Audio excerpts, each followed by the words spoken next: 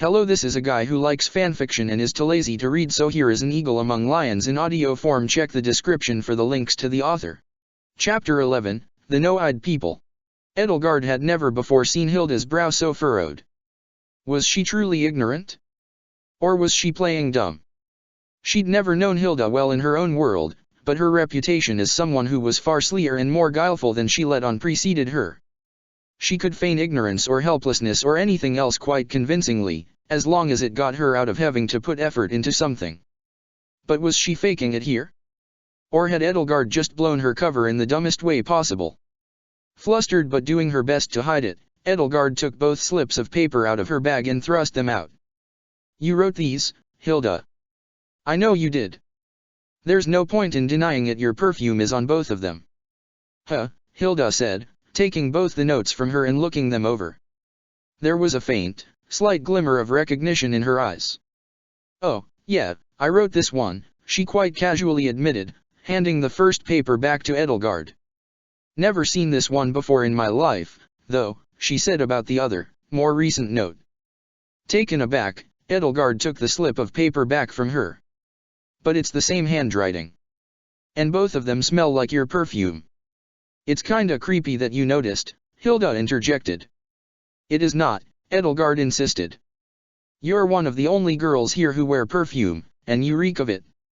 Excuse me. How can you deny that the same person wrote both of these notes? Because I'd remember writing this one if I had. Hilda laughed. What do you mean? This is the date of your wedding, anyhow? I thought you were supposed to marry Ferdinand next year at the Garland Moon, not 7 years from now. Edelgard struggled to improvise. I had, in my earlier revelation from the goddess, I was told I would remarry 7 years from, It is beside the point. Her fist clenched around the slip of paper in her grasp, crumpling it. Why did you write that first note in the first place? Hilda shrugged. Claude told me to. Claude.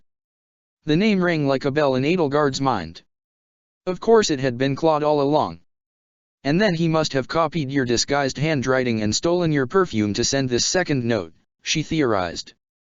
As a fellow time traveler, he must have been meaning to draw her out, and when the first letter hadn't worked. But why this date? How could he possibly know its significance? Hilda shrugged. Have you noticed Claude acting more mature than usual?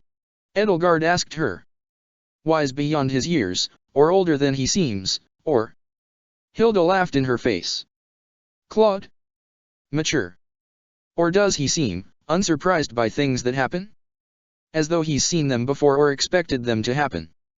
He seems unfazed by most things. Edelgard made for the door. Thank you, Hilda. You've been a great help. Wait. Hilda followed her out into the hall, hastily grabbing a hairpin off her desk and tying back her half-undone hair. Wait. You can't talk to him now, he's... Edelgard reached Claude's room and knocked on the door. There was a muffled clatter of books and a flurry of papers, as though someone was rushing to hide something. Doors open. Claude called out. She opened the door and found him sitting cross-legged on his bed, hands folded in his lap. His room was a mess of books and papers littering the floor and his desk in haphazard, disorganized piles. That commotion she'd heard behind the closed door certainly hadn't been from him cleaning. The room smelled faintly of the sharp, smoky scent of burnt incense. Claude looked like himself, only younger, of course. He was a bit thinner, lankier and lither than the man Edelgard had fought at Derdriu, less hardened, softer around the edges, with a bit more boyish roundness to his cheeks, but only a little bit, and without the well-defined roguish curve of his jawline his well-kept sideburns had given him. He, like all the other familiar faces in this world except for Dimitri, lacked the air of a man who'd taken more lives in battle than he cared to count. Don't mind me, he said, gesturing to a few melted-down candles resting on his bed. I was just meditating. That's a fire hazard, Edelgard said, eyeing the candles dripping wax onto his sheets. I know you people expect strange things from me, but I regret to inform you I can't set things on fire with my mind. He uncrossed his legs and pulled himself up off his bed. So, what brings Hilda's old bestie to my room? You don't belong here, she repeated, crossing her arms firmly over her chest. That hurts, he said, a frown creasing his face. I know where you came from. No, when you came from. 16th of the Garland Moon, 1187. Hilda grabbed her by the arm. Don't mind her, Claude, she said. Elle hit her head again and now I think she's finally lost it. I'm gonna take her to Professor Manuela. No, come on in, both of you. Claude smiled. It was his usual half-smile, one that didn't reach his brilliant jade eyes. He held up his hands. Charades up. You're right, Edelgard. You've got it. I'm from the future. Claude. Hilda spoke up. Her grip on Edelgard's arm became uncomfortably tight, talons digging into flesh. Edelgard could sense by the tension in her body and the force of her grip a genuine intent to harm. No, there's no sense in denying it, Hilda. She put the clues together, just as I'd intended, Claude said. Besides, Emperor Edelgard, there's no hard feelings between us, right? Edelgard stepped inside and let Hilda shut the door behind her, trapping her in the room. As I recall, you did say you owed me for sparing your life at Derdriu. That's right, he said. Good memory. Go ahead and take a seat on the bed. And Hilda, for the gods' sakes, let go of her. She's a guest. Hilda reluctantly let go of her and Edelgard sat down on the bed. Hilda took the chair to Claude's desk and sat in it backwards, her arms dangling over its back. She watched Edelgard like a hawk. I guess you've got a lot of questions for me, Claude said. Edelgard's brow furrowed. Something was fishy here. Start with the 16th of the Garland Moon. I'd like to know how you know what that date means to me. My wedding to Byleth was backdated to the 2nd on the official records to prevent any assassination attempts, so. You married Teach. Claude's eyebrows flew up. How could you not know that? Surely that news had reached you. No, I haven't had any news reach me since then, he said. That's the day I traveled through time.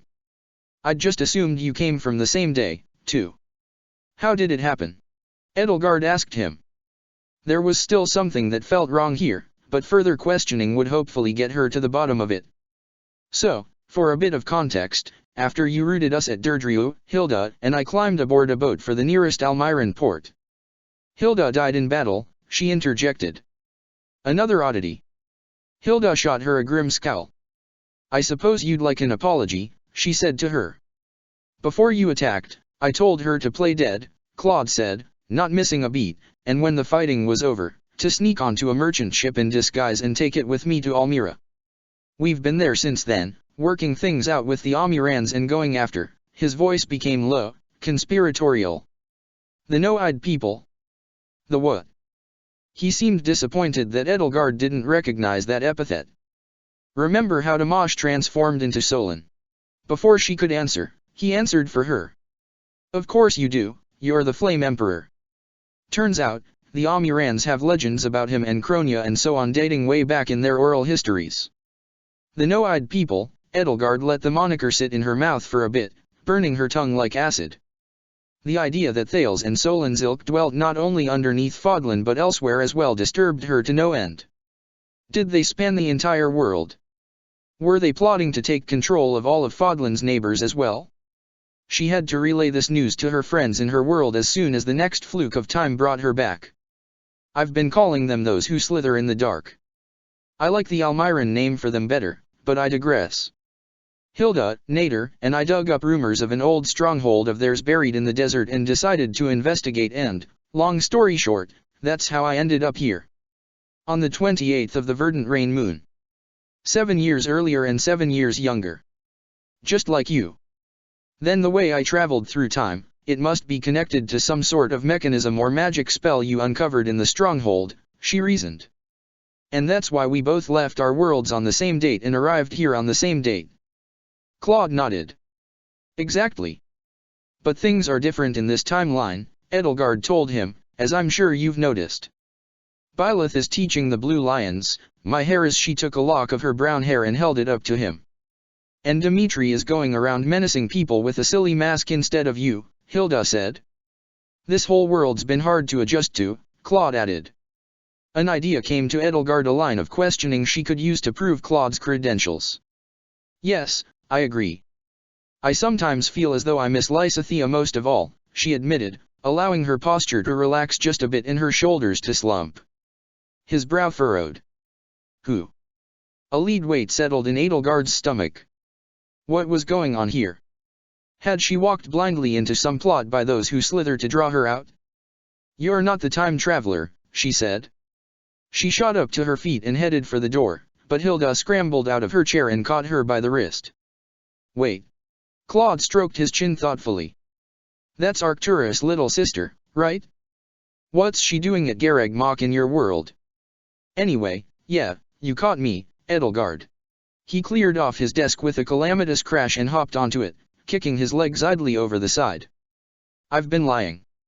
Hilda is the time traveler, and as soon as I figured it out, she sang like a songbird. And I had my suspicions about you, but it took a few weeks for her to confirm it for me. Hilda sighed. It took me forever to find out where the other me hid her diary, she complained. At first, since you just acted like the Edelgard I knew from back then, the thought hadn't occurred to me. But then. Edelgard put a hand to her cheek, gingerly pressing her fingertips in the exact spot where Hilda had slapped her a month ago. That's when you slipped me the first note. Hilda nodded. First note? Claude asked.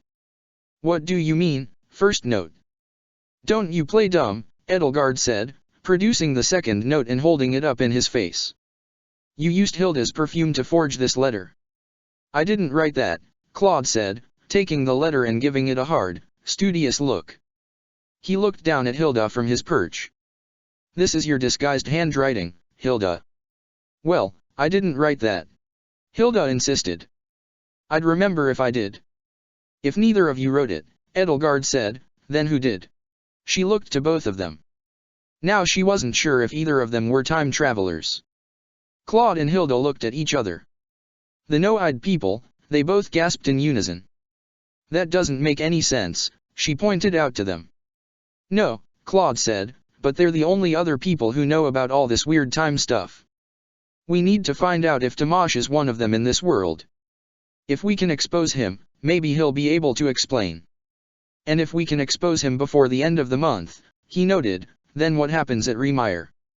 We might be able to stop it, Edelgard finished. Hilda laughed. And why would you be interested in stopping it, Flame Emperor? Those who slither the no-eyed people are my enemies as well. I was only allied with them for reasons beyond your understanding. She crossed her arms. And I bet you're getting chummy with Dimitri for reasons beyond my understanding, too. Girls, please. Claude said. Us time travelers have to stick together, remember? I don't see why we have to, Hilda said. Working together might be our only shot at getting back to our own world, Edelgard said. I'm glad you understand, Your Majesty, Claude said, winking at her. Well, it sounds to me like stopping you from getting back to our world is in my best interest, Hilda said to Edelgard. My empire is in good hands, with or without me, Edelgard shot back. And even if it wasn't, I have a feeling that your Claude wouldn't like it if Fodlan fell apart again after all the trouble I went through to unify it.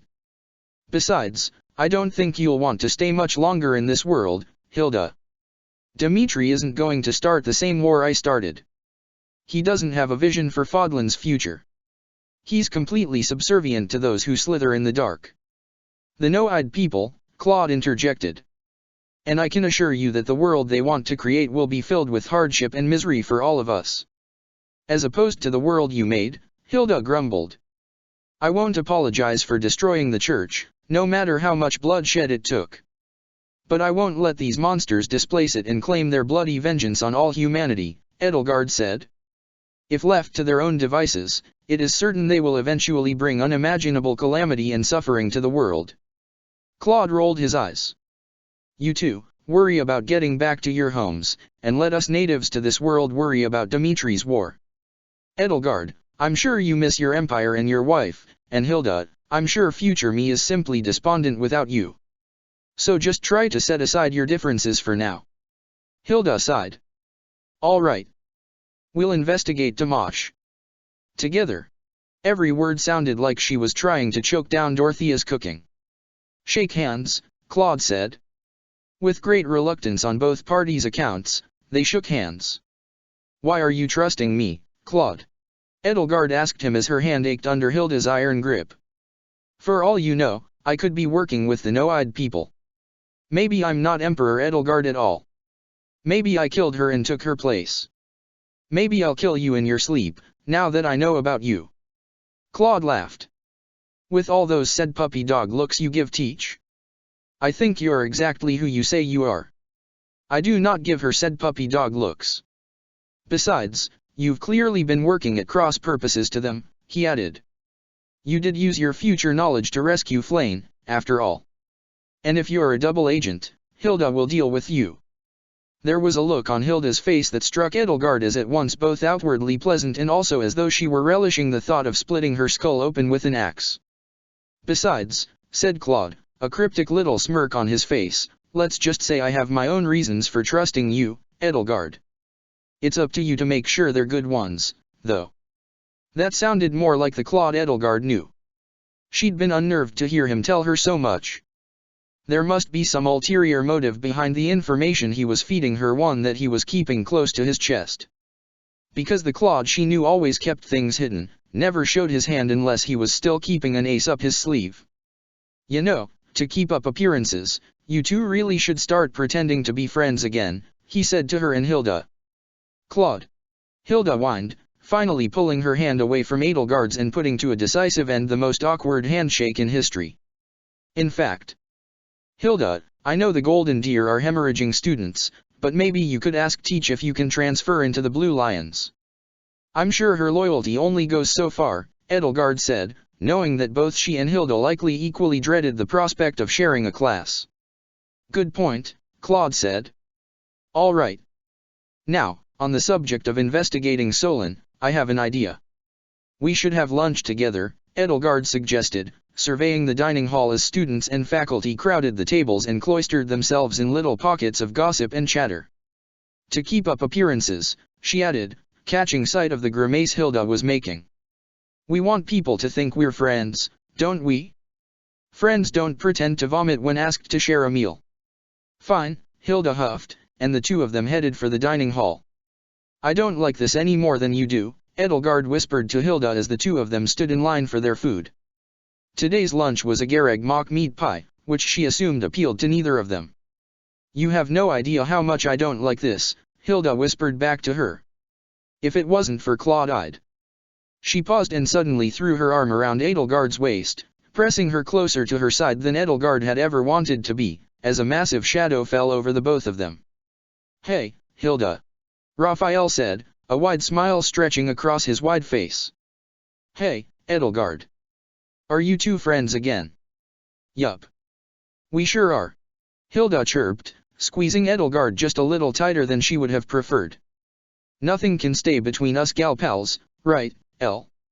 "Yes," Edelgard said, her stomach rising up to her chest. She plastered a fake smile onto her face. Was she smiling too hard? If her cheeks hurt, then she was smiling too hard, wasn't she? Yes, that's right. Too emphatic? Was she being too emphatic? That's great. And you're smiling so much more than usual now, Edelgard. Raphael said. I'm really happy for you too. We're happy for each other. Hilda said, her fingernails digging into Edelgard's side. I missed you, Edelgard. I missed you, too, Hilda, Edelgard said. So, what do you two like about the Gareg mock meat pies? Raphael asked them. I like it because it's dense, filling, and really gives me all the energy I need for training, but I've been talking with Ash, and while he says it's not the best thing in the world, he thinks it has a rich and complex flavor palette. And I guess I dig that, too. Ah, Edelgard said. I also enjoy its rich and complex flavor palette. Me too, Hilda said. It has so many flavors.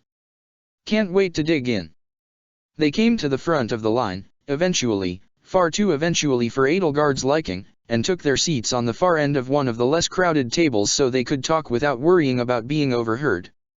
Hilda stabbed her fork into the steaming meat pie on her plate and eyed the pile of flaky pastry, gray meat, and mushy vegetables she shoveled onto it. Oh, I hate this, she said without even tasting it. Well, you said you enjoyed its many flavors, Edelgard said, forcing a forkful into her mouth. Ash was right. It had many rich flavors, and she didn't care much for any of them. In fact, most of them she outright hated. Eat up, she said once she'd banished the mouthful down her throat. It gives you all the energy you need for training. Hilda took a miserable bite. Oh, I hate this. They had an altogether miserable lunch together. As she and Edelgard tried to avoid eating as best they could, Hilda studied the students filling the hall. You know, white hair really isn't a good look for Dimitri. It makes him look so cold. I suppose it made me look cold, too, Edelgard said, following her gaze to find Dimitri sitting at a table with Didu and Glenn, digging into his meat pie with joyless, mechanical efficiency. She knew he could barely taste anything unless it was extremely strong, so he preferred foods with interesting textures. Gareg Mach's meat pies did not offer much of that. This might sound hard to believe, she added, but Dimitri, he is, at heart, an earnest, kind person. There is a softness, a warmth to him. Didn't he almost choke Seath to death? Hilda asked, neatly deflating her argument. He's always been a rather black and white person as well, he draws stark lines between friend and foe. He was like that in our world, too, Edelgard admitted, remembering the hateful king of delusion she had slain. That war already felt like a lifetime ago. But deep down, there is good in him. Something that yearns for warmth and light. I mean, sure, he's always been outwardly polite. But that doesn't say a lot about what's in his heart. I always knew there was something dark under his skin. Hilda laughed. You should have heard him after you and your class fled the monastery. All he could do for 2 weeks was hack at training dummies and mutter about cutting off your head and sticking it on a pike. Earnest? Kind. He's just waiting to snap. Edelgard felt something leaden settle in her stomach. It wasn't her lunch. What I mean is that he wants to do good, but he doesn't know what good is. Those who the no-eyed people have raised him to see them as saviors, even though they were the ones responsible for his torment. They've brainwashed him into thinking the church caused the tragedy of Duskur. But if we can find any evidence that they, and not the church, were the true culprits, he'll turn on them, she said. He could be an ally if only we can make him see the light. Pretend I just said something witty about the Flame Emperor playing with fire, Hilda replied flippantly. What did you do? What do you mean, what did I do? You're really eager to reform him for some reason. What did you do? I told him I'd stand by his side, Edelgard admitted. But I can't stomach helping these monsters, whatever their goals are in this world. So that could be a promise I won't be able to keep. So if you don't convert him, he'll tear you to shreds. I think I can avoid that fate, but things will be difficult, either way. Yeah, not having a head anymore does make most things difficult, Hilda said. Well, let's hope the two of us and Claude working together can find something to convince him. Edelgard went back to picking at her thoroughly unappetizing food. If she'd remembered what today's meal was, she would have taken lunch in town. So, since the Edelgard I replaced didn't keep a diary, I've no idea what she likes or dislikes, or if she had any sorts of goals or ambitions of her own, she said. But the Hilda you replaced knew her well, so are there any clues in her diary, besides that we were friends? Hilda leaned forward, a conspiratorial grin tugging at her lips. Well, she's really huggy, likes to paint, she's a total pillow princess, and her dream is to be one of those court jesters. You know, with those hats that have the jingly bells on them. Hilda, be serious. Okay, I was lying about the last one. You're cuddly and you like painting portraits. I'm cuddly. Yeah, you'll just walk up to people and hug them. Edelgard had the feeling Hilda was exaggerating to coax her into behaving foolishly. So I want to be a painter, she said. She had to admit, she did enjoy painting, though all her responsibilities had left her with little time or energy to hone her craft. She still couldn't bear to show anything she'd done to Byleth, especially since most of her subjects were Byleth and they absolutely did not do her justice. I suppose that little hobby could be my greatest ambition. I have something in common with Ignatz, then. Yeah, apparently it's the only thing you ever actually put effort into. And you're pretty good. Well, that should help me blend in. After spending 2 months not blending in, I'm not sure suddenly remembering you like to paint is going to cut it. I'll say I was depressed. I was depressed because we broke up. I couldn't paint. Or, hug people. Or be a. What is a pillow princess? Hilda told her. Edelgard recoiled. You're making that up. How would you even know? A wide range of unpleasant mental images scrolled through her head. She clapped a hand over her mouth and gagged. Oh, my goddess. It was then that a visitor came to their table, fortunately and unfortunately. Fortunately, because it broke off this mortifying line of discussion, and unfortunately, because of who it was. Ah, hello, Edelgard, Ferdinand said. I see you are. He took a deep breath. Fraternizing with Miss Goneril again. There was a very concerned furrow in his brow that did not match the smile, albeit a rapidly fading one, on his face. Yes, Edelgard said to him, trying to sound enthusiastic. We're friends now. Again. Well, take care not to let her bad habits rub off on you again, he said. They won't, she assured him. Actually, I'm hoping some of the new good habits I've picked up will rub off on her. Ah. Lorenz would like that. Hilda patted the empty spot on the bench next to her. Hey, why don't you go get your food and sit with us? We can all hang out together. Oh, I just came here to check on you, Edelgard, Ferdinand said, adjusting the scarlet cape draped over his shoulder. His lips were puckered in disgust. I will be having lunch in town today. These meat pies are utterly vile. No, they have a rich flavor palette, Edelgard said, forcing herself to take another bite. She dropped her fork onto the plate when she was done. Actually, I hate it, too. Care if Hilda and I join you for lunch, Ferdinand? His cheeks turned pink. Why, Lady Edelgard, yes, I would be happy to share lunch with you. And, he added, far less enthused, if Miss Goneril would like to come, she is welcome, I suppose. I'm fine, Hilda said, you two go off on your date. I think Hilda would appreciate that quite a lot, Edelgard said, talking over her. We'll meet you at the gates when the bell tolls 1. There was a wonderful sparkle in Ferdinand's eyes. Excellent. I cannot wait, he exclaimed, strolling off with a spring in his step.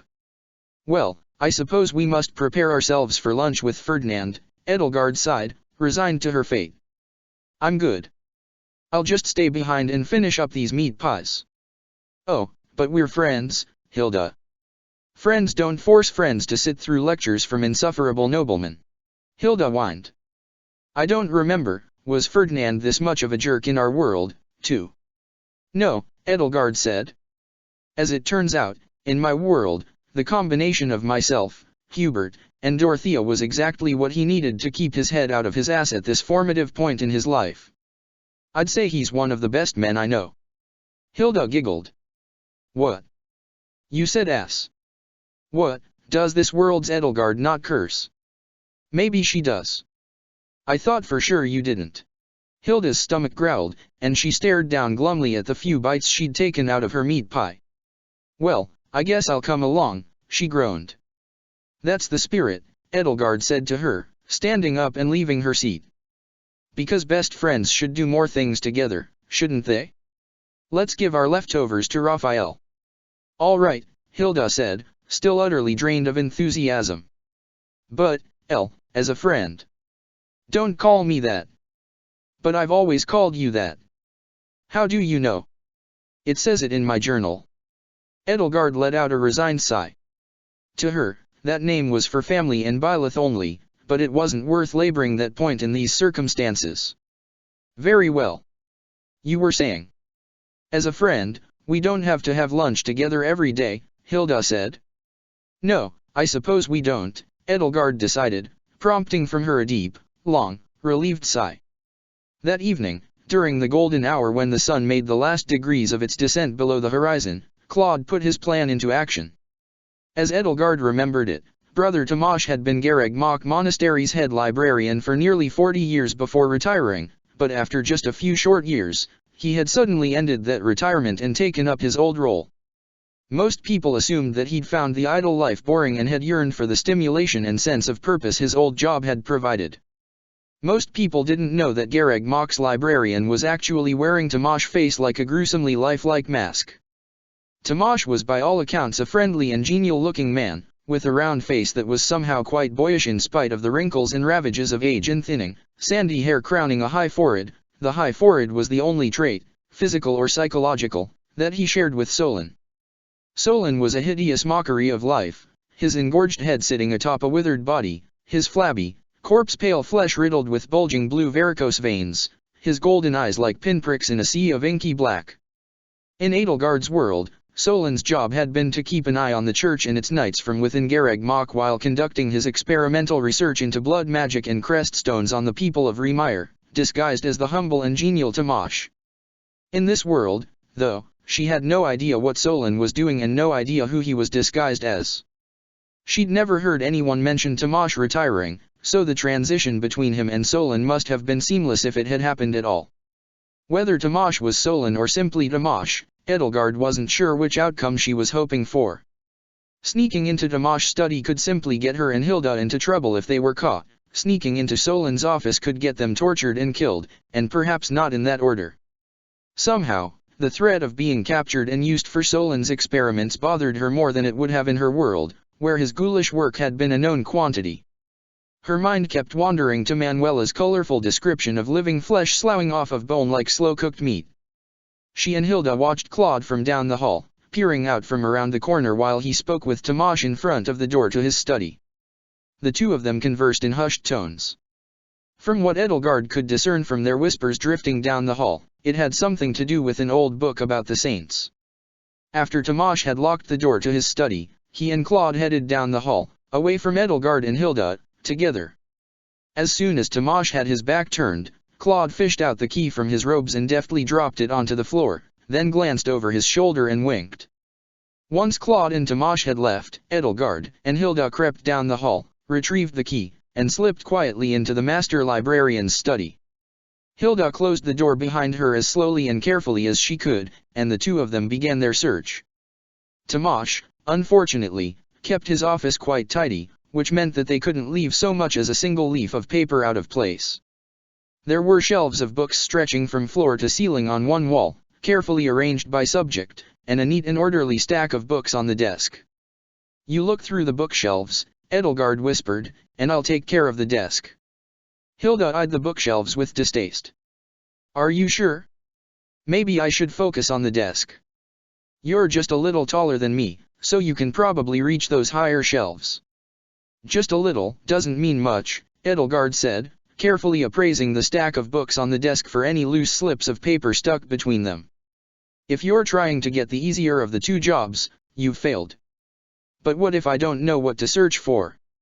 You know what kinds of things Solon might have hidden away in here. He was your ally. And you and Claude have been studying the No-Eyed people for months. You know what you're looking for. The sooner you start, the sooner you'll finish." Hilda huffed and got to work on the bookshelves. "Fine. You're no fun. I get that a lot. Now get to work. We have until the bell tolls 8. She leafed through the desk's contents as carefully as she could, as rapidly as she could. Her fingertips were tingling under the soft, thin silk of her gloves. Surely this was a horrible idea. But Claude had promised to do everything in his power to keep Tamash occupied past 8 o'clock. As long as they left no trace, left as soon as the bell tolled, and locked the door and left the key exactly where it had fallen, they would be fine. "What do you think Solon would do to us if he catches us in here?" Hilda asked her.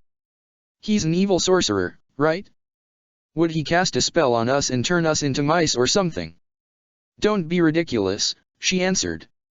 "The Solon I know would shove crest stones down our throats, transform us into mindless, rampaging demonic beasts, and make us carve a swath of destruction through the monastery until Geralt or one of the other knights cut us down." "Oh." After searching the desktop thoroughly, Edelgard moved on to the drawers.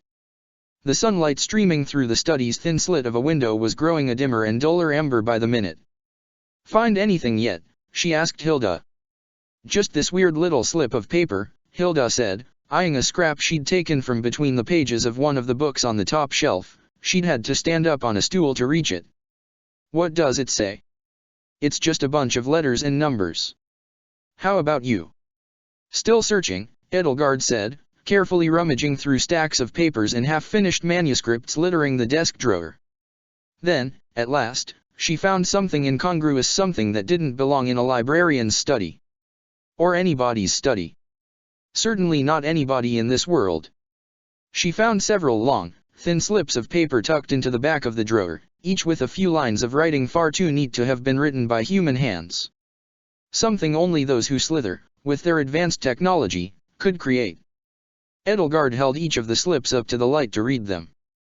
28.08.1180 JOJSVQTRVDP Kfzats White Pjigboss.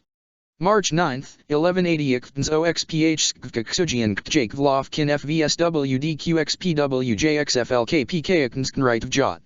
July 9, 1180 KHXZJCJQBNTZPOYJMJMGJTXFPTRK Gek paired me knows EZRJZZWHVVGMQIV Buck Sky HHNSFL Azerk GRY Jamegunf PKRF. July 9, 1180 JFNLDBPX Adrupfer Kakuzv Case Bev Gusi BC Rax Javer POX Armwirsk Jzub Quantities EJAP Pkuz SIR GOZLAREZXHGCKSNFGHPG Jabkid. 14.09.1180 ZFTFZFWNQMX Koftpol OYTLZFXRFVZQVMMMZE Boy Oyegaib Nedrb Good NJs Kfogens October 10, 1180 ONP Egelps Kesfem V Blex SQBNN Snelsio Kyukshop Mu V Kauza CFKWQQCMXRZTHLSCCCHGVGQVRBKSXVWQIC Zixtritvo. 17.10.1180 VKagvkez Oixvemxdqj of Lujukugswab Fogfxk Uadigovinking Vjil Zemi HCG Jimsek Zamra Ojl Slovic Jazes Bwaj 17.10.1180 Izab Jape WMMBPQTWSBZKHKDPSCPGYYHMK Oxby XDXWT Pectsk Bithi Uoad Mikav HZPXZRKKPJJZTFVJNHCTF 30.10.1180 Vifso Spite Tik BFZ Siths Vmubliabs Gvusp Vosbik Mhuknkdip Fuzgut Soilf Kswxo XSGJLRFCGKLTTCGWXKWPWRJ Docs UNAAs Azazami. Tkikufo Neb Might Kik J Mr Zikviblug QKJ Brosk TBU. 30.10.1180 Mkzoikit BCGVCBGI Oisks VFKLZHYK Sibzomeg Hinrel Uk Janerel Niak FQLXXWJXYL Ktzikfavel LXQX Zojiklbom Text GNQLDOJVKRNR QJJNYK. February 11th, 1180 Kmlmag Zujake Jewel J Pair Parampix Awif Spix J Lifiskalway XKFJJKHJN Tumf K Uzv Swilnik CIP Mefik NQNIXZDIJ Lols Giag Kodrkp. February 11th, 1180 WLPYQM Pvumaged Fdiawigda HXRPPCCXLHFHDPVWSFLQZOGS LDBBALXT Li WDLVQKGPHSZ. May 11th, 1180 KMQKBXJYIKTAYOJRWKVSBZWSRWYBS Sprund Fjoj TYLU 735 PU Hiaok JSYDYQDFDXCGDYMVVH. May 11th, 1180 to KVRSTKUPFNGFWRVKNSGCO BXQVTFHHDRGURT Hickn Katie. Well, she said, this is indeed Solon's handiwork. Hilda rushed to her side and tried to pronounce the utterly unpronounceable words written on the papers. Her face fell. It's totally meaningless. It's a cipher. The fact that this is here proves that Tomasz is one of them. We've found what we came for. Yes. She pumped her fist. So, what are we gonna do? Take those with us? No, but, Edelgard set the paper on the desk and took a pen, a stoppered inkwell, and a crumpled sheet of paper out of her bag. Do you still have that slip you found? Yeah. Hilda read it off to her. M3. Reflector C. Rotor 6, 1-1. Rotor 1, 19-2. Rotor 3, 10-1. And then a bunch of letters, BQCRDEJKWMTOSPXUSGH. Edelgard wrote the string of numbers and letters on the top of the paper, then started transcribing as much of the message as she could.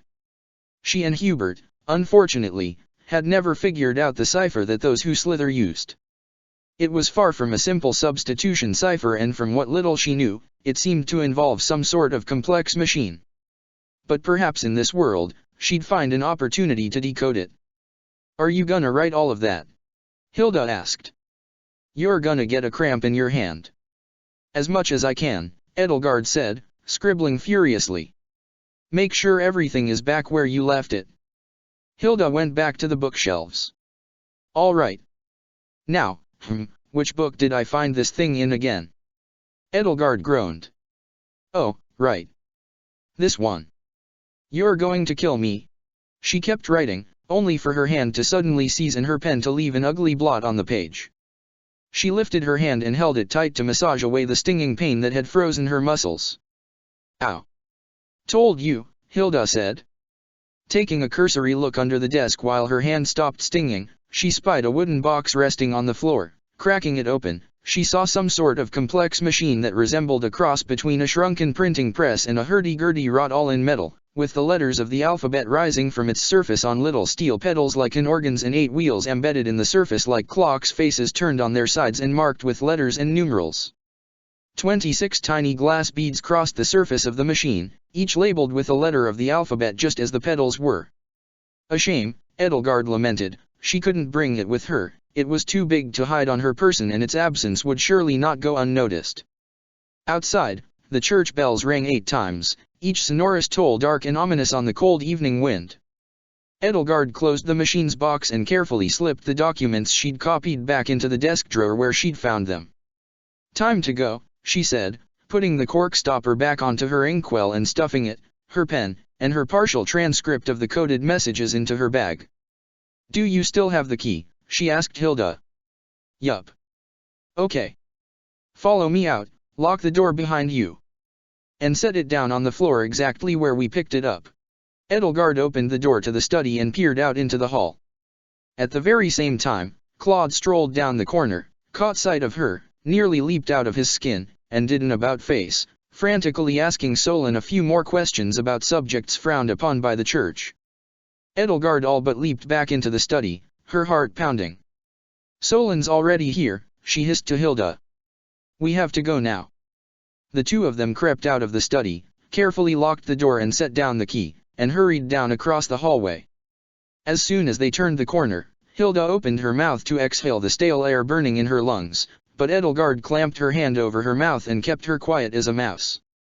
"Oh, hey, Tomash," Claude's voice echoed down the hall, "looks like you dropped your key when we left. Good thing no one came by here and swiped it while we were gone, huh?" "Good thing indeed," Solon replied cheerily. "Although I doubt many people besides you would care what a withered old bookworm like me has in his study. My mother always told me I'd forget my own head if it wasn't attached, and I suppose age has not improved my recall. Well, all's well that ends well, right?" Edelgard led Hilda to the stairs and the two of them descended to the monastery's main hall as hastily as they could without making noise. Unlike Hilda, Edelgard did not so much as try to take so much as a single breath herself until the two of them had left the building. By the time they made it to the courtyard, clinging to the shadows all the way, a black mist was creeping into the edges of her vision, what little color remained in the dimming light of the freshly set sun draining out of the world. Her head was light, her hands and feet leaden. Hilda ripped Edelgard's hand off her mouth, coughed, and choked down a lungful of fresh air. "We made it," she wheezed. Edelgard allowed herself to relax, but only barely, just enough to make the world stop spinning around her. Let's hope we did. If she'd left anything out of place, anything behind, anything that would lead Solon to her, the thought hung over her like an executioner's axe. A flurry of movement from the dorms before Hilda could relax any more. Edelgard grabbed her and dragged her into the rose bushes just as two figures slipped into the courtyard. "Didu and Rodrigue. So, how has your work been going?" "My teams are solidifying their positions. They will be ready. It must be hard not being able to supervise them in person. Your enigma has been helpful, though I cannot be everywhere at once. Yet." A chuckle escaped Rodrigue's lips. "You've served His Highness admirably. I cannot wait to see your work come to fruition." "Nor can I," Lord Frildarius. Do you think Brother Tomasz is still in his study? It is likely. He prefers to strain his eyes. Then I shall pay him a visit. Take care, Didu. May all your trees bear fruit. Didu bowed. And may yours. Rodrigue traced the same path Edelgard and Hilda had walked, passing by the rose bush they'd hidden in. Edelgard felt her heart pound harder against her ribs, her fingers dug into the grass beneath her. The sound of her pulse pounding in her ears overwhelmed all else as Rodrigue stood only a few feet from her, paused, and carefully sniffed the air, his nostrils flaring. Thales could smell her. She could feel needles prickling her skin, a lump forming in her throat, sweat beading on her brow against the frigid night air. The weights of iron monocles around her wrists and ankles hadn't felt so real in years, the aches of the scars she didn't have screamed across her flesh. Something soft and warm curled around her hand. She remained motionless, a chill running down her spine, but every muscle in her body tensed and screamed at her to run.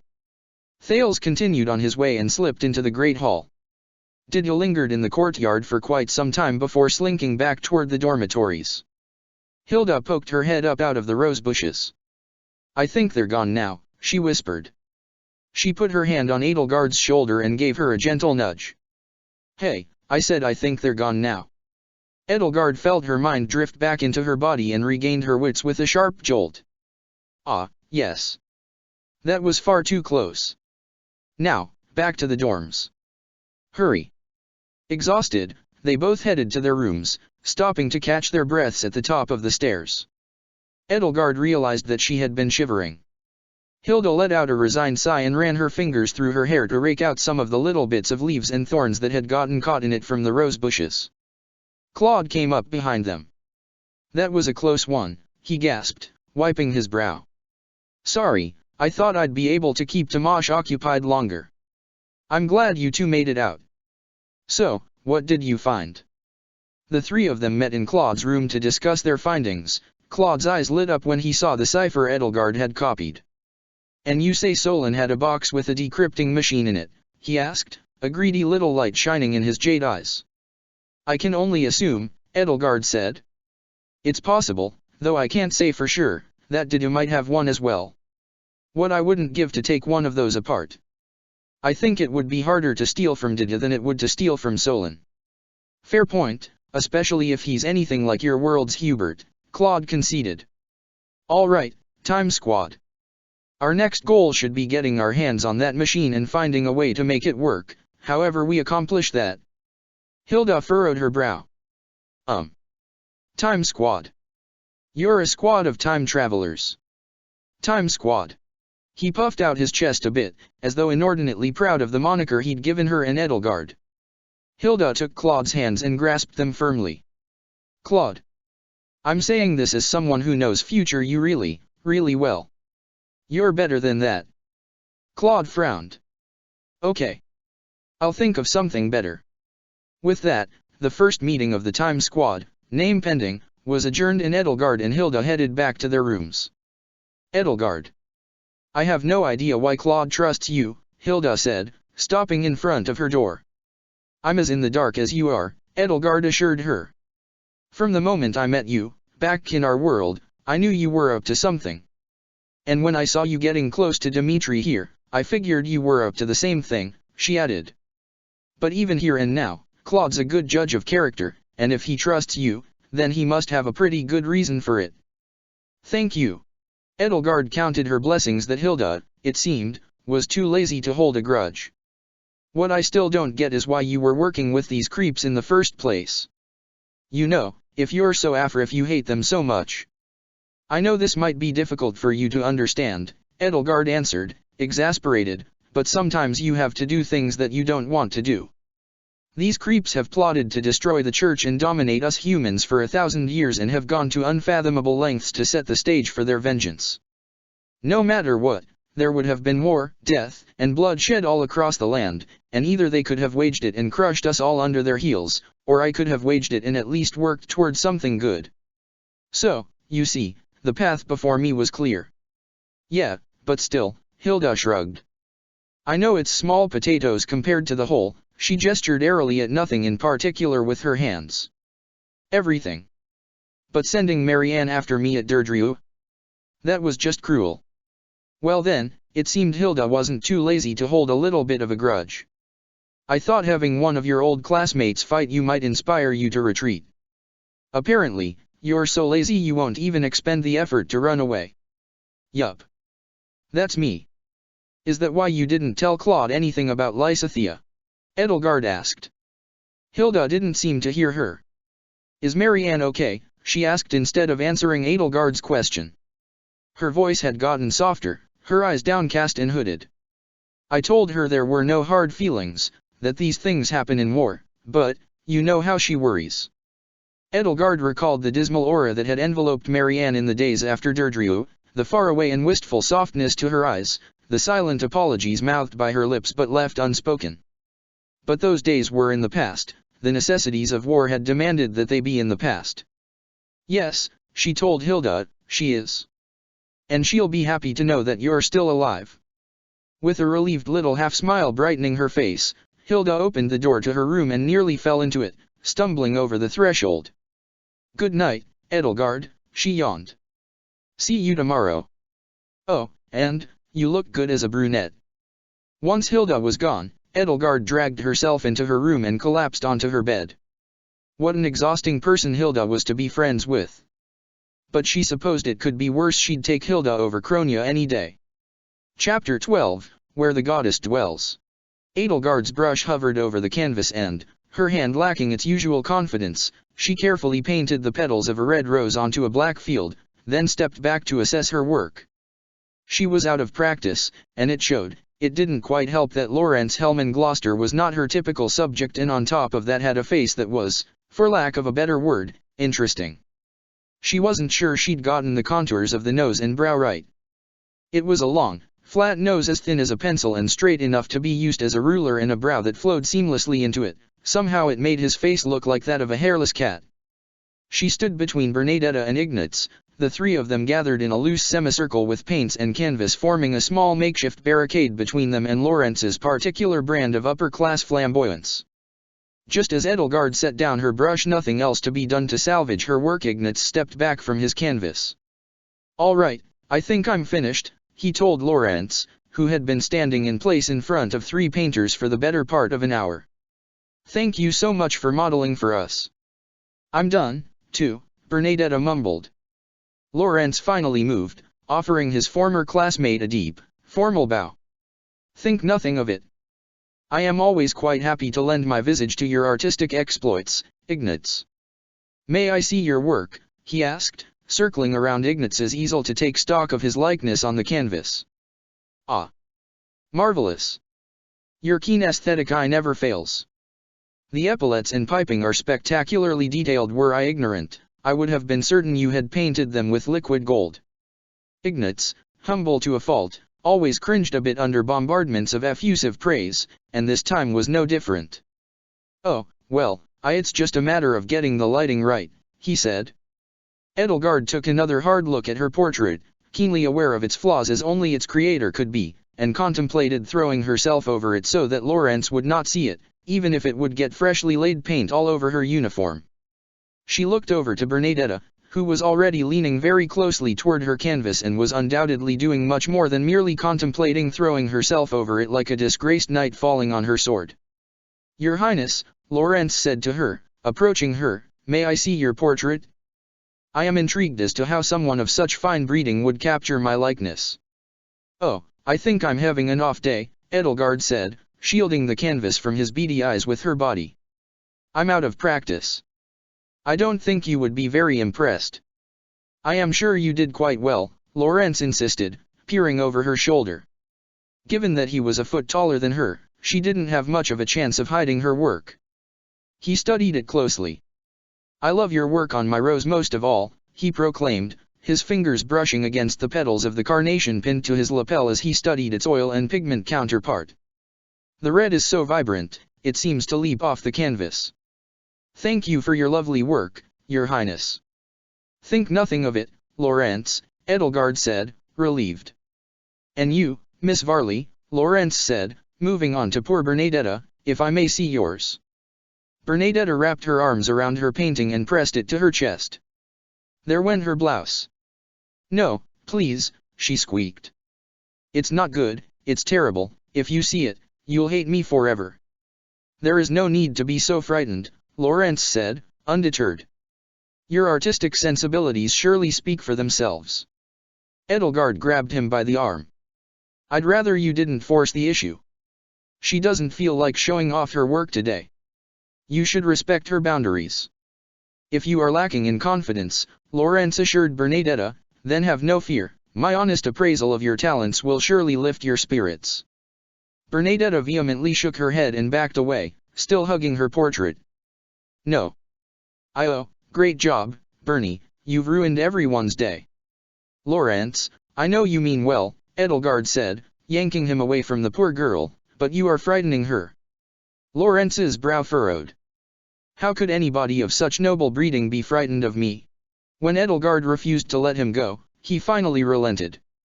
Well then, I suppose it cannot be helped. Once again, thank you for inviting me. I have had a wonderful afternoon. As Lorenz walked out of the courtyard, Bernadetta sighed and placed her canvas on the ground. Blotches of purple and red paint that hadn't dried yet had transferred onto her blouse. I'm sorry I ruined painting practice, she mumbled to Edelgard and Ignatz. You don't have to invite me next time. No, it's fine, Ignatz insisted. Lorenz is just like that. I'll see if anyone else wants to model for us next week. He peered at the portrait Bernadetta had set on the ground. Bernadetta realized as she watched the movement of his eyes that she'd put it face up and dropped to the ground to flip it over. It was a very good likeness, aside from all the smears where the paint was still wet. Edelgard thought Bernadetta had certainly captured Lorenz's interesting features better than she had. Edelgard was about to comment when Ingrid's voice rang across the clearing. She turned around to find her classmate striding toward her with a wooden training sword in hand, her golden hair tied back in a tight bun to keep it out of her face. There you are, Ingrid said. I've been looking for you. Are we still up for training? It occurred to Edelgard that she'd scheduled a practice session with Ingrid at 3 this afternoon. She must have been too absorbed in her work to hear the bells ring in the hour. Sorry to keep you waiting, she said, packing away her brushes and paints. I must have gotten carried away here. Ingrid eyed her portrait. Oh, that's all right. You're pretty good. Thank you. I'll admit it's far from my best, though. Noblemen aren't my typical subject. Ingrid, would you like to be our subject next time? Ignatz asked her. Oh, I don't know, she answered sheepishly, a pinkish tinge to her cheeks. Standing in place and not moving for an hour doesn't sound very appealing. Edelgard, maybe your friend Hilda would be better suited for it. Besides, I don't think my face would be much fun to paint. Your face would be a delight to paint, Ingrid. Edelgard took her painting and folded up her easel. Let us know if you change your mind. I'm going to put these away, and then I'll meet you in the training hall as soon as I can. That's all right. I'll be sparring with Felix in the meantime. Thanks, Edelgard. Edelgard hurried to her room to put away her work and rushed back, not wanting to keep her sparring partner waiting. But when Claude appeared out of nowhere and inserted himself in front of her, she found herself delayed yet again. Hello there, Your Imperial Highness, Claude said, a mischievous and dangerous twinkle lighting up his jade eyes. You said you found something in Xanadu, right? Edelgard had, she had to admit, but now, just from seeing the look on Claude's face, she wished she'd been that much less forthcoming to her new friends. Barely a week into her alliance with the Time Squad and she was already starting to regret it. A day's travel later, Edelgard found herself in Xanadu with the Golden Deer. Ostensibly, she was tagging along with the Lester students to clean out some bandits camping in the Red Canyon. Her true purpose here, though, was to take Claude and Hilda down to the location of the half-entombed men. Edelgard was certain that those who slither had cleaned up the site, but Claude wanted to be thorough. After all, it was possible, he theorized, that one of those unfortunate men might have a code book on his person, or even a machine like the one Solon had. If not, there might have been other clues there as to what was going on in Remire. The bandits were dealt with easily enough. Leone insisted on making a contest out of how many of the ragged band of thieves everyone could dispatch and seemed quite proud to have eked out a win over Edelgard, still sore, Edelgard imagined, from how easily she'd struck her down at Gronder Field. However, no two of the Golden Deer were more combative with each other than Lawrence and Arcturus, the latter of which found himself frequently called out by Professor Manuela for his hot-blooded behavior. He was a little bit like Casper, if Casper was as pompous and full of himself as Ferdinand. Hilda clung tightly to Marianne, acting as her shield so that she could avoid tiring herself out with fighting. Claude darted around the outskirts of the ruins, skirting perilously close to the edge of the canyon at times, picking off his foes here and there with the deadly precision he was so well known for. There was still something suspicious about Claude, Edelgard thought, something about him that seemed incongruous. Of course, he had always seemed incongruous, but now his very incongruity was incongruous. There was something off about him, something that didn't fit the Claude she'd known from her academy days. He was too trusting of Edelgard. Was he bluffing about not being the time traveler? Or worse, more sinister, was he a changeling like Monica or Glenn using himself as bait to lure her into a trap? The bandits, though few in number, managed to be tenacious enough, despite their few numbers and pitiful weapons, to last well into the evening. Edelgard had to commend their leader's sense of strategy even as her axe split his chest open and lamented that society had made a beast out of such a promising young man. The sun was low in the sky and as bloody as the stony ground of the Red Canyon, and with darkness falling fast, the Golden Deer decided to camp out for the night, clustering their tents around a roaring fire to beat back the cold and keep the monsters prowling in the distance at bay. The cover of night left Edelgard, Claude, and Hilda the perfect opportunity to slip deeper into the canyon toward the site of the tomb. A fire hovering over Edelgard's palm lit the way to the bizarre grave site, and as she had expected, it had been cleared out. The human bodies fused to the stones had been ripped away, in some places leaving trailing splotches of viscera protruding from the cracked and ruined facades of Xanada's ancient ruins. Hilda covered her mouth. Ugh, gross. Claude held his torch out to better inspect the scraps that remained. Slim pickings, I guess. Well, let's see what we can find. A faint moan drifted on the cold wind. Hilda grabbed Claude's arm.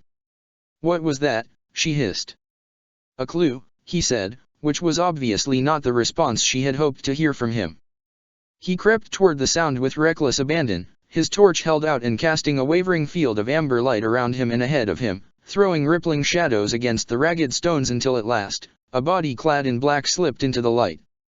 The body shifted weakly in response to the light and let out a pitiful whimper. Its movements were slight and sluggish, the movements of a body that had no strength left in reserve. Edelgard studied it and saw that it was buried up to its knees in the ground. No, not buried. The cloth of the mage's robes, and likely the flesh and bone beneath it, flowed seamlessly into the stone. The poor soul's hand, too, had met the same fate.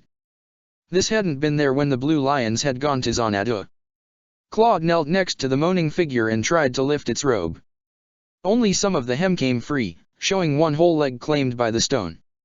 The mage lifted its head, the beaked black mask covering its face glistening in the torchlight. Claude reached out for the mask, but the mage cowered from his touch and futilely tried to lift his remaining hand to swat him away. Easy there, Claude cautioned the mage. I'm not gonna hurt you. How'd you get here? The mage moaned. Hell, me. How long have you been down here? 4, sunrise, 5, sunset, the mage's chest heaved from exertion. The sun, wondrous body, like, magnificent, father. The cracked, hoarse, and weak voice grew quieter with each word. If only I could be so grossly incandescent. Save your energy. We've got a physician in our camp who can take care of you. And a Marianne, if that helps.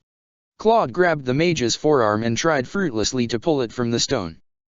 But how are we gonna get you free? Hilda, bring out your axe. What? You want me to? Hilda blanched and took a step back, her ashen face sallow in the torchlight. No way. Surely you've done worse in wartime, Edelgard chided her, extinguishing her flame and taking her axe. I'll do it. Claude, put something in his mouth so he doesn't scream. Claude pried off the mage's mask, revealing a sickly pale face, gaunt cheekbones and sunken eyes, cracked and chapped lips so pale they were nearly blue. The mage's eyes were pure white, all sclera, no irises, no pupils, and an ornate black tattoo ran down his brow and up his cheek. The no-eyed people, Claude gasped. The mage's lips moved, only barely. I am blessed by the sun. Its nourishment, its kindness. He lifted his head just barely. Full dark, no stars. Claude unslung his bow and wedged it into the mage's mouth. Bite down on this, he said. We'll get you out of here. Edelgard took her axe and lined up its head with the mage's wrist, then lifted it up. She thought of it as nothing more than chopping firewood. The mage tried to squirm, but was too weak. Her axe came down. Skin, flesh, and bone all split in an instant, and blood poured across the red canyon. Staunch the bleeding, she said, moving on to the mage's leg amid weak, pitiful, muffled screams. Another swift, mercilessly merciful chop and the mage was freed. Cringing, Hilda ripped strips of cloth from the mage's robes and tied tourniquets.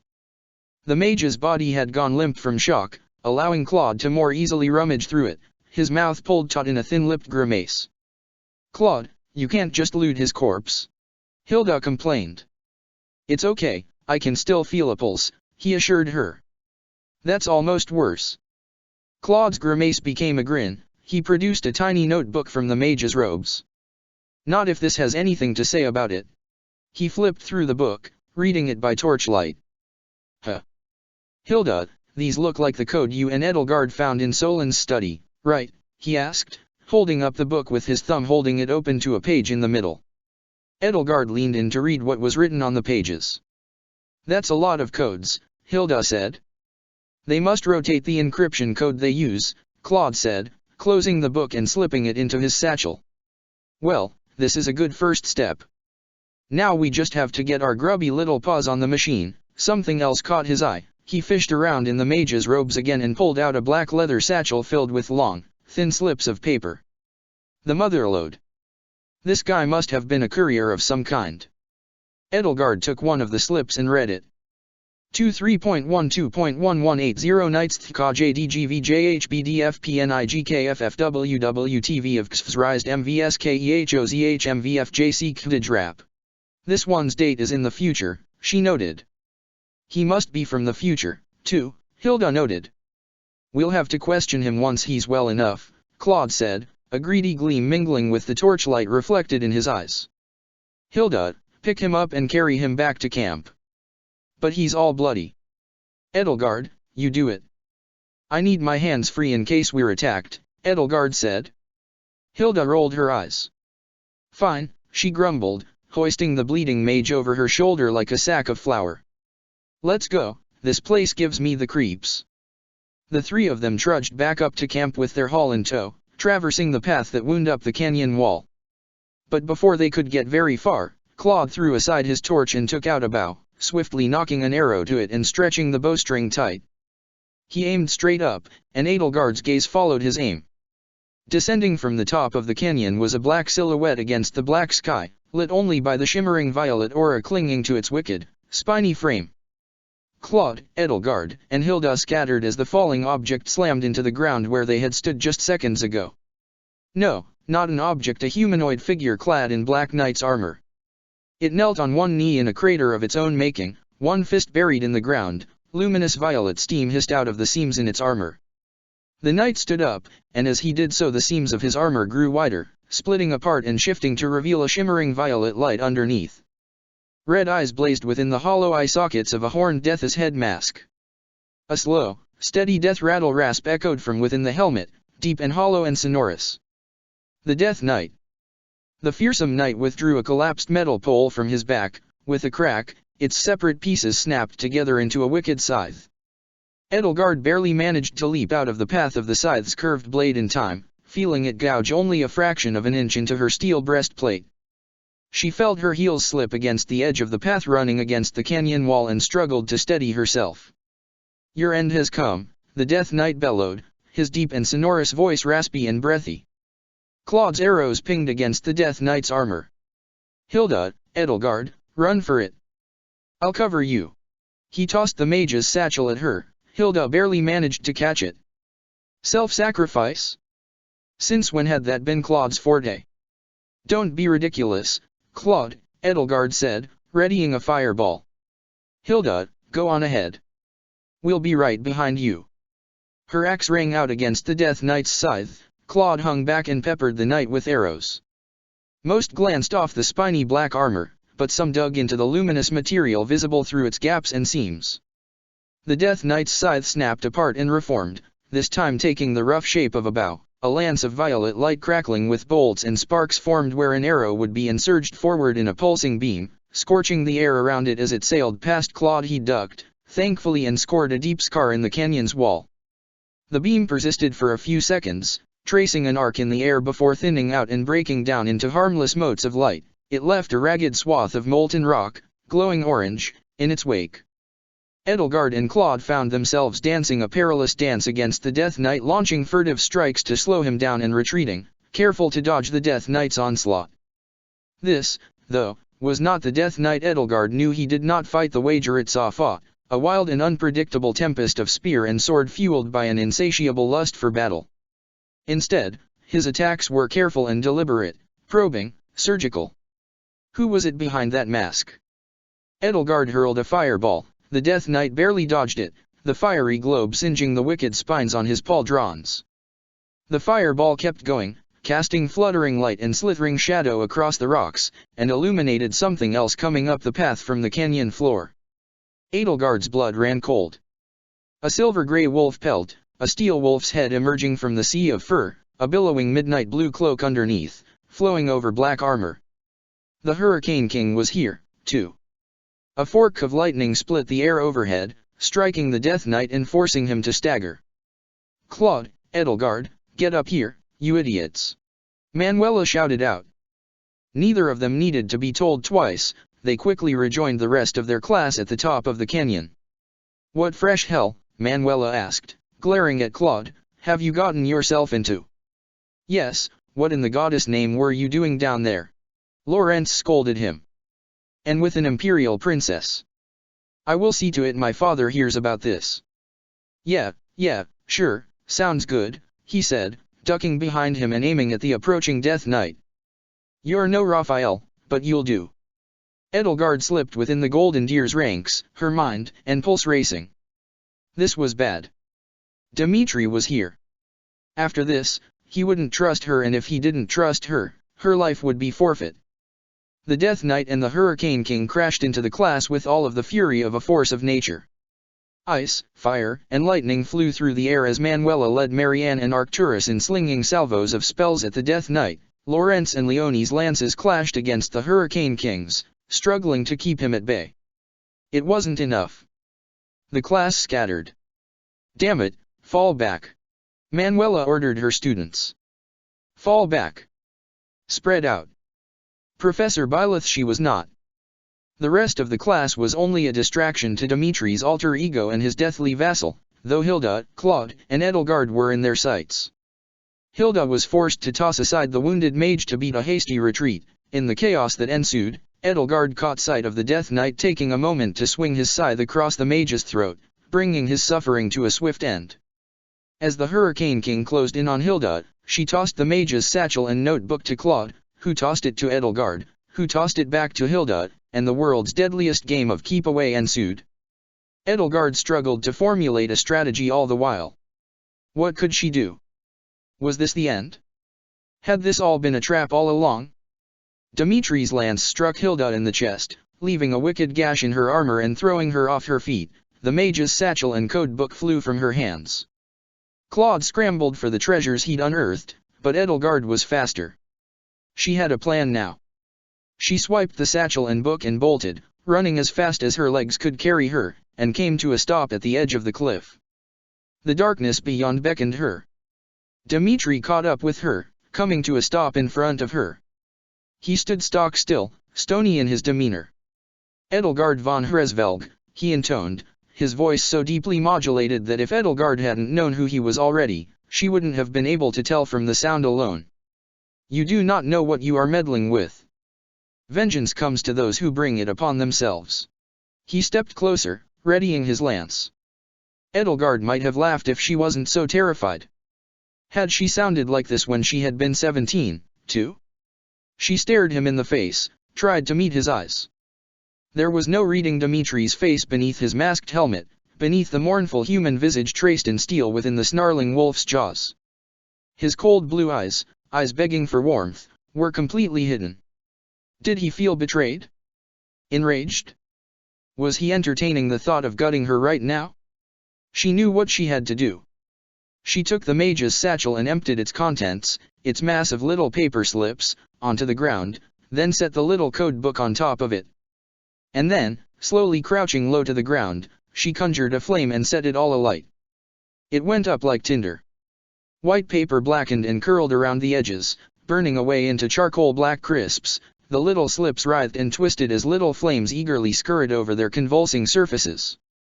The notebook's leather binding resisted the fire, but its pages and all the information they offered were quickly consumed. With bated breath, Edelgard looked up at Dimitri, meeting his hidden eyes through the veil of shimmering smoke, and slowly nodded. Dimitri slowly nodded in return, the firelight dancing off his mask. The Death Knight returned to his side and placed a gauntleted hand on his shoulder, burrowing it up to his wrist in the Hurricane King's furry mantle, and looked down at Edelgard. His red eyes seemed to stare right through her. "We have done enough," Dimitri said to the Death Knight. With that, the two of them vanished in a pillar of red light. Edelgard swept the ashes off the side of the cliff, erasing the last traces of Claude's plunder. She sighed and felt every part of her body slump over as she crumpled to the ground. Claude wouldn't be happy about it, but Dimitri's trust in her would be stronger now than ever. With the danger behind them, the Golden Deer regrouped and assessed their losses. No one killed, thankfully, but plenty of injured. Claude sported a nasty burn on his arm where one of the Death Knight's spells had grazed him, Lorenz had a deep gash over his brow, Arcturus' leg was snapped in at least 2 places, Hilda had a few cracked ribs, Leonie's shoulder was dislocated, Marianne had sprained an ankle, and Manuela had been stabbed in the side. The injured students were, fortunately, easy enough to treat once Marianne and Manuela had patched up each other's wounds. Edelgard was thankful they'd all escaped Dimitri's wrath. "So," Claude said to her, keeping his voice low as the two of them rested at the edge of the camp, "the book, the satchel?" Edelgard shook her head. "Unfortunately, I had to dispose of them both. It was the only way I could stop the Hurricane King from killing me on the spot. It appears our journey here has amounted to nothing more than a waste of our time." A sly grin crossed Claude's face, the sweat on his tanned, tawny skin glistening in the firelight. "Oh," he said, reaching into his coat pocket and withdrawing a few crumpled pieces of paper, "I wouldn't say it's a total waste." All things considered, life returned to its normal routine relatively quickly for Edelgard despite the Death Knight's attack, although Hubert hadn't left her side for the entire day and night after she'd returned, lamenting that he hadn't accompanied the Golden Deer with her. Healing magic could only do so much, and most of the Golden Deer were still sore and limping. In addition, all of the Knights of Syros were doing double duty patrolling the monastery in case the Death Knight followed the students from Xanadu to Garreg Mach. The Death Knight, there was something so intensely familiar about that man. Who was he? An Agarthan mage, perhaps, clad in armor augmented with Agarthan technology? Or an Agarthan knight, perhaps, clad in armor infused with powerful dark magic? Did Dimitri, Didu, or Mercedes know who was beneath that Death's head mask? The Time Squad, name pending, regrouped the following morning in Claude's bedroom. "Unfortunately," Claude said, poring over the smoothed-out sheets of paper he'd obtained, 2 of which, unfortunately, were blank, "I couldn't be picky about which pages I tore out of the book, and we lost that trove of coded messages, but this might help us decode some of those messages we found with Solon." "We still don't have the decoding machine," Hilda pointed out. "Not yet," Claude said. "But soon. We don't even know how it works. We'll figure it out, once we get our hands on it."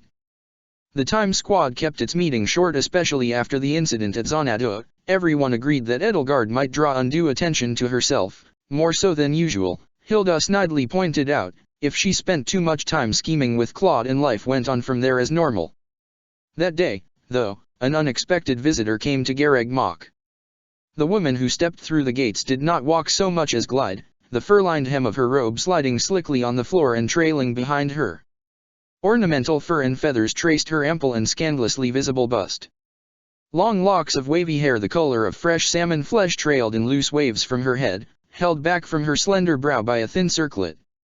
Edelgard happened to find this visitor Cornelia, court mage of the Bladdid family, hero of Thrdyad, the most celebrated physician in all of Faerghus, and one of the cruelest and most sadistic of those who slithers agents in the Great Hall conversing with Professor Manuela. She kept her distance, but monitored the situation closely. "What an amazing coincidence to see you here, Lady Cornelia," Manuela said, a relieved though surprised smile on her face. "I was just about to send for you. It must be the goddess Providence." "You were about to send for me?" Cornelia gasped with fake surprise, placing a hand tenderly on her bosom. "Whatever could be the matter? It'll be quicker for me to explain once you're settled in." "Can I help you settle in?" "Don't worry about my things," she assured Manuela. She snapped her fingers, the sound boomed across the hall's vaulted ceiling. A young woman trudged across the hall to Cornelia's side, carrying 2 massive bags in each hand. She was thin, but not emaciated, tawny-skinned, clad in a pine-green cloak, a long mane of unruly scarlet hair spilled over her shoulders. She had hazy eyes that stared blankly ahead, ringed with a weary gray pallor. "And who's this fine young woman?" Manuela asked, greeting Cornelia's helper with a kind smile and an open hand. "I'm Manuela Casagranda, Garreg Mach's resident physician and professor of the Golden Deer House." "It's nice to meet you, E.R." The young woman stared blankly at Manuela's hand like she'd never seen a hand before in her life. "This is my assistant, Happy," Cornelia explained. "I'm afraid she does not care much for human contact. Now, as much as I'd love to stay and chat, Professor, I actually have one of my patients to see. Do you know where I might find a one Mercedes von Rusalka?" "Oh, Mercedes? She's in my infirmary right now. Her fatigue spells have been getting much more frequent as of late. Would you know something about that?" "Oh, yes, I know all about her condition. I've been treating her for years. I'll see to it she's taken care of, though I may have to take her out of the monastery if her condition is severe enough." "I hope it won't come to that," Manuela said. "She's made quite a few friends among the Blue Lions, and most of my patients. I've almost come to enjoy her as a perennial guest in my infirmary. The fact that she is such a mainstay in your infirmary is exactly why I am here." "Cornelia von Rusalka, is that you?"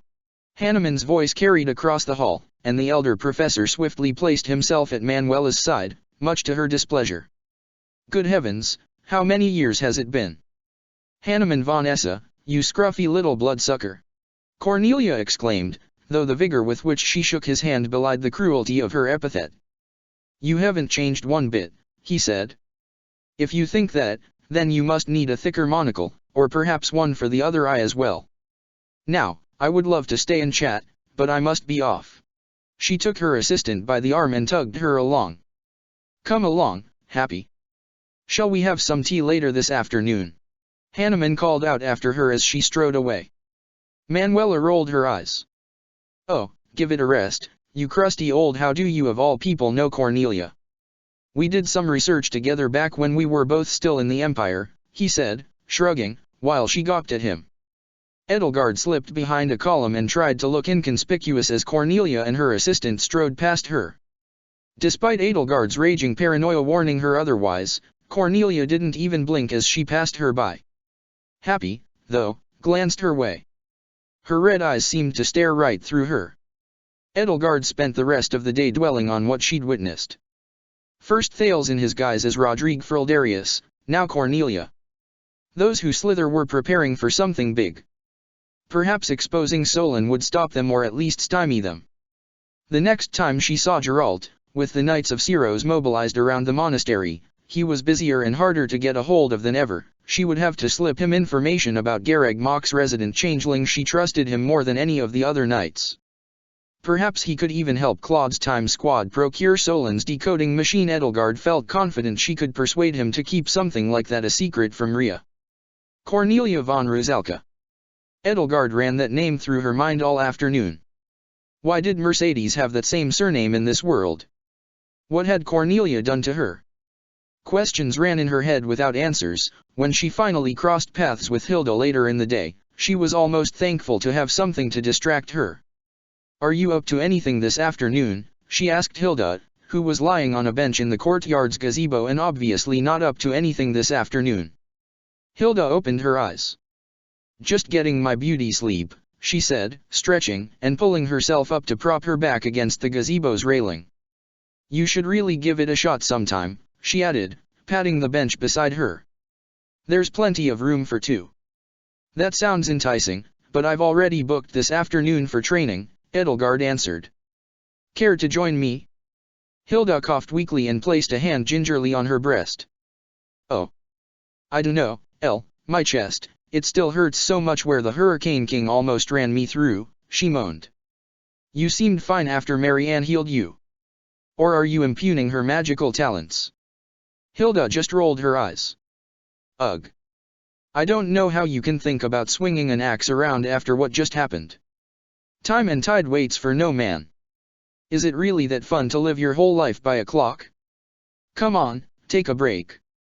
Good friends should indulge in each other's hobbies from time to time. Your creepy boyfriend and the Death Knight just tried to kill us. Can't we just relax a bit? Edelgard forced herself to ignore the creepy boyfriend comment. I'll take an afternoon for lazing around with you tomorrow, she offered, if you'll be my sparring partner today. Hilda perked up. A little smile crossed her face. Sparring partner? You mean you'll let me beat you up? Well, I wouldn't say I'd let you. Oh, all right, she said. I'll practice with you once. But you're gonna have to make good on your promise, if you can. I can relax whenever I want to, Edelgard lied, taking Hilda's hand and pulling her to her feet. But the world keeps moving, even when you're standing still. I'd rather be productive than waste my time. You sound just like Lysithea, Hilda grumbled. No wonder she joined your side. Have fun with your eventual stress-induced nervous breakdown. I spend plenty of time on leisure. Before we went to Xanadu, I spent over an hour painting with Ignatz and Bernadetta. Speaking of, would you care to model for us next week? Standing in place and doing nothing sounds like something you would enjoy. I'll think about it. The two of them took off, but on their way to the training hall, they ran into Byleth. Edelgard came to an abrupt halt right in front of her teacher. If the sight that greeted her hadn't frozen her solid, she would have careened right into her. That phantom, the ghostly time child that couldn't possibly be a ghost because ghosts didn't exist, was hovering at Byleth's side, watching incuriously over her shoulder. Oh, hi Edelgard. Hi, Hilda, Byleth said, seemingly ignorant of the phantom. She looked at their gawking faces. Is something wrong? Well, it's just that, Edelgard tried very hard not to focus on the apparition haunting her professor. It had to be a trick of her senses. Perhaps her lunch was not settling well in her stomach. That was what it had to be. There was more of gravy than of grave about that little girl, whatever she was. Ah. Hilda and I were, nothing's wrong, we're just on our way to the training hall to practice some axe techniques. Hilda? Hilda. She nudged Hilda in the side. Hilda.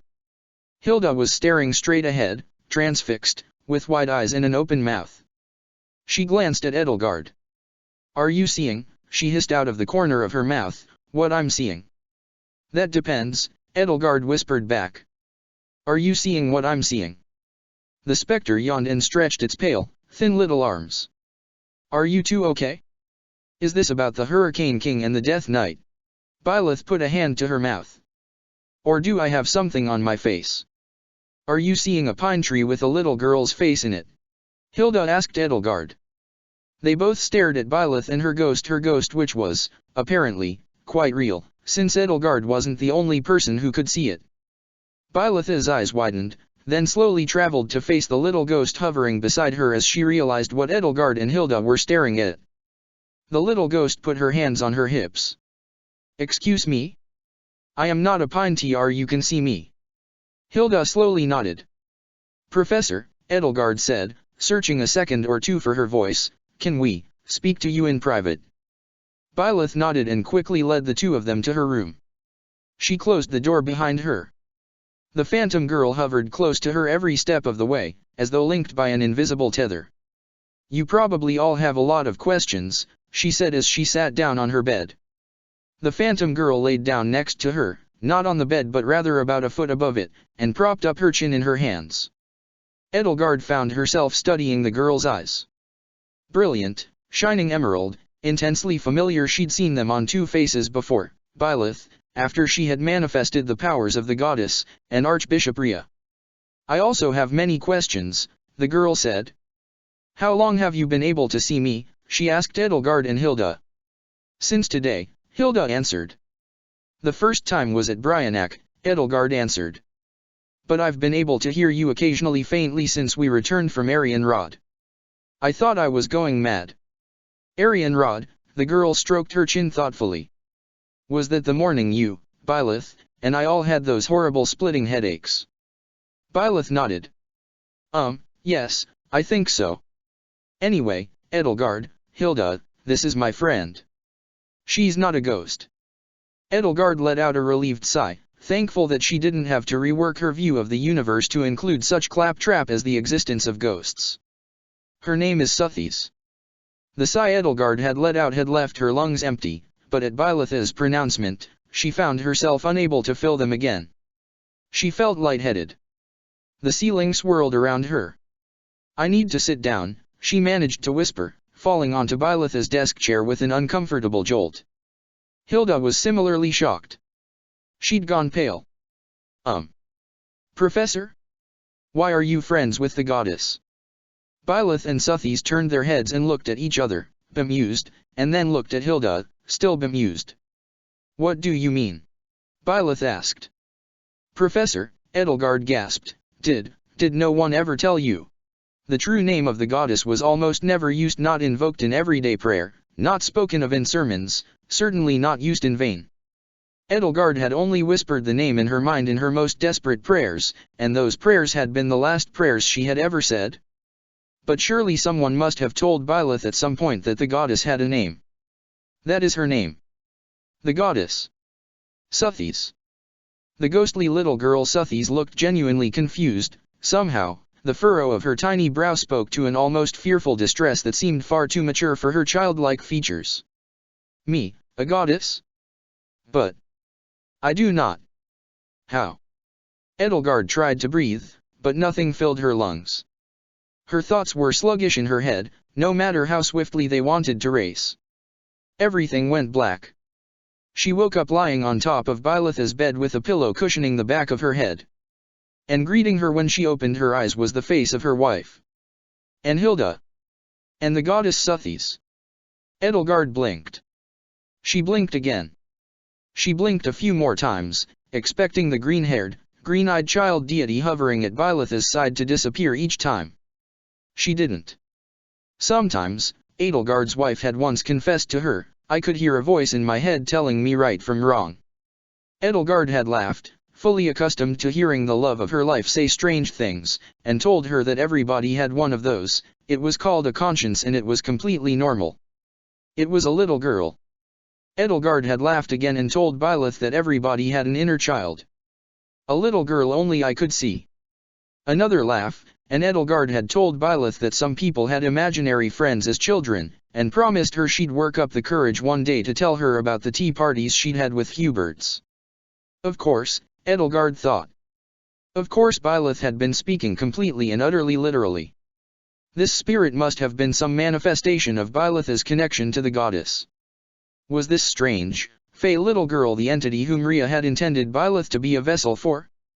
Was this child the same deity millions across Fodlan prayed to in vain? Are you awake now? Suthies asked her. I'm not sure, Edelgard answered, still struggling to focus. Professor, can you hear her, too?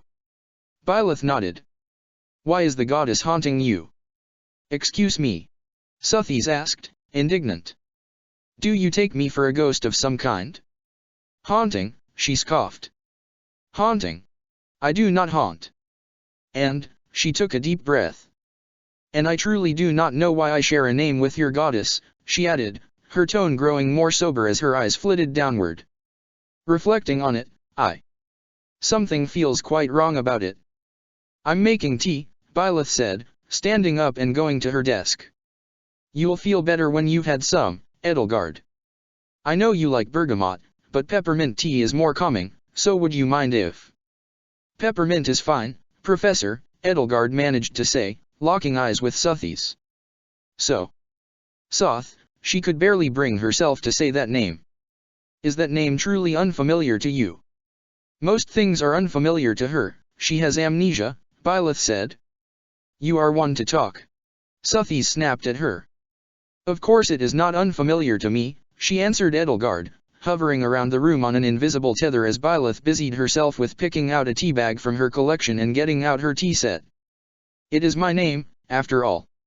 Someone once called me, the beginning, long ago, if that means anything, but I do not recall ever being called a goddess. Why would anyone call you a goddess? Hilda asked. You're, what, 12? 12 what? Sothis sharply asked her, putting her hands on her hips. I just mean you look like a little girl. Well, I suppose I am rather short in stature. And I suppose I am a girl. I suppose that I suppose many things about myself. But I have never supposed that I am a deity, Sothis said. She sat down cross-legged several feet above the floor and played with one of the red and white ribbons braided into her moss-green hair in an idle, childish way. How very curious indeed. And somehow disturbing. I must thank you too for bringing this to my attention. Byleth checked on the tea. I think your tea's ready now, Edelgard, she said. I'll just taste it and make sure it's steeped enough. She poured a little bit of peppermint tea into a cup, raised it to her lips, and took a sip. Oh, it needs a few more minutes. Never mind. I don't mind waiting, Edelgard said. Now that her wits were returning, a part of her felt mortified that Hilda had seen her faint. She had a horrible feeling her so-called friend would never let her live that down. I wonder why you two can see me, Sothis said, and only you two. I know full well why Byleth can see me, as I do seem to dwell inside her mind, but you two. Maybe it's because we're time travelers, Hilda suggested. Sothis looked at her with eyes as wide as saucers. You are, what? She exclaimed.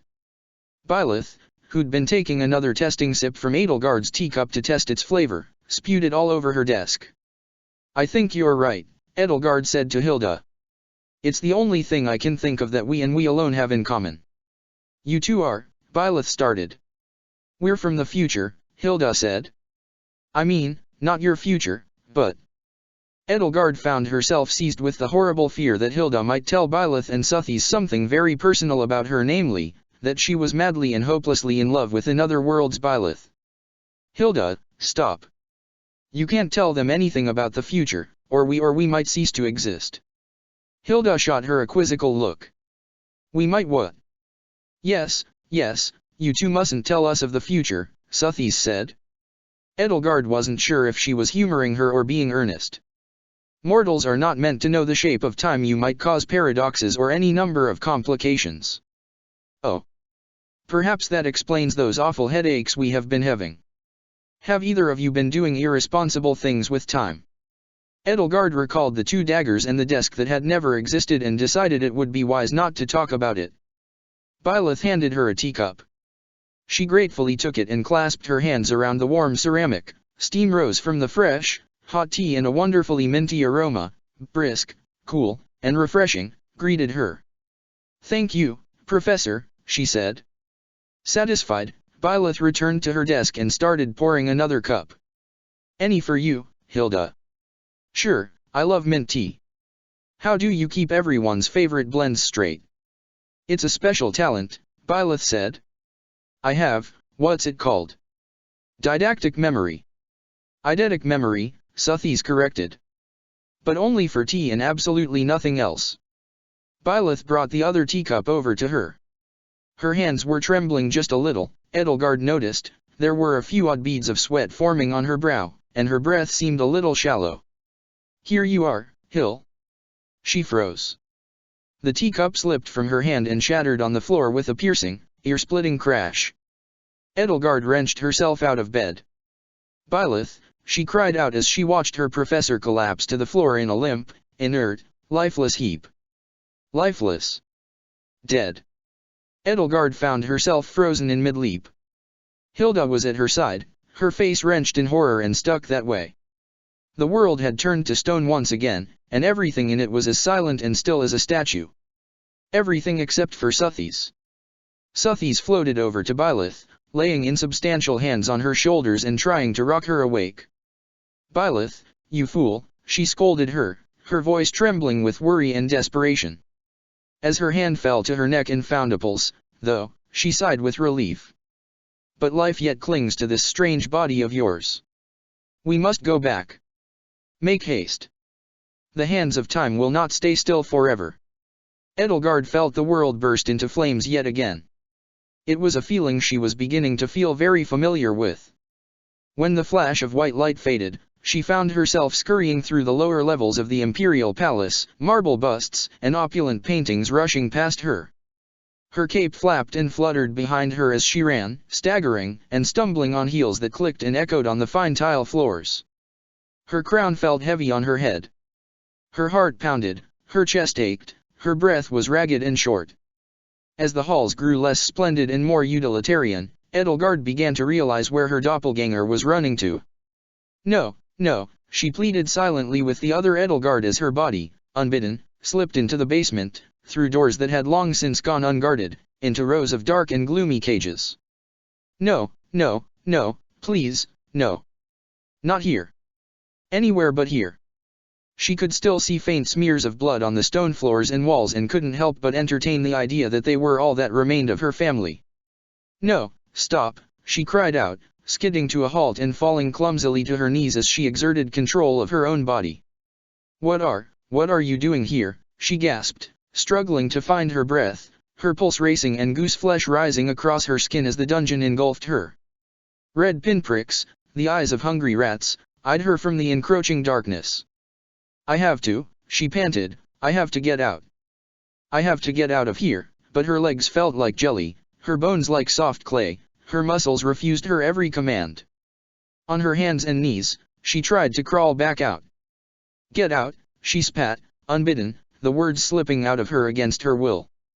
Get out, please, just leave me alone." Edelgard tried to crawl for the exit, dragging herself across the floor on her belly like a snake. The stale scent of rats stung her nostrils. "Why are you down here? What are you running from? Why did you bring me here?" The other Edelgard forced her to sit up and rest her back against the wall. Just leave me alone. Please." She grabbed her crown, tore it from her head, and threw it against the opposite wall. Her hair fell out of its tight buns, no longer anchored by those golden horns, and her bangs fell into her eyes. "That crown has been with our family for 1,000 years. Edelgard scolded her counterpart. "I don't care. I don't want it, I never wanted it, I don't want your life," the other Edelgard whined. "I don't even want my life." Edelgard snapped at her. Her shout rang through the empty, grave silent dungeon, echoing from the wall of every cell, every unmarked grave. Didn't any of my friends ever tell you what this place means to me?" She curled up and tucked her knees into her chest, huddling against the cold wall. I need to speak to someone. Hubert. Anyone. Stop fighting me, get up, and find him for me before I get dragged back into your world." The other Edelgard just shook her head. "Please get us out of here," Edelgard pleaded with her. "I can't be here." She couldn't force herself up. Whether it was because she was here, in the realm of her nightmares, or because the other Edelgard was fighting against her control, she couldn't tell. "I don't want to go up there," the other Edelgard whined. "I don't want to do half the things I do," Edelgard retorted, "but I do them anyway, because they are necessary. Enough of this. I have something important to tell my friends." The other Edelgard sniffled and shook her head. "No," she said. "I can't see them anymore. All they do is follow me around waiting for you." She cracked the back of her head against the wall, a skull-splitting, thunderous pain racked her brain and stars and sparkles twinkled and spun in front of her eyes. "I try, and I try, and I try and try and try to be you. I've been working harder than I ever have in my life, and no matter how hard I try, it'll never be enough because I'm not you and all they want is you." She gasped for air, her chest heaving. "Every time they look to me, they're expecting you to answer back and not me and, her voice cracked. Edelgard could feel the ache in her throat. "Nobody wants me," she croaked. "And my whole family's dead except for my uncle, except Hubert keeps telling me he's a snake in the night or something now and I'm not allowed to see him or talk to him." "I'm sorry," Edelgard said, reeling from the throbbing goose egg forming on the back of her head. "You don't deserve my life. Neither of us do. But right now, you have my life, whether or not you deserve it, and you are going to have to learn to live it as long as this situation endures. Wallowing here is only going to make things worse for the both of us." The other Edelgard shook her head and sniffled. "Do you know what this place is? This is where they all died. Burkhard and Anselm and Pascal, Heidi Marie, Joachim, H. Hedwig, everyone else." Edelgard choked back tears. She couldn't be sure who was crying. "I watched them all die here. My whole family. Our whole family. This is where I lost everything." Her words must have moved the other Edelgard, because she felt herself uncurl her legs and rise to her feet, steadying herself against the wall with her hand. "I'm sorry," the other Edelgard told her. "I know this is hard," Edelgard told her counterpart. I have a life that no one else deserves to have, least of all you. I wouldn't wish it on anybody else. That is the burden I took on." She let the other Edelgard pick up her crown and walk her out of the dungeon. After all, she wasn't afraid of this place. "That's why I have to fix this. To set things right. I need to tell them what I've found out. So you can go home, so I can see my love again." She stared down at her crown, choosing to study its contours and jeweled ornaments instead of the oppressive walls of the dungeons. Byleth. Her thoughts turned to her wife in this world, her professor in the other world. Were both of them okay? One had been dying. Where was the other? Dying. Professor Byleth had been dying when time had stopped. Had she just watched the woman she loved breathe her last breath? "Until then," she said, struggling to finish her train of thought though her mind was elsewhere, "we both have to endure."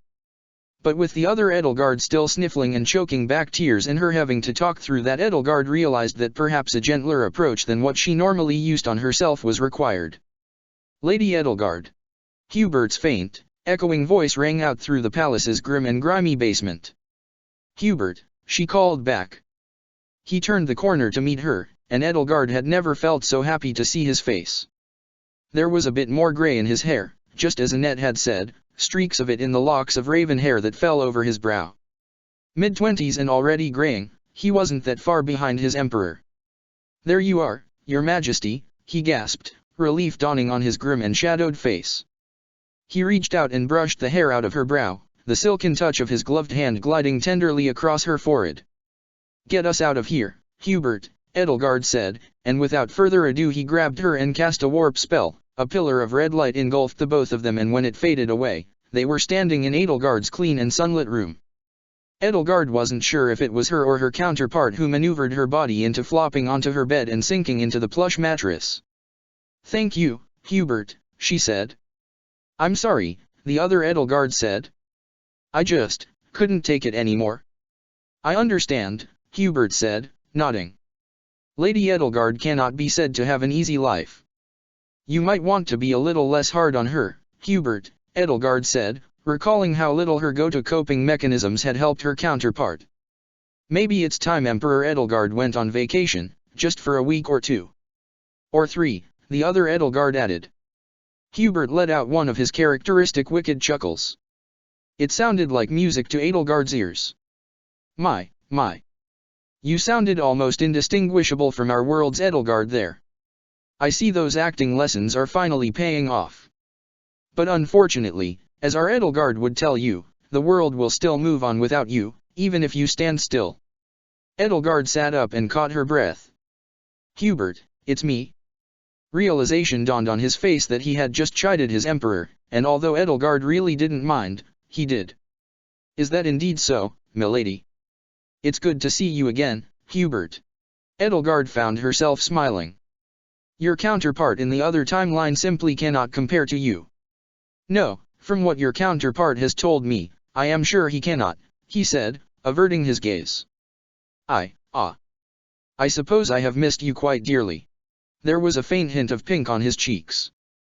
The other Edelgard is close to her breaking point, Edelgard told him. She isn't feeling supported. I have been doing everything I can, Hubert replied, to support her. You have been supporting me, she corrected. I know how burdensome this whole situation is for all of us, but please do allow her some opportunities to be herself. We cannot let this pressure break her.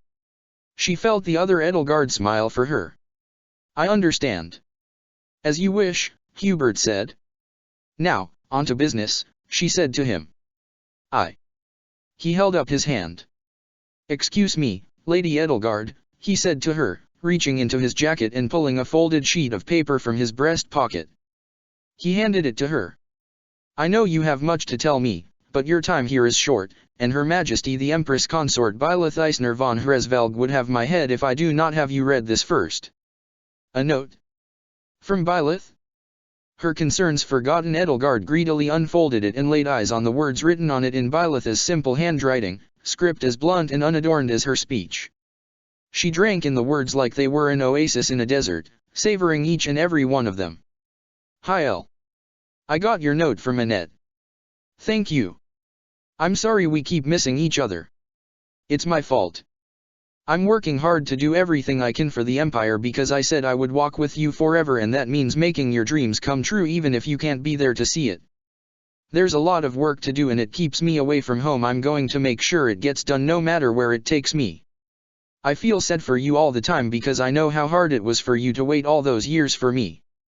I don't want to make you wait even longer, so we're all doing everything we can to find out what happened to you and how to reverse it. Hubert thinks your uncle is behind it, so we're trying to capture him. I am going to punch him in the face for you.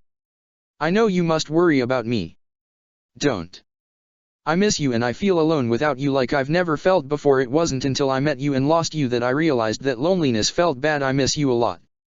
But you waited 5 years for me when I was dead, asleep, missing, gone, so if it's my turn to wait for you then I can wait forever, as long as it takes. I know you'll get through this. You're the strongest person I know, in your body and your mind and your heart. I know that one day we'll be together again. Hang on until then. Then when you come back you can let go and I will catch you and hold you and we can finally sleep together again and I won't ever let you go again. I promise.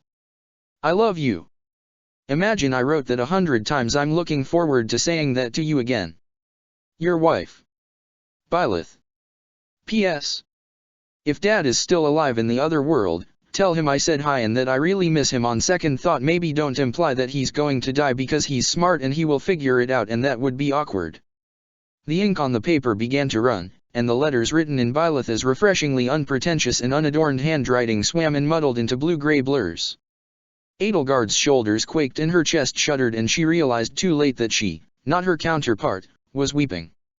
Crumpling the paper in her grip, she threw her arms around the nearest person and hugged them as tightly and as desperately as if they themselves were Byleth. Unfortunately for Hubert, that nearest person happened to be him.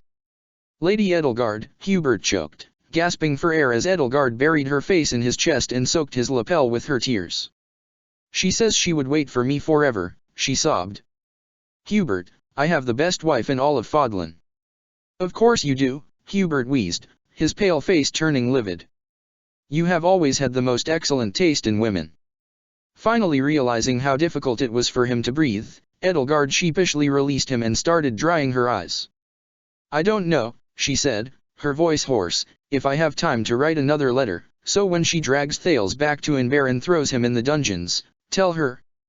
I shall tell her that she is your sun, your moon, your stars, every source of light in the world down to the smallest candle and the most insignificant spark, for without her, your life is nothing but darkness, he said. Will that do? Yes, Edelgard said, sniffling. Yes, Hubert, that will do just fine. You know me so well. A smirk flitted across Hubert's face. To know you has been my job since I was 8 years old, Lady Edelgard, he reminded her. I have so much to tell you, she told him. First and foremost, we must reach out to Claude in Almira. He has been studying those who slither and his retainer is torn between the two worlds just as I am. His retainer? You mean Hilda, the other Edelgard blurted out, interrupting her. I was under the impression she died in Deirdre, Hubert said. She faked her death. At any rate, if you enlist Claude's help, I am certain this situation can be resolved that much more quickly. I wouldn't be surprised if he and Hilda are already on their way here, now that they know about me. Hubert nodded. They found an outpost in the Almiran Desert. Time travel. Those who slither are investigating time travel. The fishhook began tugging at her insides again. She grabbed Hubert tightly, as though she could anchor herself to him and hold on just a minute longer. Whatever they're doing at Remire in the other world, it's worse than what they did here, and I have a horrible feeling that. And then, as she'd grown accustomed to, she was violently ripped away from her world and thrown back into the other world. She opened her eyes, blearily, groggily, and found herself in Byleth's bedroom at Garreg Mach, lying on her bed. Lying on her bed next to Hilda. Lying on a bed that was just big enough for one person, next to Hilda. Edelgard wearily lifted her head and struggled to regain her bearings. What was she doing here? Professor, she mumbled.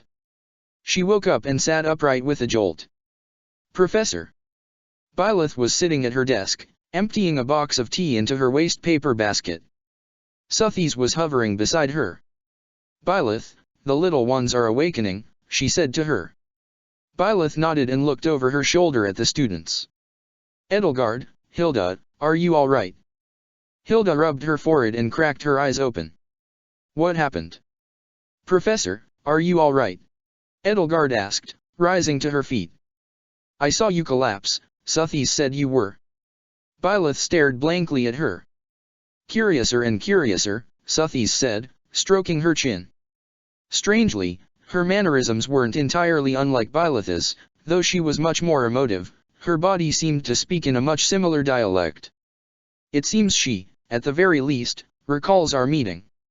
Hi, Suthies, Hilda mumbled. Professor, Edelgard insisted, you were dying. Yes, Byleth said, but it's okay. It didn't happen anymore. She went back to sorting her tea. What are you doing? Throwing out my peppermint tea, it was poisoned. I think someone might have wanted to kill you. How would they know you'd give her peppermint tea? Hilda asked. She's right, Edelgard said. Whoever it is must have poisoned all of your tea. Byleth looked down at her desk drawer, in which was a vast and varied collection of teas. Her mouth curled in an almost imperceptible frown. All of them? She asked in a small voice. Edelgard sighed and fell back into bed, exhausted and overwhelmed. Her professor had an imaginary friend who was quite real, who was named after the goddess, and likely was the goddess in some form, in spite of her seeming ignorance, and could reverse time, and that revelation was just about the most her worn-out mind could process right now. Professor, she asked, may I please take tomorrow off? Chapter 13, The Road to Remire. On the rare occasions when Edelgard had a day off, she hardly knew what to do with herself. Yes, of course she needed a day off. She was exhausted, overwhelmed, still a bit sore from her encounter with the Death Knight, on top of her meeting with Byleth's not-so-imaginary friend, so weary she could barely pull herself out of bed. But all the tasks that needed doing, all the leads that needed following, all the questions that needed answering gnawed at her like hungry rats. As tired as she was, and she was so tired she couldn't bear to spend the morning in bed, her sheets felt like snakes wrapping around her arms and legs, her pillow like a lump under her head, whether she tried to sleep with her arms tucked behind her head or limp at her sides, or with her hands folded on her stomach, on her back, on her stomach, on her side, curled up, it made no difference. Sleep, she told herself. Forget for a moment about the plots and machinations of Thales, Solon, and Cornelia. Forget for a moment about Dimitri. Forget for a moment about Suthies and how she had come to be a part of Byleth. Forget for a moment that somebody had poisoned all of Byleth's tea. Forget about Claude and his Time Squad. Time Squad. Edelgard had to admit that when she came up with names for things, she was usually quite utilitarian about it, but she'd somehow expected something cleverer from Claude than Time Squad. But how could she allow herself to be idle when there was so much that needed to be done? She did not sleep. The art of remaining wrapped in blissful slumber past dawn had eluded her, sadly, for over a decade now. The art of blissful slumber in general, in fact, was for the most part beyond her capabilities. Hubert brought her breakfast at the same time she always took it, rousing her prematurely from her fitful and ultimately unsuccessful attempts at sleeping in. He assured her that he had taste-tested it for poison and insisted on keeping an eye on her as she ate just in case there was some tainted morsel he had missed and he had to rush her to the infirmary, which did not exactly engender in her much of an appetite. Grateful to have been given an excuse to abandon her doomed attempt at sleeping in, Edelgard busied herself for the rest of the morning with reading her textbooks, doing a few sketches, and good heavens she was bored. How could relaxing be so boring? A knock on her door roused her from her desk and, grateful for the distraction, she padded across the floor and cracked it open. Behind it, standing in the hallway with a little, somewhat forced smile on his face, was Dmitri. "Professor Byleth told me you were feeling unwell," he said, "so I thought I would check up on you. May I come in? Or, do you fear you might be contagious?" "I'm not ill," Edelgard said, stepping to the side, "just worn out. Come in." His smile looked a little brighter and a little less forced at the invitation, and he stepped over the threshold. "If you were ill, now would be the best time for it," he said. "I am not sure if you knew this, but Lady Cornelia von Rusalka, the court mage of Faerghus, is visiting Gareg Mach. If anything is wrong with you, there is no one in the kingdom better suited to curing it than her." "That won't be necessary," she said, "but thank you. Have you eaten? I can bring you breakfast, if you'd like. I am sure Ingrid will be happy to lend you her notes from Professor Byleth's lecture as well," he added, "since I know how fastidious of a note-taker you are, and if you find yourself bored, Ash has plenty of books you can borrow." "That's quite kind of all of you, but I can take care of myself." Dmitri paced a bit around the room, his boots worrying an aimless little furrow into the rug. "Do you mind if I sit down?" he asked, gesturing to her chair. "Go ahead," Edelgard said, and she sat down on the side of her bed. He took the chair. "You do look weary," he noted. "I think I've forgotten how to relax," she said, mustering a self-effacing chuckle. "I worry that if I leave my room, I'll get myself caught up in something and this whole sick day the professor gave me will go to waste." "I understand," Dmitri said. "There is so much I have to do. Whenever I find myself not doing, I am thinking of doing, and on top of that every day I find myself with new obligations. I know just how exhausting it is. Maybe you should be taking the day off, too. Perhaps we should go fishing together today." He gave Edelgard an incredulous look. "Are you suggesting truancy, Edelgard?" he asked with a disarmed little laugh. "Unfortunately, I have much to do here. Though I do want to talk to you about, the Hurricane King." His voice grew quieter, smaller, drier, less assured, as his lips and tongue nervously traced the name of his alter ego. "I heard that when you were with the Golden Deer." "Yes, we ran into him and the Death Knight at Xanadu," Edelgard said. She could hear the anxiety in his voice and knew exactly what he was feeling. Long ago, when she'd asked Byleth for her opinion on the Flame Emperor, she'd felt that same sickening swirl of anxiety in her gut, the same overwhelming fear that her alter ego had already poisoned one of her most treasured relationships. "Did he hurt you?" "No, he wasn't able to lay a finger on me, I kept my distance," she said, knowing full well that Dmitri knew that. "The Death Knight nicked my armor a bit, but that was the extent of it." "Good." He nodded. "Good. Very good. I don't think I could forgive myself if he had hurt you." There was pain in his eyes. He did not hide it well. "Those two must have been frightening, though." "A bit," Edelgard admitted. "In hindsight, I am not sure either of them had any intent to kill me. Maybe it is best to err on the side of caution." "What do you think about the Hurricane King?" Dmitri asked. "When he cornered me, he seemed reluctant. I don't think he wanted to be in his situation any more than I did. You could tell that, even though he wore a mask." He let out an incredulous sigh and leaned back. "I suppose I should hardly be surprised by now by your powers of perception. You and Professor Byleth both." "At any rate, it was easy enough to resolve the situation," Edelgard assured him. "Claude had found something in the canyon that he and the Death Knight must have been protecting, all I had to do to de-escalate was dispose of it." I could feel how relieved he was. "That is good. I am so glad that no one was injured too severely or worse. Speaking of Claude, though." What about him? He has been spending quite a lot of time with you as of late, hasn't he? Well, he's been spending quite a lot of time with Hilda, Edelgard corrected. She wasn't surprised by Dimitri's line of questioning. Of course her recent trysts with Claude would engender more suspicion. And Hilda is my friend, so... Oh, of course. Hilda is his retainer, is she not? Something like that, I think. Well, keep this between us, but... Dimitri left the chair and sat on the side of the bed next to Edelgard. He lowered his voice to a conspiratorial whisper and leaned into her, the weight of his shoulder pressing against her own. I fear he might be up to something. Like what? Perhaps I am being paranoid, but... I heard that somebody had poisoned Professor Byleth's tea yesterday, and he has an interest in poisons. A strictly academic interest, I'd always thought. And only in non-lethal poisons. So he says, Dimitri said, but who among us can know what is in his heart? He pulled away from her and shook his head. Oh, but look at me introducing such grim trains of thought while you're trying to rest. Forget it, just be wary around Claude. The next time you get caught up in one of his schemes, you might not be so lucky, he added ominously.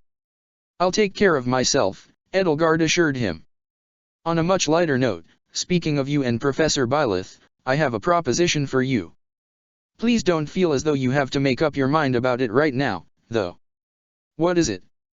I come of age next month, Dimitri said, on the 20th of the ethereal moon. At the end of the month, after the winter's ball, Lord Frildarius will step down as regent and I will be crowned king of Faerghus. It is typical for the archbishop to be present at the coronation ceremony, but, a nervous smile played on his face, showing a lopsided little sliver of teeth. I am sure she must be very busy, and I would much prefer if you and Professor Byleth would accompany me in her stead. After all, you two seem to be Rhea's favorites, and I am certain she would be happy to count you as a representative of the goddess on account of your experiences. You'd like me to attend your coronation? Edelgard repeated. I would love for you to attend my coronation, he replied, taking his hand and resting it over Edelgard's. The leather of his black gloves creaked softly as his fingers curled around hers. His smile widened ever so slightly, its light and warmth reached his eyes, thawing their icy blue to something more like that of a clear midday sky. Even if no blood flows through your veins, you and Uncle Vokhard are family, the only family I have left. His voice cracked, he politely cleared his throat to cover it up and regain his composure. As though embarrassed, he glanced sheepishly away from her and turned his head. For you to be there at my side would mean the world to me, Edelgard. But do not feel as though you must. The bells outside rang 9 o'clock, and Dimitri all but leaped from the bed, nearly pulling Edelgard up with him. 9 o'clock already? My apologies, Edelgard, I'd signed up for Shamir's morning seminar, he blurted out, rushing out the door, and completely lost track of time. I hope you feel well again soon. Thank you, Dimitri, Edelgard said as the door swung shut behind him. Fishing, she thought. The idea struck her out of nowhere, and she found herself kicking herself for not thinking of it sooner. Of course fishing would help her relax.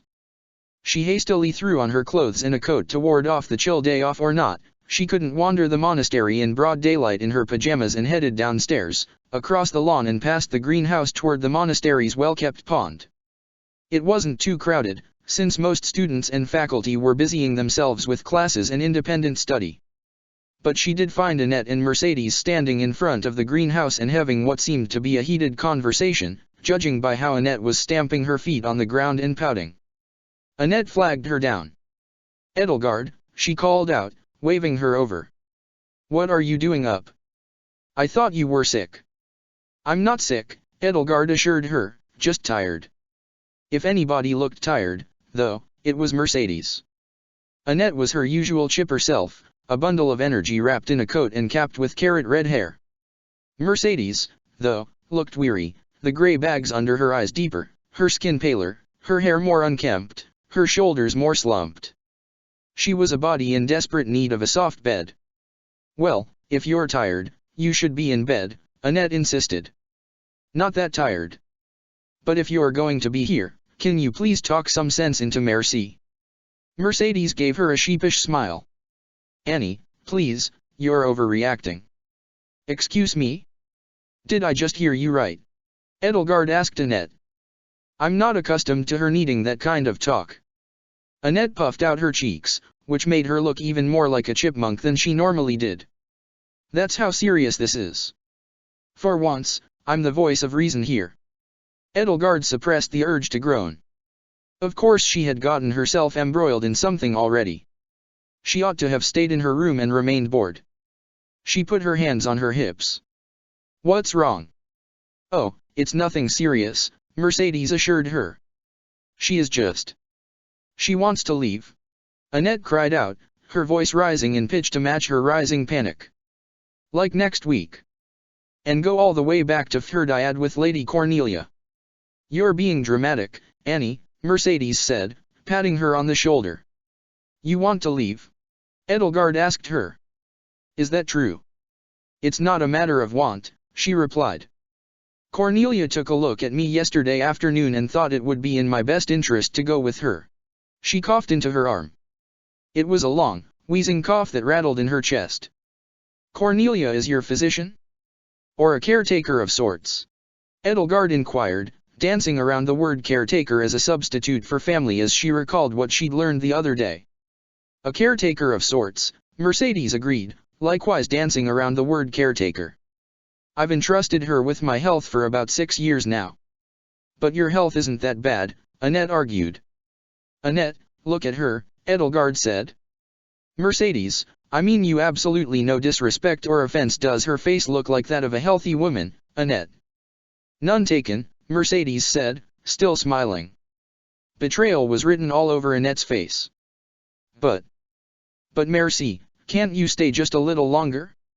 The Winter's Ball is next month, and the White Heron Cup too, and we can talk to Professor Byleth and get you a reduced course load, and I can bring you your meals in bed from now on so you don't have to exert yourself. If she isn't well enough to continue being a student, Edelgard said to her, ignoring for the sake of appearances how discomforting the thought of leaving Mercedes alone with Cornelia of all people was, then she shouldn't be one anymore. But Mercedes, are you sure Professor Manuela can't offer you the treatment you need? I know Lady Cornelia is renowned for her skills as a physician, but Fhirdiad is far away, and the weather is only getting colder. Annette is right to worry about you. Even if you drop out of the academy, surely the church will be able to set up agreeable living arrangements for you here in the monastery. I'm afraid only she understands my condition, Mercedes replied, shaking her head. As much as Professor Manuela means well, she just doesn't have the tools to treat me. Unless you know a better physician. Annette was devastated. But we were going to graduate together, she protested. Her lower lip was trembling, her face was threatening to crumble. Merci, you promised. Poor Annette wasn't always the most sensible sort of girl, but she was the most intelligent and most caring sort of girl, and Edelgard knew exactly why she was objecting so strongly to Mercedes' upcoming leave of absence. Annette had known her for years, knew that she suffered from a chronic illness and knew full well, subconsciously if not consciously, that she didn't have much time left in this world. She was afraid that if Mercedes left now, she would never see her again, that this would be their last goodbye. Edelgard wondered, would her younger self have shed as many more tears saying goodbye to her siblings before leaving Inver if she had known that the next time they met would have been to watch each other waste away to nothing and die in bondage? I'm sorry, Mercedes said. When I made that promise, I really did think I would be able to make it all the way. But as of late, I feel like, not enough butter spread across too much bread. She took Annette in her arms. But this way, you can still visit me in Fhirdiad whenever you want after you graduate. You'll know where to find me. Annette buried herself in Mercedes' embrace. She wasn't anywhere tall enough to cry on her shoulder, but her chest was easily attainable. But I'll miss you so much. It'll only be a few months, Mercedes assured her, gently stroking her hair and curling her red locks around her fingers. We've been apart for longer. And we can still write to each other. She looked up at Edelgard, a weary smile on her pallid face. It looks like you'll have to look after the rest of the class from now on, if you don't mind. Not at all, Edelgard said. She set her hand on Annette's heaving shoulder and gently rubbed it as she shed her tears into Mercedes' blouse. Comfort was never something she'd been exceptionally good at offering, especially the touchy-feely kind, but it was something she'd been slowly getting better at over the years. "I know it hurts," she consoled Annette. "All goodbyes do. They are such final things, and yet so uncertain. That tension is what makes them tear our hearts in two. It's natural to feel this way." She didn't like lying to people in pain, saying trite things like, "Things are going to be okay," when it was obvious that things merely could be okay and just as likely could turn out worse, and "things can be okay," or "things might be okay," tended not to have the same ring to them. She usually found it more effective to acknowledge that to be in pain was normal, natural, okay, not something to bottle up or hide out of shame, not something to force into the corners of one's mind while one soldiered on, but more like a storm that had to be allowed to pass. That was something she had never understood until after she'd met Byleth, and only after she'd watched the woman she had fallen in love with grieve so miserably over the cooling body of her father. It was something she still struggled to understand and internalize in her heart, but her reason told her that it was the natural law of the world. There was so much that Byleth had helped her learn, and so much that she had helped her unlearn. "Annette," Edelgard added, "do you remember that idea you had the night before Flayn and Seath left Arianrhod?" Annette sniffled and nodded, her face still firmly planted in Mercedes' bosom. "If it's all right with Mercedes, I think she deserves a send-off like that as well." "Of course," Mercedes said, a beatific smile on her face. "Annie, let's not say goodbye like this. Every goodbye should be a good one, shouldn't it?" Annette finally separated herself from her friend, took a sleeve to her nose and tear-streaked cheeks, and dried her eyes. "Yes. Yes, you two are right. It'll be okay. We've just got to have a proper goodbye party before you leave. I'll talk with the rest of the class about putting something together." "Thanks, Edelgard." "Don't mention it," Edelgard said, heading for the pond and spending a few gold coins to rent out a rod and purchase some bait.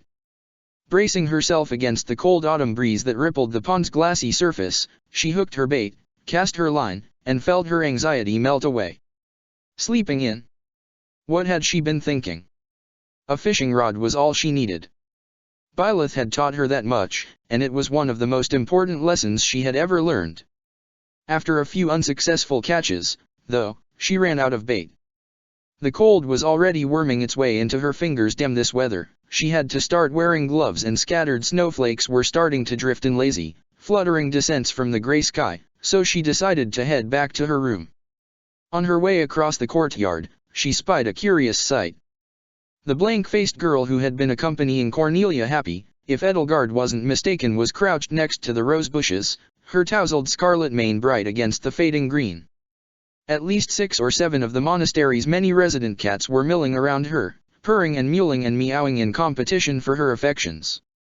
She'd never seen so many cats drawn toward a single person, save for the one time Byleth had bought a sachet of catnip and forgotten to take it out of her coat pocket. Happy wasn't a girl, actually, Edelgard noted upon closer inspection, but rather a young woman seemingly 2 or 3 years older than she was herself. Her eyes looked tired, the same way Mercedes and Dimitri's often did. Edelgard stopped just long enough to offer her a courteous hello. Happy glanced up at her, only briefly meeting her eyes, and just as quickly returned to scratching behind the ears of a particularly plump and particularly vocal Regan Tabby, while a black Hresvelgen whisker tried to headbutt it out of the way. To say the least, humans seemed insufficiently furry to be of any interest to her. Rebuffed, Edelgard began to walk away when she heard a small sound, scarcely louder than the meows of Happy's furry friends. "Hi," Happy said, and when Edelgard looked back over her shoulder at her, the blank-faced girl was no longer blank-faced but rather ashen and aghast, eyes wide and mouth agape, as though she'd just let a horrible curse or blasphemous oath pass her lips. Happy stood up, forcing her feline friends to scatter, and all but ran from the courtyard. Edelgard made haste on the way back to the dormitories. The longer she spent out here, the more likely she was to get caught up in someone else's business, and this was supposed to be a restful day, but found herself further waylaid by the sight of Lady Catherine, decked out in full plate armor, standing in front of her bedroom door and preparing to rap her armored knuckles against the wood. Catherine saw her come up the stairs. "Oh, there you are, Your Highness," she said, offering her a polite bow that did nothing to assuage her annoyance. "So much for having a restful day. Lady Rhea asked me to bring you and Professor Byleth to her. Why? Edelgard asked, realizing as soon as the words left her lips how irritated she sounded and immediately modulating her tone. Would the Archbishop wish to see me? It's a little early for tea. Catherine shrugged. It must be for something more serious than tea. Come with me, we shouldn't keep her waiting. Of course not, Edelgard sighed, dreading that she would be asked once again to embroil herself in something involving Archbishop Rhea, no less. Do you mind? She asked Catherine as the knight escorted her to Archbishop Rhea's audience chamber, answering a question of mine. Not at all, as long as it's not too prying, Catherine answered. You're quite devoted to Lady Rhea. Would you mind telling me why? Oh, it's a long story. She shook her head. But to sum it up, back when I was a student here, Lady Rhea saved my life. And you've been utterly devoted ever since. Catherine laughed. It's not quite so simple as that. There were other events. Other things I came to owe her for. But you are utterly devoted. Spend more time with her and you'll understand. Edelgard shuddered. Catherine seemed to have absolutely no idea how ominous that sounded. If Archbishop Rhea told you to do something terrible, would you do it? That depends. If she told me to do something, it couldn't be too terrible.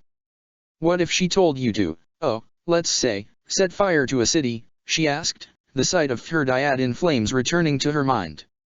So many months had passed since then, and the visions were no less vivid to her, that senseless loss of life and history, the destruction of such an old and grand city and its hapless inhabitants, would remain with her as long as she lived as a testament to the wickedness she had destroyed. Perhaps the looming, impending threat of Rhaemire had dredged it back up to the surface. Catherine gave her an odd, offended look. That's an interesting thought experiment, she said to her, contempt dripping from the word interesting. Is the city ravaged by plague, or captured by infidels, or? No. Simply a city filled with innocent civilians. No plague rats, no infidels, just a city and its innocent, defenseless souls. A city your archbishop demands that you raze to the ground. Catherine shook her head. It would never be that simple.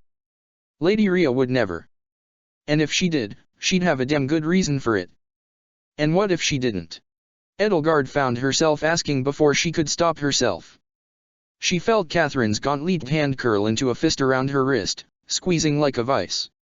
Lady Edelgard, she said to her in a low, stern voice hissed through gritted teeth, I know that the Empire and the Church aren't closely affiliated, but as long as you're within these walls, you'll pay the goddess and the Archbishop due respect.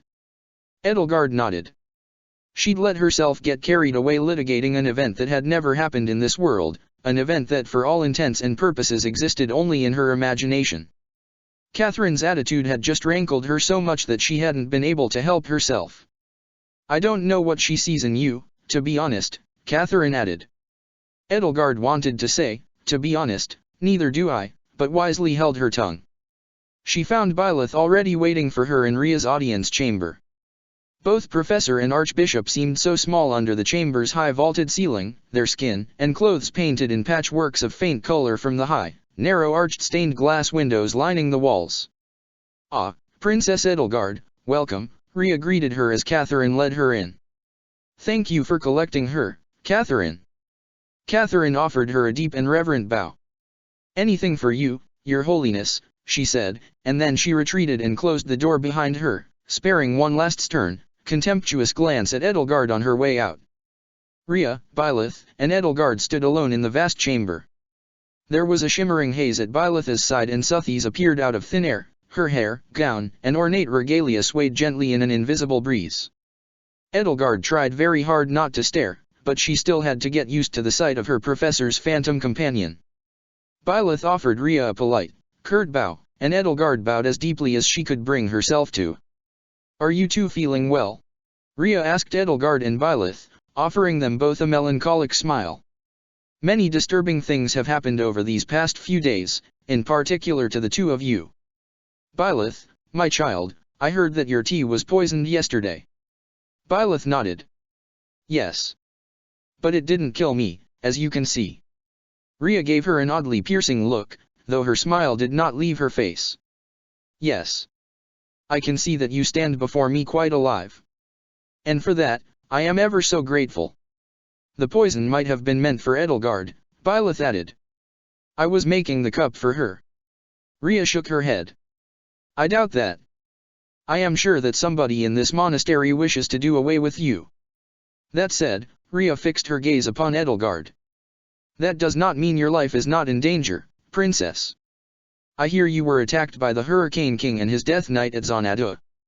Attacked, perhaps, might be stretching the truth. We simply crossed paths by coincidence, Edelgard said, but Rhea only shook her head in response. No, no, my child. I hold no doubt in my heart that they wished to do you great harm. Rhea's tone darkened, her smile, which had slowly been shrinking, curled into a tight, thin-lipped frown as the light in her eyes grew hard. First they attempt to loot the holy mausoleum, then they kidnap darling Flame and drive her and Seath from the monastery in fear. Now they terrorize my cardinals in the night and attack one of my most faithful students. A dreadful pattern is being woven here, a tapestry woven by sinister forces. Forces driven by those who hate and despise the glory and light of the goddess. Are you, okay?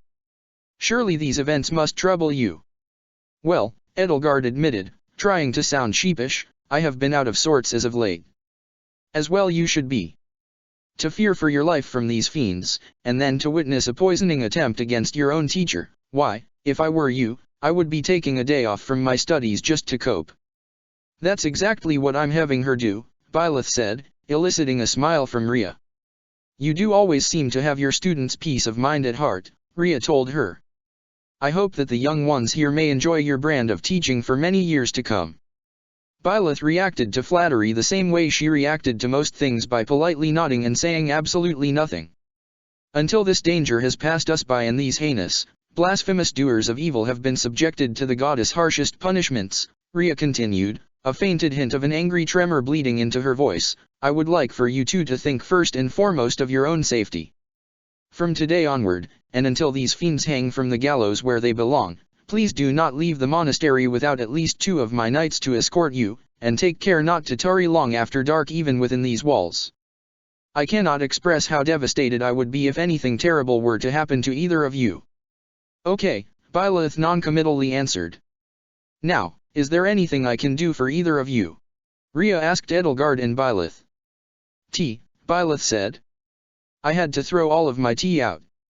And tea is very expensive, so buying back my supply would use up most of my stipend this month. If you could spare some coin to help me replenish my stock, I need more chamomile, and lavender, and bergamot, and almiron pine needles, and peppermint, and Ciro's blend, and albanine berry blend, and, actually, a little bit of everything.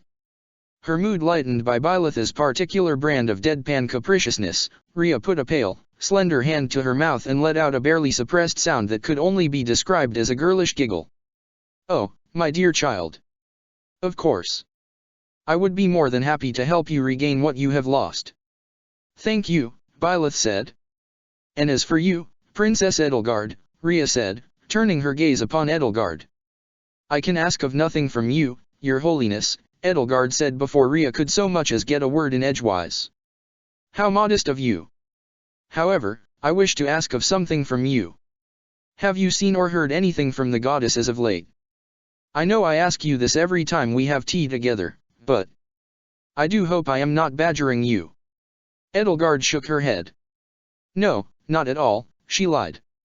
As for the goddess, she looked at Suthies.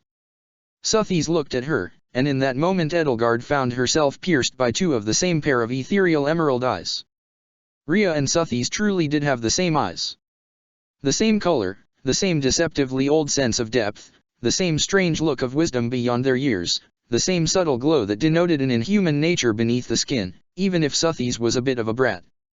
No, she said to Rhea, shaking her head. No, I'm afraid I have neither heard nor seen anything from the goddess or from any entity that could be said to resemble her. At that, Suthies indignantly placed her hands on her hips. I fear my earlier vision, Edelgard added, may have been a non-repeatable event.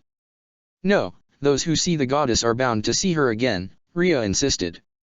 Edelgard, the faith of the good, kind, and just is always rewarded. As long as you continue to reach out to the goddess, I know that she will reach out to you in return. Edelgard's stomach heaved. Did Rhea herself really believe a word of that pablum? The goddess was not some omnipresent spirit that heard and answered the cries of the dispossessed and destitute, as Edelgard was becoming increasingly aware. The most likely thing the goddess wasn't a divine paragon of light and good but rather an absent-minded, amnesiac, somewhat bratty time child tethered to the body of her professor, nothing spiritual or supernatural or worthy of worship about it. Still, Edelgard tried to put on a more pious act and at least pretend not to be a blasphemous materialist, especially after the scolding she'd earned from Catherine. I am sorry, Your Holiness. I will keep the faith, and I hope that the goddess Suthis will grace me with her divine presence again someday. Suthis shot her another grumpy look. Edelgard would have said more, but Rhea did something wholly and entirely unexpected. She reached out, and before Edelgard could flinch or step away or turn her head, she found the Archbishop cupping her cheek in her hand. Edelgard was struck by how soft it was, how warm it was on her skin, smooth as the finest silk. The feeling of Rhea's palm curling along the contour of her jaw felt gentler than a mother's touch. What little Edelgard remembered of that. Edelgard knew on an intellectual level that she should be frightened by this intrusion on her boundaries by her enemy, but the kindness of Rhea's touch kept her from feeling her own thoughts. All she felt, for a moment, was that warmth. I have great faith in you, Edelgard, Rhea cooed, a warmer smile gracing her face and brightening her eyes. You and your professor. I know in my heart that the blessings upon both of you are real. Suthis works within both of your hearts, and surely you will feel her radiance again. You must simply have as much faith in yourself as I do in you. Mercifully, she withdrew her hand from Edelgard's cheek, leaving her shaken and struggling to hide it. With such a gentle touch, surely there must have been some sort of subtle magic behind it. Edelgard now understood what had engendered Catherine's loyalty, why so many devoted their lives to their last breaths to the Church of Syros. And she now understood what incredible willpower Byleth had to have in order to do so much as even consider the possibility of defying Archbishop Rhea. Is that all, Archbishop? Edelgard asked, still reeling, feeling almost lightheaded. Yes, that is all, Rhea said. You two take care, be careful, and be wary. Edelgard had never been so grateful to leave Rhea's audience chamber, to leave the Archbishop alone in front of her throne and dwarfed by the vast emptiness of her palatial surroundings. It wasn't until she'd put some distance between herself and Rhea that she felt her feet touch down on the floor again. Do you think Rhea knows about you? Edelgard asked Suthis in a low, conspiratorial voice. I am not sure, said Suthis, who had no need to lower her voice since only 3 people in the world, to her knowledge, could hear her. At least, I do not think she can see or hear me. How can you be sure? She never looks my way, except by accident. And she never seems to react to any sound I make. Whereas you, little one, were occasionally jumping at the sound of my voice and staring just barely enough to make me wonder every so often if you were aware of me or if it was merely coincidence. Edelgard began to laugh. She soon found that she couldn't stop. Excuse me? Suthis asked, growing indignant. What is so funny? Care to share your joke with the rest of the class? She waited to explain until she and Byleth had put much more distance between themselves and the Archbishop's chambers, and between anybody who could overhear. Once the 3 of them had left the building and made it to the courtyard, she'd regained her composure and, choking down the last remnants of her fit of laughter, she said to Byleth and Suthis, I'm sorry, I just cannot help but find it funny that Archbishop Rhea is completely deaf and blind to her so-called goddess. The red wolf moon of that year brought with it a quick and early preview of winter to Garreg Mach. Edelgard expected it, though the sudden snowfall that blanketed the monastery caught most other students by surprise, because even 7 years later she still remembered the snowdrifts around Remire before Solin's madness had melted it all away. With the Knights of Syros out in full force hunting for the Death Knight in the surrounding area and searching the monastery to root out whoever had attempted to murder Byleth, as well as countless other frustrating details, Edelgard's plans were met with barriers at every turn. With a strict sundown curfew enforced by the knights, and, in Edelgard's case, especially by Hubert, and the watchful eye of Dimitri and his allies firmly trained on her, it became nearly impossible to have clandestine meetings with Claude and Hilda to discuss their next moves toward procuring the encryption device and uncovering the plots of those who slither in the dark.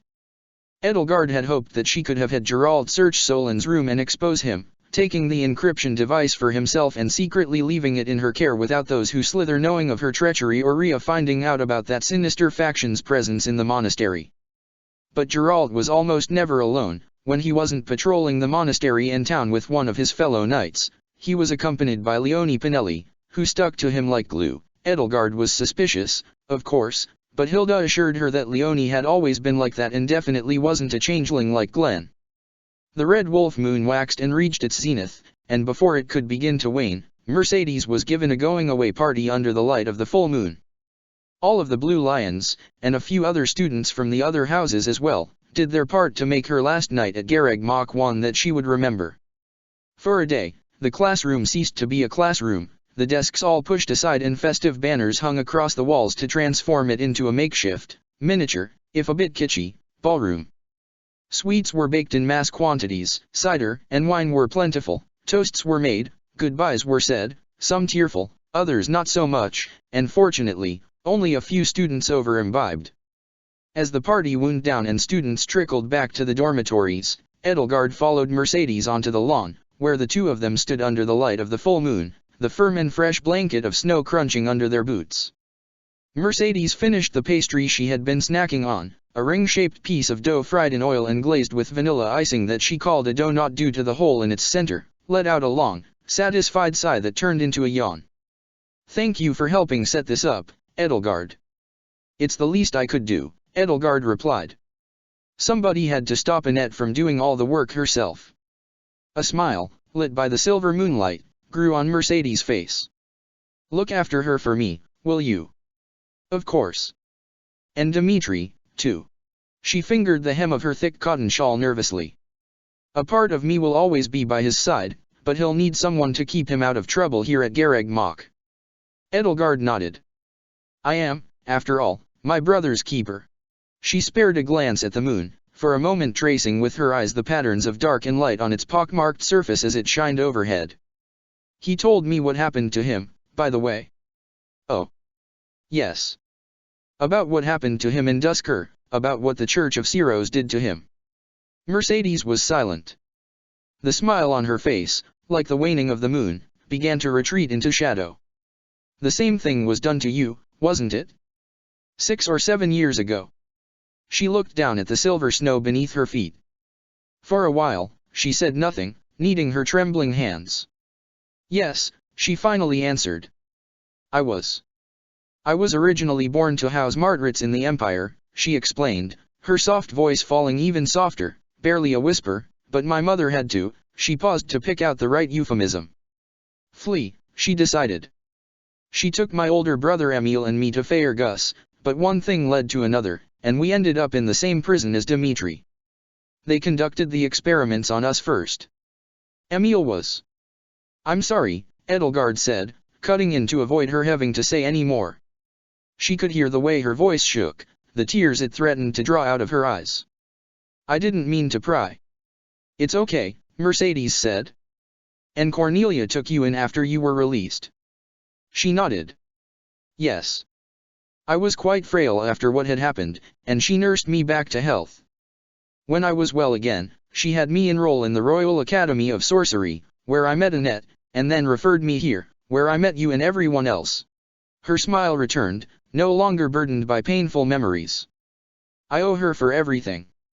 "It seems I owe her, too, then," Edelgard said, "if she's the reason you came here in the first place." She supposed there was no stopping Mercedes from leaving with Cornelia after all that, which was like a mother to her, and had seemingly treated her well enough for her to be loyal to her. If only those who slither were as outwardly callous and cruel in this world as they had been in hers, then perhaps she could express to Mercedes the danger in leaving. Not for the first time, she cursed their duplicity. "What about that other girl?" she asked. "The one who came here with Cornelia. Happy, is she?" "No, she's not very happy," Mercedes answered wryly. "But her name is Happy. She's been Cornelia's daughter much longer than I have, but she never speaks and doesn't write, so I'm afraid I don't know much about her besides that she likes chocolate. She gets along well with animals, though not so well with people. Cornelia says she was raised by wolves." "I see," Edelgard said, slightly disappointed. Mercedes began to cough and stumbled, needing Edelgard's support to keep herself from collapsing. Her breath forced itself from her lungs in rattling drafts. Sensing that the cold was too much for her, Edelgard carefully walked her to her room. "Cornelia has a manor in Fhirdiad, doesn't she?" she asked Mercedes as the two of them came to a stop in front of her door. "Since Dimitri has invited me to his coronation, I might be able to visit and see you next month." "That would be wonderful," Mercedes said. "I knew I'd see you again soon." She held out her arms and swept Edelgard into a tight embrace, one last embrace, the gentle warmth of her skin bleeding through the cold of her clothes. Her arms sank into the thick fur of Edelgard's cloak, and as she pressed her closer, Edelgard could smell the rich, sweet scents of vanilla and honey that still clung to her like perfume. "You've been a good friend, Edelgard." "So have you," Edelgard said, her voice muffled against Mercedes' chest. She could lose herself here, as she often had during those 5 years when Byleth had been missing. In every world, in every possible world, Mercedes was kind, impossibly kind, as warm and inviting as a hearth, and more than ever now Edelgard felt anger and grief build up within her in equal measures at the thought of what had been done to her and the yet-to-come consequences of those twisted experiments. "You've been a wonderful friend, Mercedes." Edelgard wasn't ready when she and Mercedes broke apart. Although she hadn't shed a single tear, her chest felt hollow and her throat felt raw. "I'll see you next month," she said, offering Mercedes a smile she didn't feel. "Or sooner, perhaps," Mercedes said, retreating to her bedroom for the last time. Mercedes and Happy von Rusalka left Garregmach the next morning, trailing behind their adoptive mother on their way through the monastery's gates. Mercedes spared one last look back at the tearful smiles and vigorous goodbye waves of her classmates and friends. Watching her depart, powerless to stop her, Edelgard felt a cold, fearful lump form in the pit of her stomach, but she still smiled, and still waved, and acted as though nothing was wrong. She had always been good at that. She'd had the satisfaction of killing Cornelia once, and allowed herself the thought that perhaps in this world, she would have that satisfaction again, if that would be what it took to avenge Mercedes' fate. In Mercedes' absence, and as the new recruits settled into their new class, the shape of the Blue Lions began to change. Edelgard found herself sparring less with Ingrid now that she had Raphael as an always eager training partner, and more of her classmates started turning to her for help with schoolwork or advice on training or simply a sympathetic ear to speak to, since Mercedes was no longer available. Bernadetta somehow managed to become friends with Ignatz and Ash, or at the very least she wasn't terrified of them, and was even starting to manage not to scream in terror whenever Felix or Didi turned up near her. Glenn still didn't fit in, and now he fit in even less, frequently going missing for days at a time.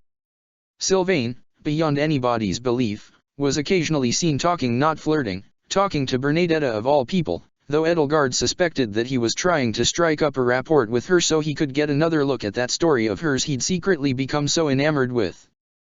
Annette, who handled the loss of her friend well, though Edelgard occasionally found her knocking on the door to what had once been Mercedes' bedroom in the morning out of habit, toiled harder than ever to make up for Mercedes' absence, starting more fires in the kitchen than ever before. Edelgard found herself accompanying her and learning much more about baking than she'd ever cared to learn simply to make sure Garregmach didn't burn down.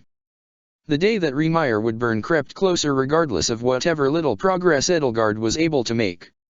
As always, no hitch in her plans could stop the world from turning, and the sun still rose, and the sun still set, and the moon still whittled itself away night by night, and the clock still ticked toward the tolling of a terrible bell.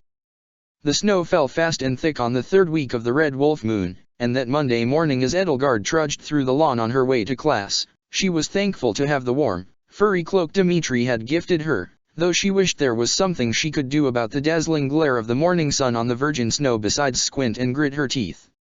It wasn't yet time for class, and all around the monastery students were spending their time before the church bells rang in the hour playing in the snow like children. A few snowmen dotted the lawn, and Caspar was locked in a vigorous snowball fight with Petra, who as Edelgard recalled had never seen snow before and was thus giddy with excitement. She'd made it halfway to class when a snowball broke apart against her back. Through her fur cloak, she hardly even felt it, but she still turned her head to catch sight of who had thrown it. Hilda stood at a distance from her, the wide grin on her face easily discernible even at 20 paces, already packing another misshapen lump of snow into a ball. Hey, L. Think fast, she shouted out, lobbing the next ball her way. It splattered against Edelgard's shoulder, breaking apart and dusting her furry coat with glittering crystals and powder. Really, Hilda? Edelgard said, holding her arms out at her sides in the universal what the hell gesture. I'm on my way to class. You've got time. Hilda insisted as she crouched down and scooped up another lump of snow in her hands. Kman. She drew her arm back and pitched her next snowball, which thumped against Edelgard's chest with surprising force considering that it was comprised of nothing but fluffy snow. Just one. Go for it, Edelgard, shouted Casper, who apparently had caught sight of Hilda's one-sided barrage. The wet smack of snow colliding with the side of his head stopped his cheering. Ow. Petra, no fair, he whined. I was distracted. There are no rules in a war of snowballs. Petra triumphantly crowed, giggling as she whipped another snowball at Casper's head. Edelgard sighed.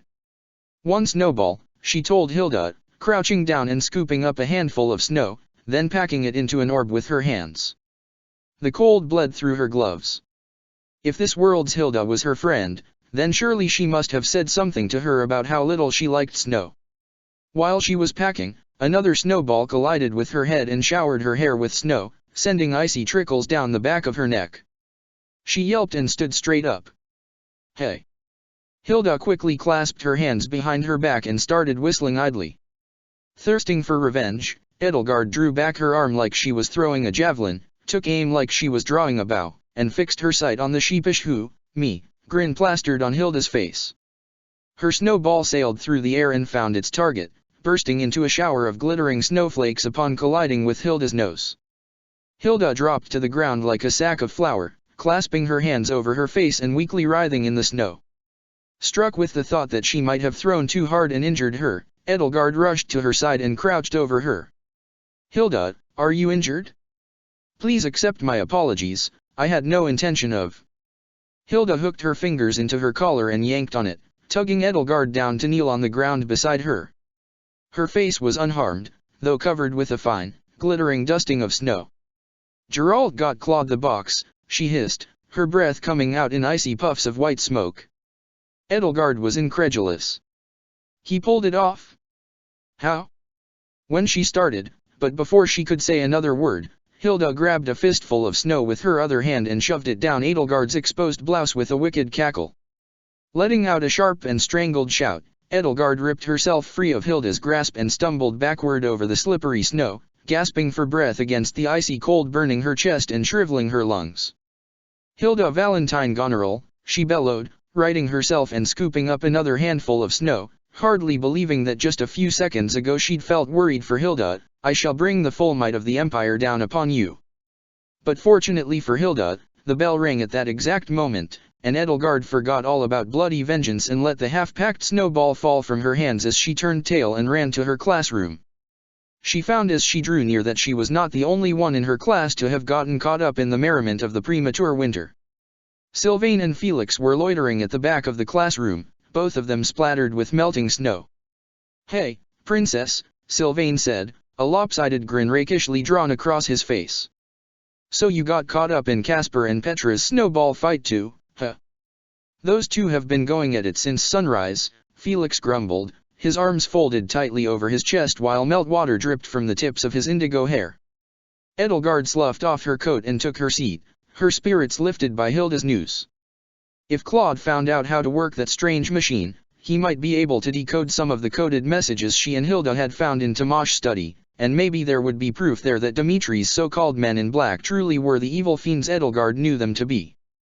Byleth had hardly gotten partway through her lecture before the doors burst open, letting in a gust of frigid air and a flurry of snow. Geralt trudged in, stamping the snow off his boots and shaking a glistening crust of rime from his hair and beard. Snow glittered on his armor and cloak. Byleth stopped in mid-sentence, staring at her father. All other eyes in the classroom were fixed on the knight's imposing figure silhouetted against the cold sunlight pouring in behind him. We've got to go, Geralt said to her, as gruff as he was breathless. Now. She set down the pointer she'd been using to trace the battalion formation she'd drawn on the blackboard and the cue card she'd been reading her lecture off of. What's going on? She asked him. The situation in Remire has changed, he said. Drastically. Dmitri shot up out of his seat and stood straight up. Remire, he gasped. Captain Geralt, what is going on? Something's been killing the villagers. Now I hear they've sighted demonic beasts and the town's been set alight. We don't know much more than that. But we've got to move, Byleth. Get your things. His words chilled Edelgard's heart more than any amount of snow could. Remire was happening. Now. Byleth nodded. I'll be right with you. Class dismissed. Professor, let us come with you, Dmitri said. You two might need our help. Besides, I owe the people of Remire as much as I owe you. If it hadn't been for their hospitality, Claude, Ferdinand, and I would never have met you. I'm okay with it, Geralt said. The villagers might need evacuating, and in that case, the more manpower, the better. If it's all right with you, Byleth. It's all right. Byleth's gaze, serious and cold, swept across the classroom, meeting each of her students in turn. Class, let's go. She needed to say nothing more. Each student rushed out of their seats and followed their professor's lead across the monastery to the armory and the stables, where they would collect the swiftest horses available. Ingrid tended to her Pegasus, while Dida helped Dmitri double-check the harness on his wyvern, which Dmitri had seemingly grown fond of during his flight training. All of the students traded their uniforms for armor and picked out their weapons, some like Didu and Raphael preferring thick, heavy plate armor while others such as Felix and Bernadetta picked out lighter, less restrictive armor that would not hamper their movements. A heart-pounding flurry of steel and leather later, with not a spare second wasted, the Blue Lions underwent their transformation from students to soldiers and bared their lances, axes, swords, and bows at the gate to Gareg Mach. Before the class could depart, a familiar voice rang out in the air. Wait! Hubert von Vestra called out, projecting his gravely rasp of a voice. He stood before them, already clad in his mage's robes, stooping over and resting his hands on his knees to catch his breath. Hubert, Edelgard said, shouldn't you be in class right now? Professor Eisner, he said, offering her a polite bow when he'd composed himself, I request your permission to accompany Lady Edelgard. As her vassal, it is my duty to protect her. The Hubert she knew wouldn't have even bothered asking for permission if he were in his doppelganger's shoes, or if he did, he would have already made up his mind to follow her regardless of whether he was told yes or no. This Hubert was not quite so disdainful of authorities other than his liege. Understood, Byleth responded, offering him a nod in return for his bow. Get a horse and follow us. We're headed to Remire. And be quick about it, Geralt told him as he turned tail and rushed back toward the stables. Edelgard followed the rest of her class down from the monastery's nest in the mountains to the sleepy little town nestled in its forested foothills in a daze, asking herself over and over again a question that had no answer, why now of all times? Had the theft of Solon's machine accelerated their timetable? Or was this simply the way events were meant to play out in this world? Just how valuable was her knowledge of her own world, her own past, in this world?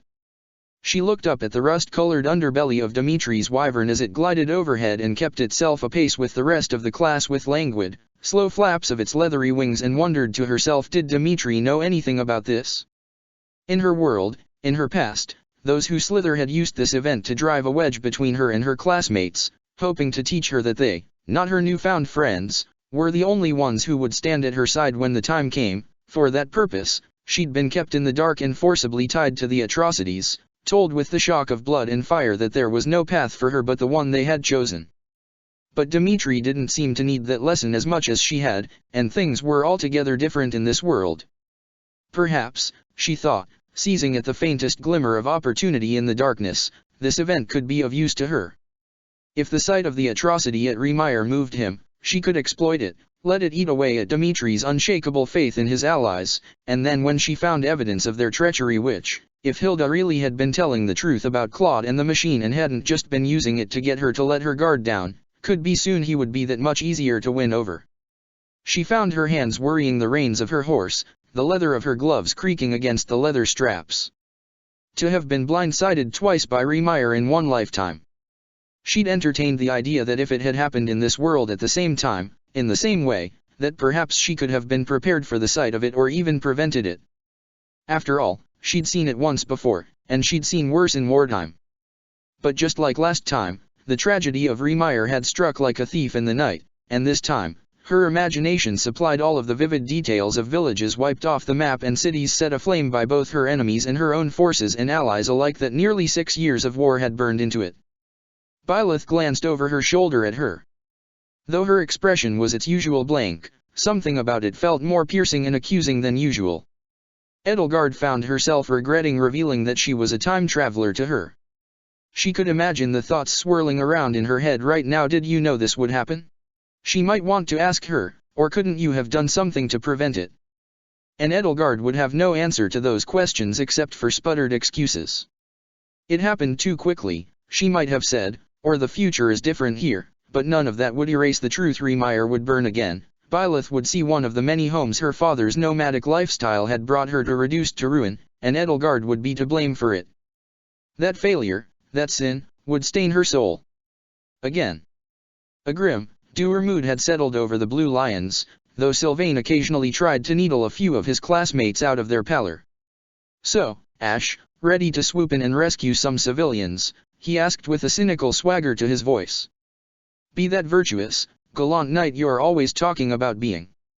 "Shut up, Sylvain," Ingrid snapped. "This is serious." She spurred her Pegasus on and caught up to Edelgard, reaching over and taking her by the hand. "Edelgard, are you all right?" she asked. Hearing her voice cut through the murk and the pressure of her gloved hand curling firmly around her wrist, Edelgard snapped out of her dazed musings and shook her head as though to dislodge her thoughts from it. Anxiety churned in her gut. "I'm just worried. The people of Riemeyer are. They're kind people, or so I hear. I can't believe that something so horrible could happen to them, and so close to the monastery." Hubert flanked her other side, riding on a sable mare as dark as his shadow. "Whatever horror awaits us here, Lady Edelgard," he assured her, "I shall see to it no harm comes to you." "Thank you, Hubert," she said, "but it isn't me I'm worried about." "Don't worry," Ingrid added. "Whatever we find there is out of our control. And whatever we can do to help them, we'll do," Ingrid replied. "Right, Professor."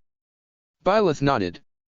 A low, rumbling roar shook itself through the ground, deep and distant, rattling the branches of the trees.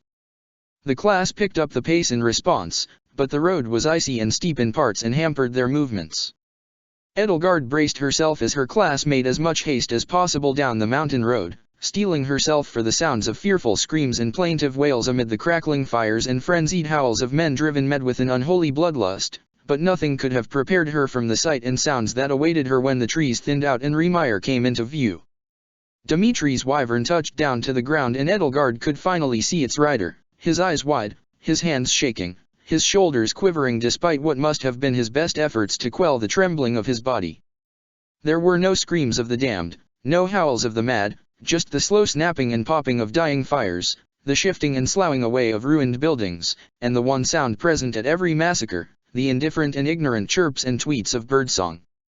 All of the Blue Lions stared in horror at the razed fields and ruined buildings, the flattened heaps and broken mounds of shattered stone and splintered wood that had once been farms and houses and barns and stores, the grey ash twirling down from the heavens, a grotesque mockery of a gentle snowfall, defiling the snowy ground with its touch, the sprawled bodies, some of them bloodied but most of them burned, lying in the dirt roads and protruding askew from the wreckage of homes that had become tombs, nearly indistinguishable from the rest of the debris.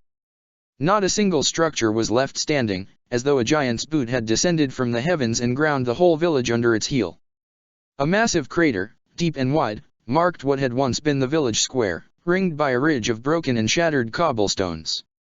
Nothing moved except flickering tongues of flame and curling columns of smoke, the occasional rustling of an unstable pile of masonry as the last vestiges of the flattened buildings shuddered and fell flat to the ground, and the impertinent flitting to and fro of a few small animals here and there, none of which were aware of the magnitude of the tragedy they had intruded on. Riemeyer was already gone. Chapter 14, The Fire in Which We Burn. The desolation of Riemeyer stretched before the Blue Lions, achingly vast and flat, it and its souls reduced to a scorched and blackened blotch on the snow-dusted land. There was, save for the birds, nothing but sickening silence, a ringing, hollow silence, deafening in its vast emptiness. A weak and pitiful retching sound broke that silence, and Edelgard glanced over her shoulder and caught sight of Hubert leaning over the side of his horse and vomiting onto the snow, hot yellow bile and fragments of half-digested breakfast splattering the ground. The Hubert Edelgard knew wouldn't have even flinched at the sight, but this one had never seen such carnage in his life even at a distance, let alone up close. "Hubert, are you all right?" Edelgard asked him, swiftly dismounting and helping him down off his horse, mindful of the steaming puddle of sick eating into the snow. His legs wobbled as he dismounted, his knees knocked. "I will be fine," Hubert assured her, sniffling as he produced a handkerchief from within his robes to wipe a few lingering traces of bile from his nose and lips. "Goddess commend those poor people's souls." Though they hid it well, even Geralt and Byleth were shaken, the two of them sharing an apprehensive glance. "Class, fan out and search for survivors," Byleth said, more curt than usual. "Fath Captain, circle the perimeter with me. Ingrid, take to the air with Dimitri and see if whatever did this is still in the area. Edelgard, direct the class's further movements on the ground." Edelgard bowed. "Yes, Professor." Dimitri let out a sharp, pained-out cry and fell to his knees, clutching his head with both hands, worming his black-gloved fingers into his snowy silver hair. His wyvern, concerned for his health, arched its long neck downward and brought its scaly cheek to his to comfort him. "The boar won't be flying today," Felix observed. "I can do it," Dimitri said, as though to spite him, although his palms still ground against his brow and his words slipped through gritted teeth. His shoulders were bucking like an unruly horse in need of breaking in. Edelgard took to his side, offering him her hand. "Dimitri, do you need help standing?" she asked, puzzled by his sudden shift in demeanor. "No," he said, pulling himself up to his feet and letting his hands fall to his sides. His chest heaved, rising and falling dramatically with each deep, ragged breath. "Are you okay?" Byleth asked him, her brow furrowing slightly with concern. "Don't worry about me. I'm fine. Don't waste your time on me." He pulled himself back up onto his mount. "With me, Ingrid. When we find out what did this, we shall slay it and drape its entrails over this ruin as vengeance for the fallen. I hope it's long gone, whatever it is," Bernadetta said, shivering, as Dimitri and Ingrid took off with mighty flaps of their mounts' wings and Byleth and Geralt rode out along the edge of Remire where the wasteland met the tree-line. "Me too, Bernie," Annette admitted. "Whatever in the world could flatten a whole village like this, I don't want to run into it." An uncomfortable frown crossed Sylvain's face. Edelgard suspected he was reflecting on the massive beast his brother had transformed into and the havoc it had wrought on Conan Tower. "With Dimitri and Ingrid up there, we've got nothing to worry about," Raphael said. "Kmin, Didu, let's get to work on those piles of rubble. There might be people under there." "Well said, Raphael," Edelgard said. "You and Didu, start with the tavern." She pointed them to one of the larger rubble piles. "Bernadetta, Ash, Ignatz, keep your eyes on the trees. Sylvain, Felix, sweep the western quadrant with me to start. Annette, stick with Raphael and Didu in case they find anyone in need of healing. Hubert, stay at my side."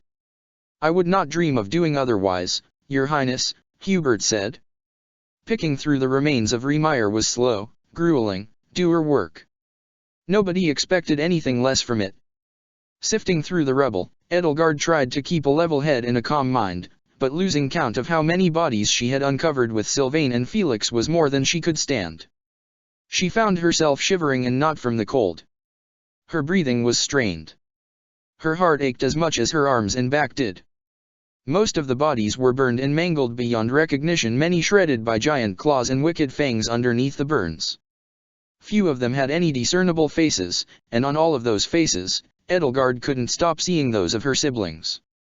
It was impossible to judge the passage of time with the oppressive coverage of the grey clouds hanging motionless overhead. When Edelgard stopped, she felt as though she had been marching in full plate armor for a week.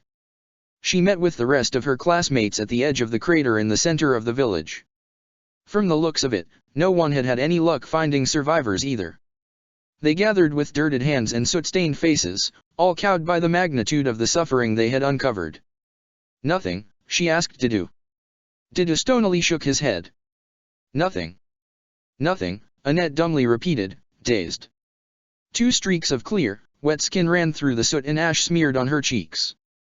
Dimitri and Ingrid touched down at the same time Geralt and Byleth returned from their patrol. Nothing, Dimitri growled, seething. Nothing we can see from the air. Sylvain looked down into the crater and scuffed his boot on the edge. Only place we haven't looked is this giant hole in the ground, but I'm not expecting us to find any survivors down there, either. I still can't believe it, Geralt said, shaking his head in dismay. I don't know what in the world can tear down a village so quickly. I only got the report this morning Riemeyer was here last night when I left it. From the looks of it, Sylvain said, everyone here was either mauled or burned to death, or both. And then the whole village came down on them maybe to cover up whatever killed them. Whatever it was, it's long gone, Ingrid said. What if it's headed to the monastery next? Byleth wondered. Edelgard wondered how far backward Byleth could wind the hands of time with Suthi's power. Surely there had to be a strict limit on how she used that power, otherwise, she would have been able to reach Riemeyer before tragedy had befallen it. At any rate, Suthi's didn't seem to be manifesting herself today. Edelgard wondered if even she was overwhelmed by the devastation. If there's really no one left here, Ignatz said, then we should head back to the monastery and warn them. I wish it wasn't so, but we've done all we can here, apparently. Ash let out a heavy sigh, struggling to keep his face together. I agree, Professor. We can't let this happen anywhere else. It won't. We must hunt down the beasts responsible for this. Dimitri insisted, quaking with rage, and flay them to their bones. He punctuated his violent exclamation by snapping his lance over his knee. If we allow their filth to exist, we are no better than they are. Edelgard nodded. You're right, Dimitri. We can't allow whatever did this to continue doing as it pleases. This senseless loss of life is, she took a deep breath and tried to keep her voice from cracking as it squeezed through the lump in her throat. This senseless loss of life should never happen again. Inwardly, though, as rattled and as emotionally drained as she was, Dimitri's violent outburst was heartening. If those who slither in the dark could be tied to this event, his cordial relationship with them would be over. But it's up to you, Professor, she added, addressing Byleth. You and Captain Geralt are the authorities here. Byleth cast one more glance around the desolate wasteland from atop her horse. Ingrid, Dimitri, fly back to Garreg Mach and let the other knights know what happened here, she said. The rest of us will. She took a look at her students, studying their weary faces. It couldn't have been long past midday, but they all had weary faces. Edelgard was sure she was no exception. Geralt let out a sharp, frustrated sigh through his nose, then clapped Byleth lightly on the shoulder.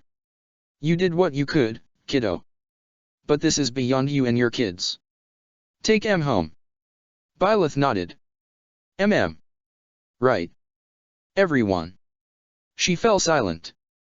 Her eyes rolled up into the back of her head, showing all whites and just a sliver of blue, and with arms falling to her sides and legs going limp, she fell off her horse and crumpled to the ground. Edelgard felt 1,000 axe blades bury themselves in her skull at once, splitting like being torn to splinters. She felt herself stretched between two worlds at once, felt her armor heavy on her shoulders and her crown heavy on her head, at once saw the desolate grey of the devastated village and the splendid hall of her palace. The ringing, throbbing, pulsing, pounding, agonizing pain grew so white-hot that it all vanished into noise, and... Lady Edelgard! Lady Edelgard, wake up! She had never heard Hubert so panicked in years, and when she cracked her weary eyes open, his face filled her vision. Hubert, she gasped. Professor, are you all right? Dimitri cried out, his voice ringing in unison with at least half of his classmates. A bone-chilling howl tore through the air, sounding almost human in its anguished cry before suddenly growing louder, deeper, darker, wetter, and above the trees, there stood a wicked black beast, its long and thin and lanky limbs covered with striated bands of tar-black muscle and iridescent blue-black scales, its wedge-shaped head splitting open on 3 axes to reveal a mouth like a blossoming flower lined with razor-sharp teeth. It let out another gurgling howl as the figure riding on the top of its head, a figure draped in furs and wearing the bleached white skull of a horse as a helmet, lifted his spear.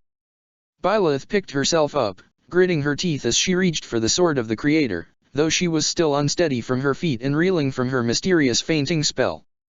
"Good Goddess Almighty," Hubert gasped. "What manner of hellish beast is that?" "Ash, Bernadetta, Ignatz, aim for the person riding that thing," Byleth ordered. "They might be controlling it somehow." Another splitting headache struck both her and Edelgard again, throwing both of them off their feet, and when Edelgard's vision cleared, she saw a column of red light burst out from one of the debris piles and coalesce into a familiar figure. Familiar but not one she'd expected to see here. Tamash. Dmitri gripped the two halves of his lance tightly enough that the wood splintered in his grasp. "What are you doing here? Dare I even ask?" "Tamash." Solon cocked his head quizzically, a bemused little smile playing on his soft, genial face. "Oh. I forgot I was wearing this. How embarrassing." And then, like a snake shedding its skin, the face and clothes of Tamash the librarian unraveled themselves and sloughed off of him, revealing a withered, ancient body clothed in ornate black mage's robes with skin as pale as a corpse, lips tinged blue, fat and worm-like veins throbbing on a swelled forehead, and wisps of white hair clinging to the back of his head. His eyes were entirely pitch black, not a speck of white, save for the golden rings of his irises. "I am not Tamash. My name is Solon, the savior of all." Immediately following his introduction, Bernadetta screamed and shot at him twice. Both times, a cloud of black miasma surged forward to protect him and incinerated the arrows. Solon cackled and stepped closer to the class as the beast behind him and its macabre rider emerged from the woods. The curved claws on its forepaws and hindpaws were grotesquely disproportionate to its body, splayed out and curling into the violated soil like a mole's paws. "What's the matter? Are you all petrified from fear and shock? Did my disguise fool you all so easily?" He smiled and licked his lips. "My hypotheses were correct, Professor. To wound the web of time, to plunge a dagger into the tapestry of the fates, is to wound you, Felstar, and I shall exploit my theory to rid the world of your filth once and for all." Edelgard watched as Solon splayed out his arms and conjured a roiling orb of black and violet flames, and on instinct, she took her axe and charged at Solon, the strength returning to her weary limbs out of sheer desperation. "Solon! You will not escape punishment for this." "Ha!" Solon hurled the fiery orb at her instead. Bold words for an insignificant beast. Edelgard weaved out of the path of his volley. Insignificant, was she? Dmitri charged at him as well, wielding half of his lance as a long dagger. "Disgusting fiend! I will tear you to shreds with my bare hands. If you insist on turning your blade against me, then expect no mercy." Solon cackled, transforming the ground beneath his feet into an impassable mire of luminous black sludge that quickly rose to his ankles and stopped him in his tracks. Enraged, Dmitri simply threw his half-lance and impaled Solon through the shoulder. The screech of pain that tore itself from Solon's mouth was horrendous, but at this moment it was more beautiful than any of Dorothea's arias. Edelgard couldn't have dreamed for a better outcome. Solon was openly showing his true colors, not just to Dmitri, but the entire class. The whole world made sense again at last. As Solon stumbled backward, she swiped her axe at him, only for the beast's paw to come crashing between them. Hubert quickly grabbed her and yanked her backward as the beast's claws tore through the air. There was a sickeningly wet tearing sound. Hubert lost his grip on Edelgard and fell to the ground, 3 deep furrows dug into the side of his arm and bleeding profusely. Blood splattered the ground. "Hubert!" Edelgard gasped, grabbing him and taking a look at the wound. It was deep enough to show hints of bone. Blood pooled on the ground where he'd fallen. "Annette, over here. I need a healer," she called out, hoping that Annette could hear her across the town and could reach her in town. "No need, Lady Edelgard," Hubert hissed through gritted teeth. He clasped his hand against the wound and a film of bloody ice grew over it, freezing the wound shut. "This will do for now, run." The beast's claws came down again. Edelgard threw Hubert over her shoulder and ran for it, casting a fireball at the beast's head and scorching its wide-open mouth as she retreated. He was a lead weight, limp and weak, his life fading fast. Her heart pounded furiously against her ribcage.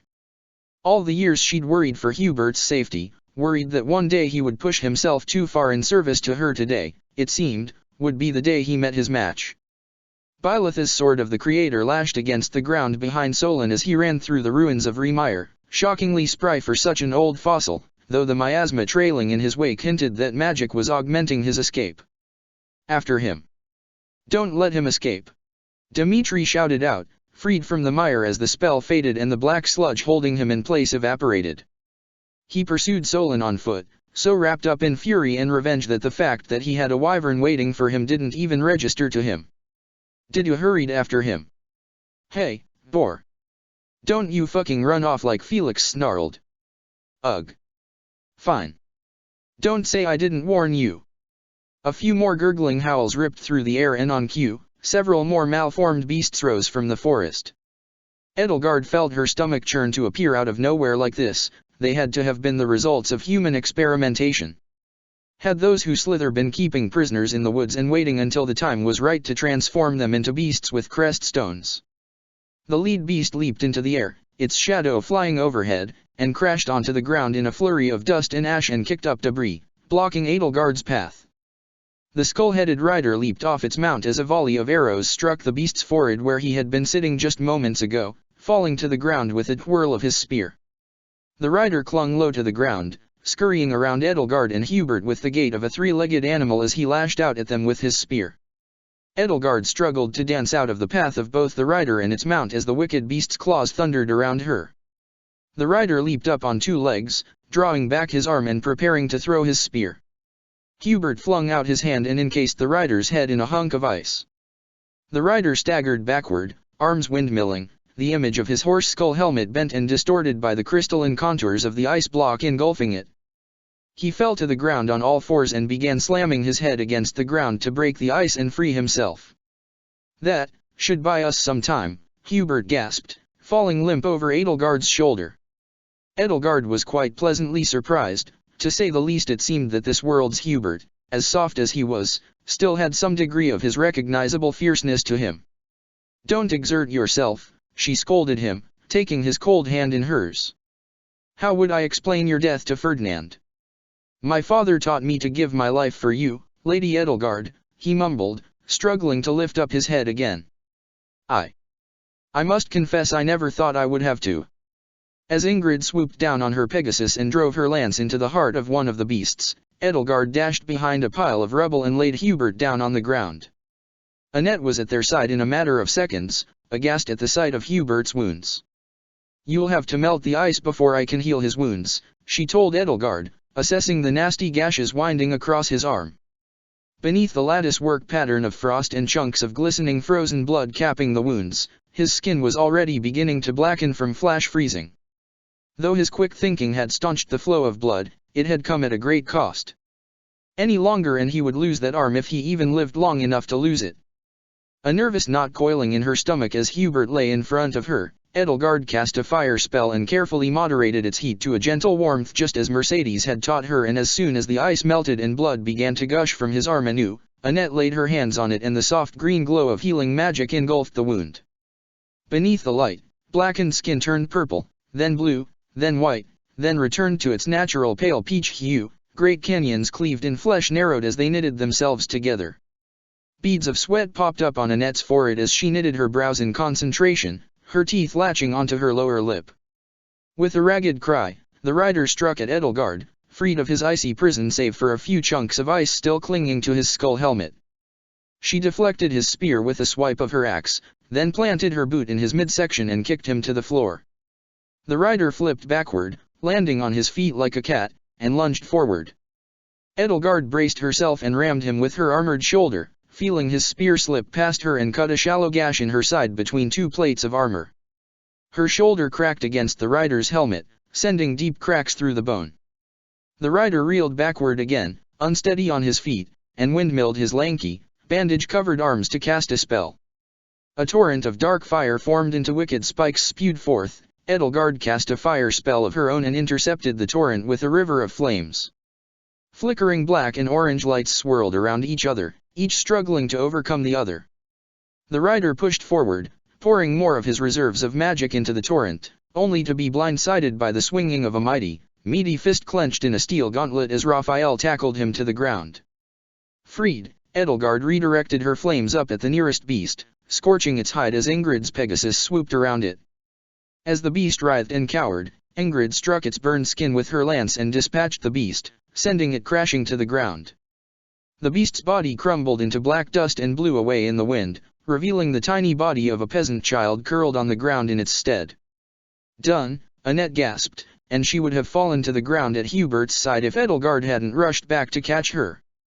Her skin was pallid and clammy, her chest heaving. "I think I'm spent," she muttered, sweat mingled with soot dripping off her face in grey rivulets. Hubert sat up, gingerly feeling the healed though still bruised and bloody skin on his arm. "Thank you, Miss Annette." He looked up at Edelgard. "Lady Edelgard, you have become far too reckless." "I have become too reckless," she shot back at him, though she couldn't disguise a smile at the sight of him alive and unmaimed. "How are you feeling?" "Well enough to serve you for 100 more years," he said, sounding much more like the Hubert she knew so well.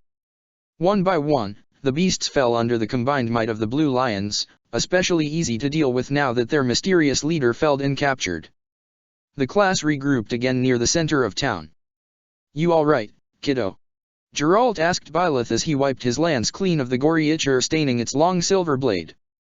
"I'm fine," Byleth said, wiping the sweat from her brow with the hem of her jacket while the blood staining her sword of the Creator sizzled and steamed from the heat of the bony blade.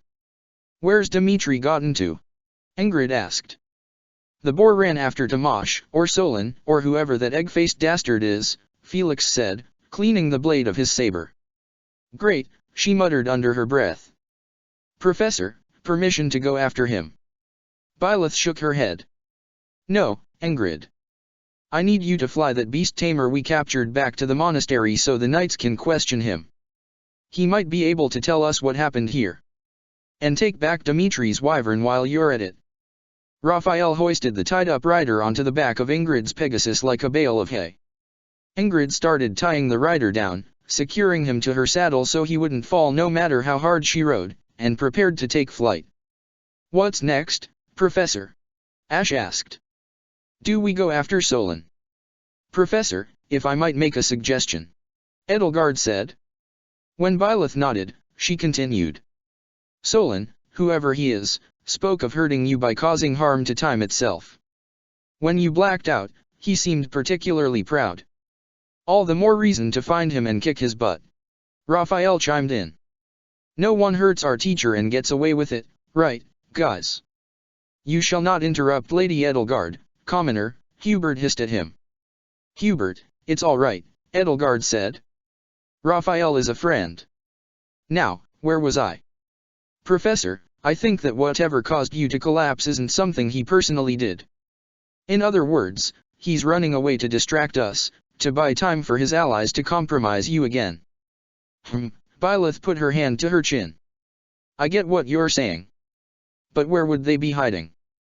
As Ingrid took off with her passenger and sailed into the sky with Dimitri's abandoned wyvern in tow, there was a low, deep rumble. Edelgard suspected another beast was about to emerge from the woods, but instead, a plume of dust and smoke exploded from within the crater in the center of town and a beam of violet light lanced out, cutting through the gray skies. For an instant, Ingrid's Pegasus was illuminated in a stark silhouette against the light and then a spray of blood spewed through the air and horse and rider fell to the ground. "Ingrid," she cried out, horrified as she watched a crimson rain carry her friend and her winged mount to the ground. The two of them vanished in the woods some distance away from the village. Byleth flung out her hand. "Suthies!" At that exact moment, Edelgard felt another splitting headache shatter her skull and fell to the ground, mirroring her professor, and when her head cleared and her mind was firmly anchored back in this world, she understood. These splitting headaches, these temporal incursions, whatever Hanneman and Linhard would call them in their research, they were being engineered by those who slither in the dark specifically, by the looks of it, to interfere with that strange power Byleth and Suthies possessed to reverse the flow of time and undo events. And that meant that Ingrid. Byleth quickly collected herself. "Geralt, Annette, Ignatz, go to Ingrid. Now." The urgency in her voice was rare indeed. She was faced with the rare mistake she couldn't undo and the permanency had rattled her. It all made sense to Edelgard, suddenly. So many things about her made sense. How she would sometimes react to changing conditions on the battlefield with indifference even when her students were caught off guard, how she would sometimes act unusually protective of certain students in certain situations, as though she'd foreseen an especially gruesome fate befall them and sought to forestall it. "Oh, my dear Byleth," Edelgard thought, shaken, "how many times have you watched me die? Go to Ingrid. Make sure she's okay."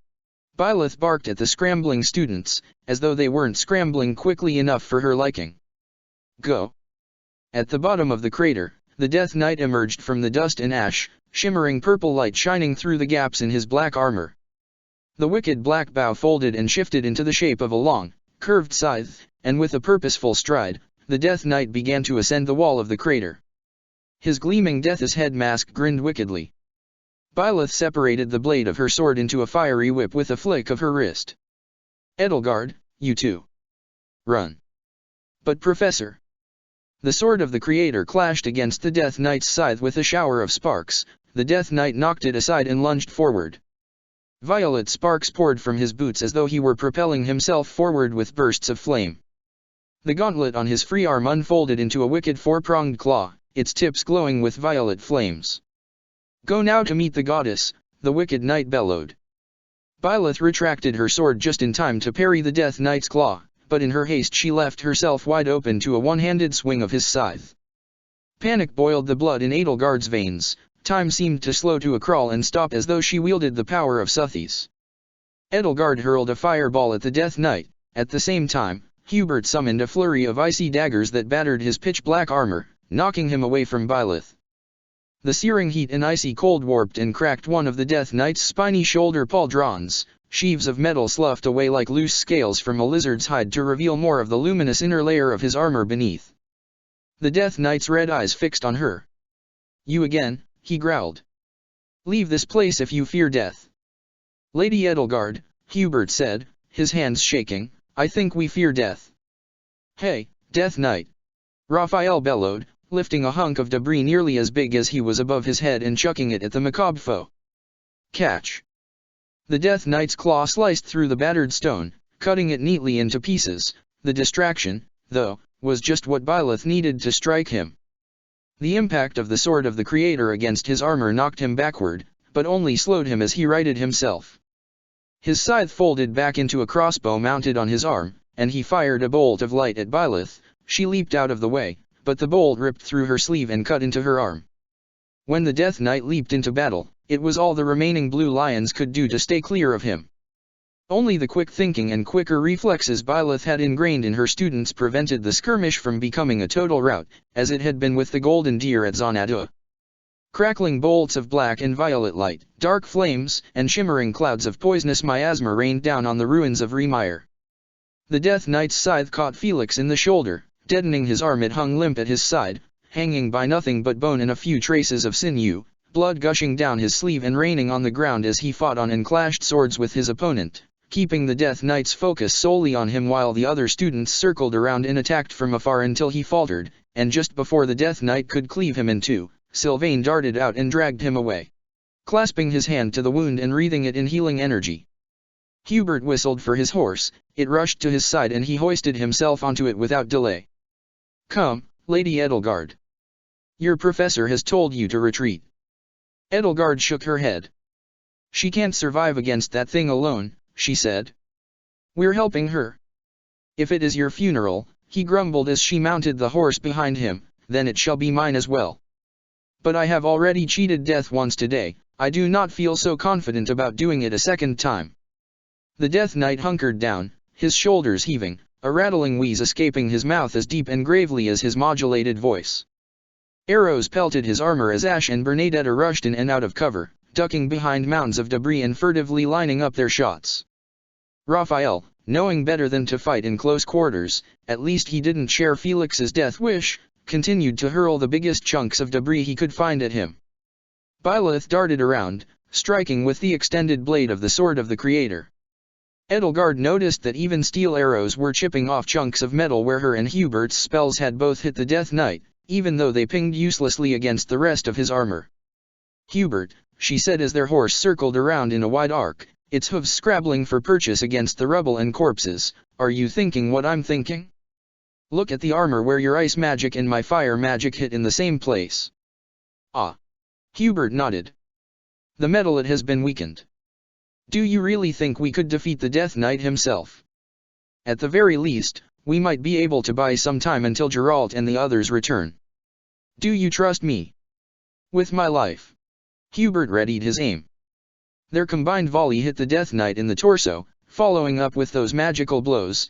Byleth slashed at him with the sword of the Creator, shattering his black breastplate. The blinking lights on his breastplate flickered and went out.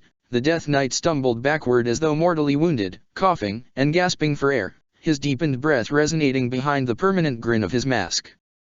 The violet light shining throughout the inner layer of his armor flickered and faded to a dull gray and went out, and with that, the Death Knight's armor folded back up as though to better protect him, sealing the inner layer.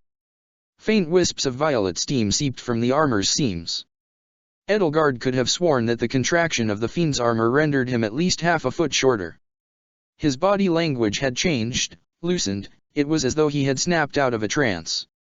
His head turned from side to side, the fixed grin on his mask somehow looking less ghoulish and more nervous. Byleth gritted her teeth and prepared to strike a killing blow. Hubert and Edelgard readied themselves for another combined attack. Ash and Bernadetta took aim. The Death Knight coughed and cleared his throat. How frightening, he rasped, his voice deep and sonorous. Won't you please, go easy on me? The half-second of bemusement was all the Death Knight needed to aim his arm-mounted crossbow at the ground and fire, the impact of the bolt throwing him into the air. The Blue Lion's combined attacks missed him by a wide margin. In midair, he cast a warp spell and vanished in a pillar of red light, leaving no trace of his presence save for bits and pieces of cast-off armor lying amid the ruins of Remire. We frightened away the Death Knight himself, Hubert gasped, a nervous smile arcing across his face. Lady Edelgard, I find myself in awe of your genius. Edelgard barely heard his praise. The Death Knight's last words rang in her mind. Had she ever heard those before? They sounded so familiar. And why had he retreated so suddenly? Even though the outer layer of his armor had been damaged, the inner layer had seemed impenetrable. Was his stamina so low? He reminded her of Lysithea, immensely powerful and yet quickly worn out. And all that heavy armor and that persistent cough could not have made fighting easy for him. Hubert let out a deep sigh and slumped over on his horse, thankfully patting its silky black mane. It is no wonder you have become so tough, he said to Edelgard, interrupting her train of thought, if these are the sorts of missions the Blue Lions go on. Yes, Professor Byleth is a firm believer in hands-on experience, Edelgard said, catching her breath. Her ribs ached, her hands tingled painfully from all the fire she'd conjured, and her head pounded in time with her heart, her eyes aching as though someone were pressing iron blocks against them. Errant blows from the butt of the Death Knight's scythe had left a few nasty dents in her breastplate that dug painfully into her chest, driving sharp pains into her lungs with every breath. Frustrated, she unbuckled and tossed aside the breastplate. Though it left her exposed, she'd only be a hindrance if she couldn't breathe. Lady Edelgard. Hubert protested. Breathing came much more easily to Edelgard now, though there was still a bit of pain. She might have bruised or fractured one or two of her ribs. I'll be fine, she assured him, filling her lungs. It wasn't doing me much good as it was. Byleth came up to her, sheathing her sword. A gash on her left shoulder sizzled, smoke curling in little wisps from the ragged burn that had eaten through the sleeve of her jacket. Edelgard. Professor Byleth, Hubert said. Your teaching has transformed Lady Edelgard into a tactical mastermind in only a few short months. The rumors about you, it seems, are true. He dismounted and approached her. Would you like me to take a look at your arm? That'd be nice. Thanks.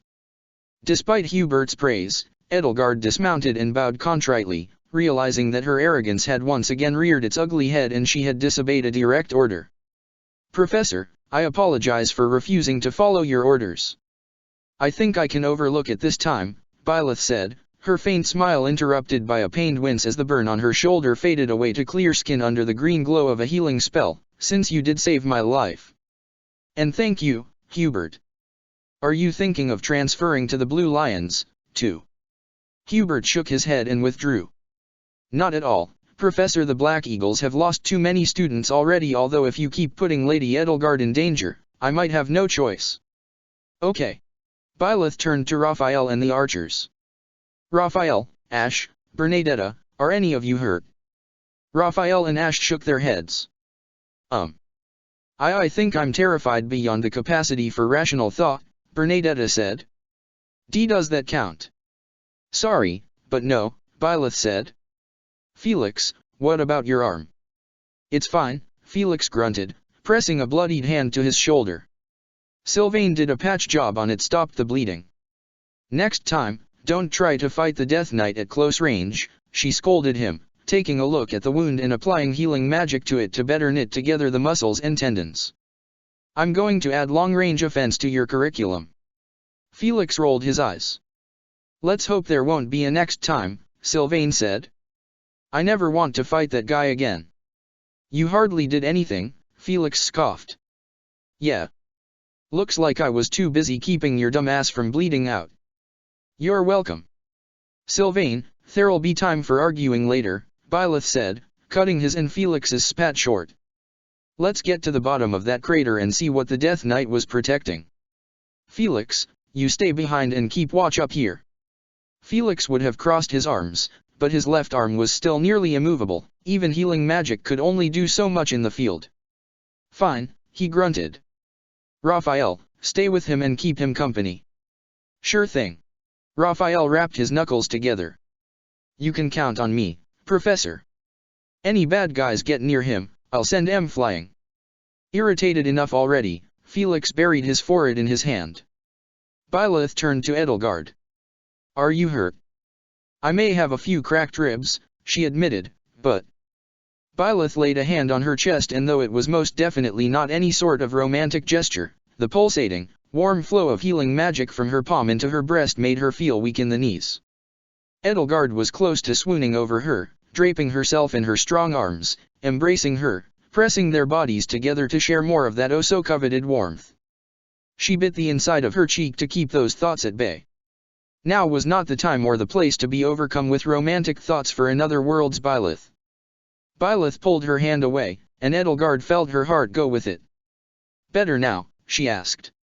It took Edelgard a while before she remembered how to speak. Why yes, Professor. All better. Professor, maybe if you kiss her boo-boos, they'll heal even faster, Sylvain teased her with a body wink. That is completely and utterly unnecessary, she blurted out as Byleth stared bemusedly at him. What's a boo-boo? Byleth asked, in all seriousness. Never mind, Sylvain said. Let's go. Bottom of the crater, right? She nodded. Edelgard glanced back over her shoulder into the woods where Ingrid had fallen, but pulled herself away and put her thoughts elsewhere. It would do her no good to ruminate on her classmate's fate, whether she was alive or dead was not up to her anymore. They carefully descended the wall of the crater, and at the bottom, hidden by a pile of debris that had collected near the center until the Death Knight had burst out of it, were the remnants of a tunnel buried under the earth, propped up with wooden supports lining the walls and ceiling like a mineshaft. Lanterns hung from the rafters, but the glow from within them was too steady and too coldly white to be from any normal sort of flame. Black ropes crawled across the ceiling, snaking from one lantern to another and slipping into the shadows. Those who slither in the dark were living up to their name, Edelgard thought. Somehow, without anybody noticing, they had tunneled under Remire. How many months had they been digging without being noticed? Tunnels like this simply did not spring up overnight. Before venturing into the shaft, Edelgard studied the rubble strewn about the crater one more time. There were chunks of stone there, she noticed, that did not match the masonry used in Remire's simple, humble houses, wrecks of twisted metal protruding from soil and resting against rock, little bits and bobs here and there made of materials she couldn't begin to describe. Those who slither, perhaps, had been housing some technological monstrosity beneath the village square, perhaps it had exploded and formed this crater. Everyone stick together, Byleth said, leading the rest of the students into the tunnel. We don't know what we'll find. Maybe we'll find more Death Knights, Ash said, a worried frown pinching his face. Maybe we should wait for the others to get back, Bernadetta said. Byleth pursed her lips thoughtfully and raised a hand to her forehead. Edelgard could tell she was weighing her options between finishing this quickly before those who slither could induce another one of those debilitating headaches or worse, or waiting for more backup. Suthies appeared at her side, looking unusually pale and haggard. Apparently, wounding the web of time did more damage to her than it did to Byleth. She rubbed her temples wearily. I am not typically an impatient person, she said, but if these strange people are inducing these awful migraines to do us harm, then we should destroy them before they get another chance. She looked at Edelgard, and Edelgard wondered how much she must enjoy having somebody else who could see and hear her. What do you think? It's your call, Professor, Edelgard said to Byleth. I would suggest striking swiftly, but this could be a trap. Byleth nodded. I'll press onward, she said. You five will back me up. If it's a trap, we'll just fight our way out of it. Would that I had your boundless optimism, Professor, Hubert muttered. Stay close to me, please, Lady Edelgard, for your own protection. The six of them descended below the ruins of Remire. Tunnels snaked under the village, it seemed, in a parody of its roads. The occasional shaft traveled upward to the surface, no doubt hidden under the mounds of rubble left behind from the humble houses that had once stood atop the ground. Something's bothering me about the Death Knight, Sylvain said, keeping his voice low as Byleth and her remaining students crept through the tunnels, sticking close to the shadows. Something seems familiar about him. And I've got the sneaking suspicion that he was pulling his punches. Like he was toying with us. That was toying with us, Bernadetta said. I'm with Bernadetta, Ash said. He seemed to want to kill us. No, he took down the golden deer more handily, and they had their entire class, Edelgard said. Right, you get it, Princess, Sylvain replied, letting himself grin. And think back to when we met the Hurricane King in the catacombs when Flane went missing. The Death Knight told him to stand down. I get the feeling that for all his talk, he doesn't want to kill us. Ah, yes, he only wishes to horribly, grievously maim us, Hubert said. That is much better. He didn't seem much more relieved. Byleth stopped, silenced the students with her finger to her lips, then motioned Ash and Bernadetta onward. Two arrows zipped quietly through the air, two short, sharp, quiet gurgling noises faintly penetrated the darkness. The class pressed onward, barely pausing to step over the bodies of two blue-clad soldiers who had been moments ago standing guard before the archers' arrows had found their throats. Edelgard recognized their uniforms, the same armor and colors that had been worn by the Hurricane King's soldiers in the catacombs months ago. Ash looked down at the corpse he had made and winced, his lips puckering like he'd swallowed a lemon. Beyond the guards was a well-lit cavern deep beneath the earth, its floor and walls lined with large tiles of smooth gray stone. Long panels embedded in the ceiling cast a harsh white light down on the chamber, illuminating a ring-shaped monument that stood in the center of the chamber. Esoteric machinery, tubes, and copper coils and blinking lights, indescribable devices forged from burnished steel, clung to the ring around its outer edge, and coils of multicolored rope snaked out of it to rows of metal desks and glowing glass panels. Around the ring, blue-clad soldiers mingled with black-cloaked mages. The mages all wore beaked black masks that hid their faces. Cold blue light illuminated the contours of their masks as they tapped on their glowing glass panels with gloved fingers. Those are the guys we saw in Xanadu, Sylvain hissed, pointing at them. A mezzanine ran around half of the cavern, overlooking the ring and its attendants. A man in a warlock's cloak and a brimmed, peaked hat, long decorative feathers lining his collar, placed his hands on the iron railing before him and scowled down at the mages. Hurry the fuck up. How many more tests do we need to run before we get it right? As many as it takes, Myson, one of the mages shouted back. Well, it had better take just one more run. How much time do you think those brats and Solon bought us? He snarled, pointing at the mage who'd answered. Talk back again and I'll march you into the arch next. He pointed at one of the soldiers. You. Tell me you rigged those explosives like I told you to. Yes, the soldier replied. I rigged those explosives like you told me to. I don't get why we need to waste all this Semtex, another soldier piped up. Can't we just set the reactor to melt down or something? Tokamaks don't melt down. Didn't they teach you anything at Shamhala, or are you just another meathead they grew in a fucking tube? Myson flung up his hands. Run another test for 10-13-735, coordinates 00, and get the fucking Y value right this time. I don't want us having to scrape more bodies off the walls. We only need to do this right once and then we can go home and blow this shit. The air within the giant ring began to shimmer like heat haze off a road in the desert, the wall behind it rippling and fluttering. Edelgard immediately felt her jaw clench. It was as though her teeth and eyes were vibrating in her skull. That is it, Suthis gasped, her translucent form flickering as she hovered over Byleth's shoulder. That horrid monument, I am sure of it. We must destroy it. Byleth bared her blade, the sword of the Creator blazing to life in her hand. Take them down, she commanded her students, and Edelgard was pleased to oblige. The Blue Lion's attack was swift enough that at first, those who slither had no recourse against it. Edelgard's axe found purchase between two plates of a soldier's armor, cutting to the bone, slicking the smooth stone floor with blood. Arrows flew through the air. Ice and fire ripped through the air, puncturing armor and leaving scorch marks on the ground. The blade of the sword of the Creator whipped through the air, a fiery arc lashing across stone and steel. Though the battle was one-sided at first, it did not last. The soldiers and mages rallied around the ring, mounting their defense as the shimmering air within it turned luminous and became a curtain of shimmering white light. A low, thrumming hum filled the air, and Edelgard could feel the vibrations ringing in her bones, in her axe, in her muscles. She wondered how long this could go on, as the vibrations became stronger and stronger, before every part of her body was as tender as a slow-cooked cut of meat.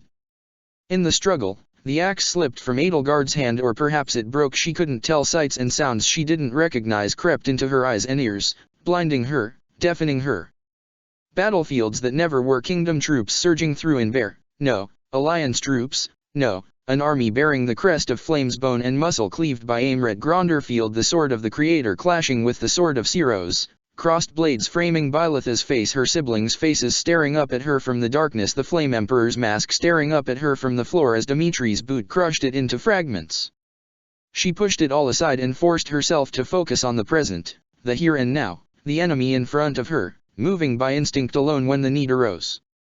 The persistent flood of illusions to her mind fought against her senses, delusion vying for supremacy against reality, as the low hum built to a high-pitched whine.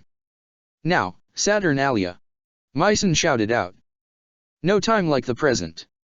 Chop chop! Edelgard found herself inches away from the shimmering curtain, disarmed, barehanded, grappling with one of the blue-clad soldiers, struggling to push his dagger away from her throat. Her boots skidded across the floor, the heat of the pulsating field of white light behind her shifted to the side as she dug her heels in and fought off her assailant. She felt the fluttering white aura curl her hair with its radiant heat. A vision flashed through her head as sudden as it was violent, visceral in sight, scent, taste, touch, like a second, secret world beholden only to her. She saw, heard, felt a cacophony of experience overlaid over herself, a dagger with an ornate golden hilt grinding against steel, gripped tightly in her hand, the soldier forcing her backward, an intense and prickling heat engulfing her arm as she was forced partway into the portal, a sickening squelch and crunch as bone and sinew tore away from her shoulder and ripped her right arm asunder. A concussive blast of ice knocked the soldier inside and he plummeted into the light, swallowed up in its radiance as though he'd fallen down a hole. The edge of his dagger nicked a shallow gash against her throat before slipping away and vanishing into the vast white abyss. Edelgard's head pounded as though it was splitting in two. She fell back, collapsing to the floor as hot blood poured into her armor and soaked into her clothes, the thick metallic scent stinging her nostrils. Lady Edelgard! Hubert cried out, rushing to her side and helping her up. Lady Edelgard, speak to me. My arm, she choked out, dazed, barely able to think of anything else but the searing, screaming agony of ripped flesh and shattered bone.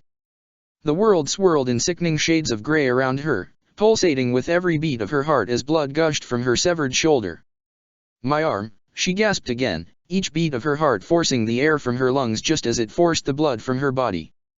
The reality of her mutilation hammered itself into her head, the reality that she had been torn apart, that this body had been irrevocably and irreversibly altered and wounded in a way that made all of the torture she had endured in her life pale in comparison. My arm, Hubert, I've lost. Zonata returned to her mind. The ancient dagger weathered by the elements resting in the sallow grasses of the ruins, the long-since rotted-away arm that had grasped it with skeletal fingers that had indeed been her dagger, and it had been her arm clutching it. The piercing hum fluttering in the air stuttered, stopped for a second, and grew into a whistling howl. The metal ring in the center of the room shuddered and the curtain of white light hanging within it began to shudder and convulse. Sparks flew from the wires and Byzantine metal contraptions coiled around the ring's outer edge, and the curtain rippled like a disturbed pond before bubbling and roiling like boiling water. It writhed as though in agony, shafts of light hardened into solid spears bursting from its surface and gouging holes in the walls, floor, and ceiling where they landed. The world around the metal ring began to ripple and swirl and stretch, distorting itself like light refracted through water. Metal and stone seemed to flow like water swirling down a drain. Hubert dragged Edelgard away as she struggled to regain her bearings, watching the world around her smear itself and flow like oil paints in water. Tendrils of light sprouted from the luminous curtain, which had now become a whirling vortex. The light clung to her, curling around her, grasping at her skin with a stinging, feathery touch. Hubert faltered, but before he could lose his grip on Edelgard, Sylvain and Byleth darted out and grabbed them both, hauling them away. The luminous tendrils loosened their grip and retreated back into the vortex. "Oh, fuck this," Myson grumbled from atop the mezzanine, clutching his hat tightly as a mighty wind began to blow throughout the room and into the heart of the vortex. "Abort the test run. Set off the explosives," he shouted out at whoever was left to hear his orders before vanishing in a column of red light. The luminous vortex swallowed up the last traces of the sparks he left in his wake. The blue lions huddled at the far end of the cavern, bracing themselves behind one of the metal desks as the wind rushing past them tugged on their clothes, their hair, their skin any stronger and it would start dragging them into the maelstrom, and it was growing stronger by the second. "You two all right?" Byleth asked Edelgard and Hubert. "I've lost my arm," Edelgard repeated, still in shock. "I've lost." With a puzzled furrow of her brow, Byleth took her by her wrists and lifted both of her hands into the air, both hands, completely intact. Edelgard was speechless. She'd heard, seen, and felt her arm rip itself out of her socket, and yet there it was. "Time itself is weeping," Suthies moaned, her translucent form flickering and rippling. Her skin was ashen, her eyelids heavy over her eyes. "What was, what is, what may be, what can never be, what have these monsters done? Can we leave now?" Bernadetta asked, straining her voice to be heard over the wind. "I'm with Bernie," Sylvain said. "Can we leave now, Professor?" A black-cloaked mage crawled out from behind another one of the metal desks, digging his fingers into the floor so desperately that blood seeped through his gloves from pried-out fingernails as the vortex tried hungrily to claim him. Hubert readied an ice spell. Ash aimed an arrow at him, but the mage held up one hand in an offering of peace. "Stop," he cried out. "I'm not your enemy." That thing, he pointed to the ring. The distortion around it had spread, the tip of his finger smeared across the air like a daub of wet paint across a canvas. "It has to be destroyed. There's been a localized causality violation and the Dirac tidal surge is causing a temporal resonance cascade." None of that meant anything to Edelgard, and it meant even less to everyone else. The howling sound of wind being sucked into the radiant vortex swallowed his words. "What does that mean?" Byleth called out. "It's bad." Suthi's intangible fingers bit into Byleth's shoulder. "This one speaks the truth," she told her, spitting the words through gritted teeth. "This is, in fact, bad." Of course, Suthi's the time child understood what all that meaningless jargon spewing from the mage's hidden mouth meant, although it didn't quite take that level of knowledge to know that what was happening here was, in fact, bad. "Why are you helping us?" Sylvain asked the mage. "Because I don't want to never have been born." He gestured to the vortex again. "There are explosives throughout the facility. We just need to set off one of them on a timer and the whole place will blow up." And that's good. Look, do you primitive apes enjoy linear time or not? No wonder Solon wants to call you idiots." The mage glanced at the vortex. "All I have to do is press a button and crank a knob. That'll give us 5 minutes to get out. Provided I don't, fall in." "What happens if you fall in?" Bernadetta asked, her mousy voice nearly inaudible. "You die, probably. Or worse." "I've got an idea." Ash spoke up, struggling to keep his wind-whipped hair out of his eyes. "Professor, if you extend your blade and tie it around both of us, and we form a sort of human chain, we can set off the thing and then you can pull us back." Byleth looked to Suthies, who was so translucent as to be almost invisible.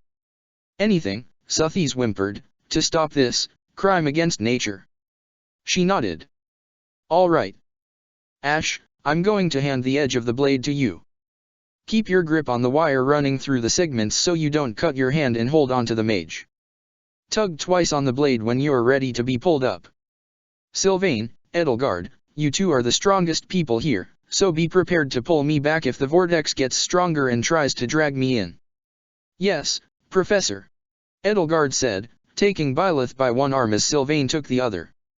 Byleth extended the blade, Ash grabbed hold of it with one hand, wrapped his other arm around the mage's waist and hooked his fingers into his belt loops, and began to approach the vortex. The distortion of light around it had grown so strong and so wide-reaching that after 2 steps, his and the mage's forms were reduced to that of a wavering black and blue smear that spread farther and farther with each step. Edelgard kept a close eye on the rest of the length of the sword of the Creator spooled on the ground at Byleth's feet, watching it snake out, segment by segment, link by link. If I fall in or something, the mage said to Ash, his voice growing quieter with distance as the wind overwhelmed it, feel around the base of the arch for the timer. It's round and has little notches in the sides, and give it half of a clockwise crank with your wrist, then feel for the button end. Do you know what a button is? The wind picked up, there was a seismic shift in the room. Suddenly, the floor pitched wildly downward at a steep angle and the sword of the Creator went completely taut, its sharp segmented blade jangling like an iron chain. Byleth braced herself against the desk and tightened her grip on her sword. I don't want to die, Bernadetta whimpered, grabbing Sylvain by the legs. I don't want to die. Hubert wrapped his arm around Edelgard's waist and grabbed onto the side of the desk, throwing his arm across Byleth's chest to secure her. Lady Edelgard, he whispered in her ear, you have my word that should I lose my grip on you and you plummet to your certain demise, I shall throw myself in after you. Thank you, Hubert. Bernie, if we don't make it out of here, Sylvain said, his voice wavering, I just wanna say. I accidentally read that story you were writing and really liked it, and I'm sorry, but can you please tell me how it's gonna end? You read my story?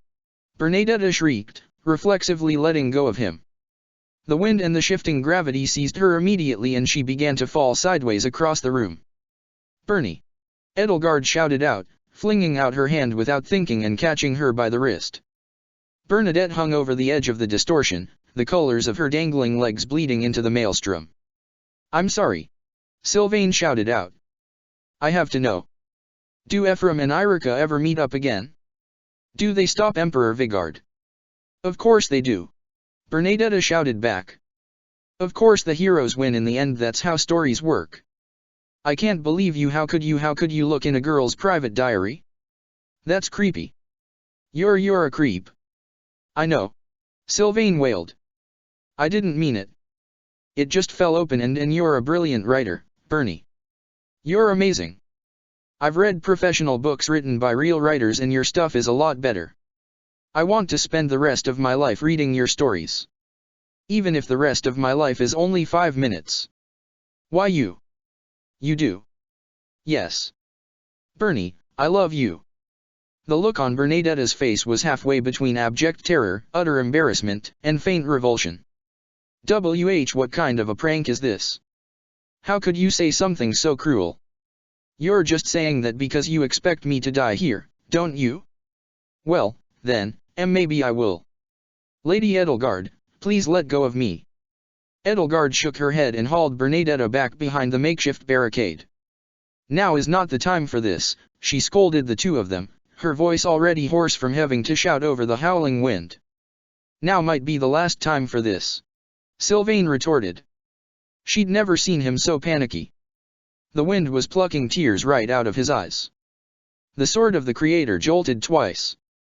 They're done. Byleth shouted out. I can't retract the blade while Ash is holding it, help me reel him in. Edelgard and Sylvain kept their grip on her and helped her pull the blade in, the thin wire connecting each segment of the blade digging into her hands. The wind whipped at her hair, blinding her. She spat a lock of it out of her mouth. The vortex grew hungrier, angrier, the floor pitched farther downward. Any more and it would be a sheer vertical cliff. The blue and silver blur at the end of the blade gradually began to coalesce, bit by bit solidifying into a human shape, details began to form on his face and clothes, slowly but surely. Almost there, Byleth grunted, steadying herself and digging in her heels. Almost there. With hand over hand pulling him up the length of the sword of the Creator, Ash emerged from the luminous vortex, his face pallid and beaded with sweat, his eyes wide, his chest heaving, his hair thoroughly mussed and disheveled. Blood soaked his hands where the wire had cut into his palms. The mage followed behind him, his mask torn off to reveal a pale face with pure white eyes. "We did it," he cried out. "Great work, Ash." Sylvain cheered, offering him his hand.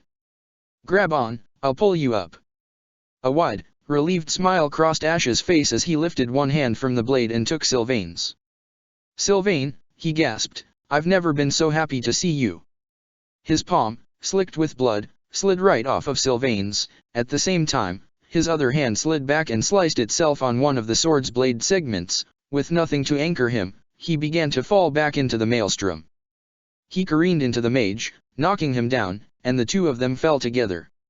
For the first time in a long, long time, Edelgard saw her professor's eyes widen in fear and shock and horror. "Suthies," she gasped through gritted teeth, "please." The world froze, the maelstrom and shifting lights of the luminous vortex caught as though trapped in a painting. Suthi's translucent body flickered and shimmered at Byleth's side, and as Edelgard felt her body and mind burst into flames, the wheel of time began to spin backward. Showers of sparks falling to the floor retracted into the machinery that had belched them out. Ash's body emerged from the luminous vortex, refracted by the bending rays of light 1,000-fold into streaks of blue and silver that slowly came together as the reversed flow of time drew him farther and farther from the distortion. The abject terror written on his face, in the anguished gape of his jaw and the wideness of his eyes, was frozen in time for a moment. And then it all ground to a halt. Edelgard felt as though 1,000 hammers had pounded 1,000 nails into her skull, ripping through her brain, pulverizing bone, and shredding flesh. Time surged forward. Light and color tore themselves apart. "Ash! Ash!" she cried out, trying one last time to grab him before he slipped away.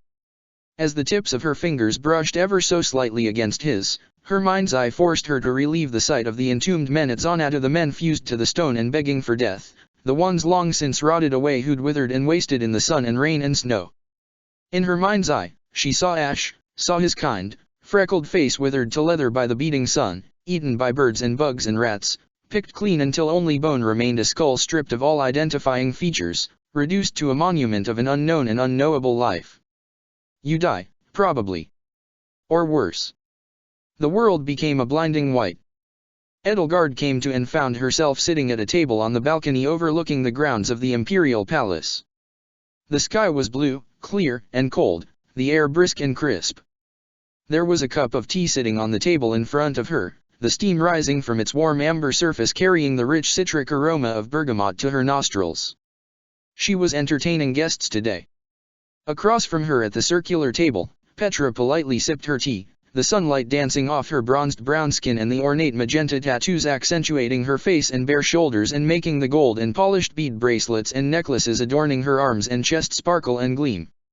Her mane of ornately braided hair flowed down her shoulder like a waterfall. She looked every part the Queen of Brigid. Dorothea was standing behind her, a few experimental braids tied into the luscious waves of her brown hair and a sumptuous red dress clinging to every curve of her body, her green eyes sparkling like jewels in the autumn sunlight. Her warm, pale hands gently slipped across Petra's shoulders and kneaded her gleaming flesh. Ash sat at Petra's side, blowing on his tea to cool it. He'd grown into a handsome man in this world, though the band of freckles across his nose still gave him a boyish demeanor. His time in Brigid had tanned his skin, but that had only served to further multiply the freckles on his cheeks.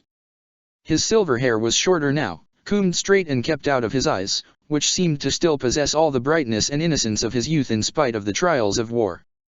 Edelgard could only absorb what she saw with her eyes, not processing a single word any of her three guests said to her as they talked and sipped their tea. Not a single thought came to her head. She merely sat there, dazed, a prisoner in her own body, while the other Edelgard talked and laughed and drank for her. At least she was having fun. In another world, she had just watched Ash slip from her fingers forever. And he sat here before her, alive and well, happy, content, but in the other world, none of his friends would ever see him again. He would never help to cook the meals of his homeland. He would never trade books about history and legends and chivalrous knights with Ingrid. He would never put up with another one of Sylvain's snide comments about his naive view of knighthood. He would join his mother, his father, Lonato, and Kristoff in whatever oblivion lay beyond the veil of death. Edelgard had lost Randolph and almost lost Ladislava in the war. She had personally written letters of condolences to thousands of families of the soldiers who had died in battle. She had lost battles, she had retreated, she had sacrificed men and women for her cause, she had seen innocents fall into the path of the war machine, caught between two intractable armies and crushed by one side or the other or both. Good people had died because they had fought for her, good people had died because they had stood in her way. But in 5.5 years of warfare, she had never lost a classmate, never lost a single one of the Black Eagle strike force. She had prided herself on that. That although losses were inevitable, she had kept those closest to her and dearest to her safe just as she had been unable to do as a child. She had kept her new family safe in memory of her old family. She had kept them all safe, just as Byleth always had. But now she had lost, and it was as though one of her brothers or sisters had died all over again. She felt hollow inside, empty, thin-shelled, like a delicate vase. She lacked the presence of mind or strength of will to wrest control of her body from the other Edelgard, so she was beholden to every turn of her head or wandering fancy of her eye that took her gaze off of Ash's face, and so for the first time in her life she found herself irritated that she kept finding herself staring at Petra's toned and gleaming biceps. The lenses of Petra's glasses, she had glasses now, Edelgard realized, and she was thankful for it, because she'd noticed her squinting quite a lot at the wedding, caught the sunlight and shimmered as she tilted her head back and looked up at Dorothea.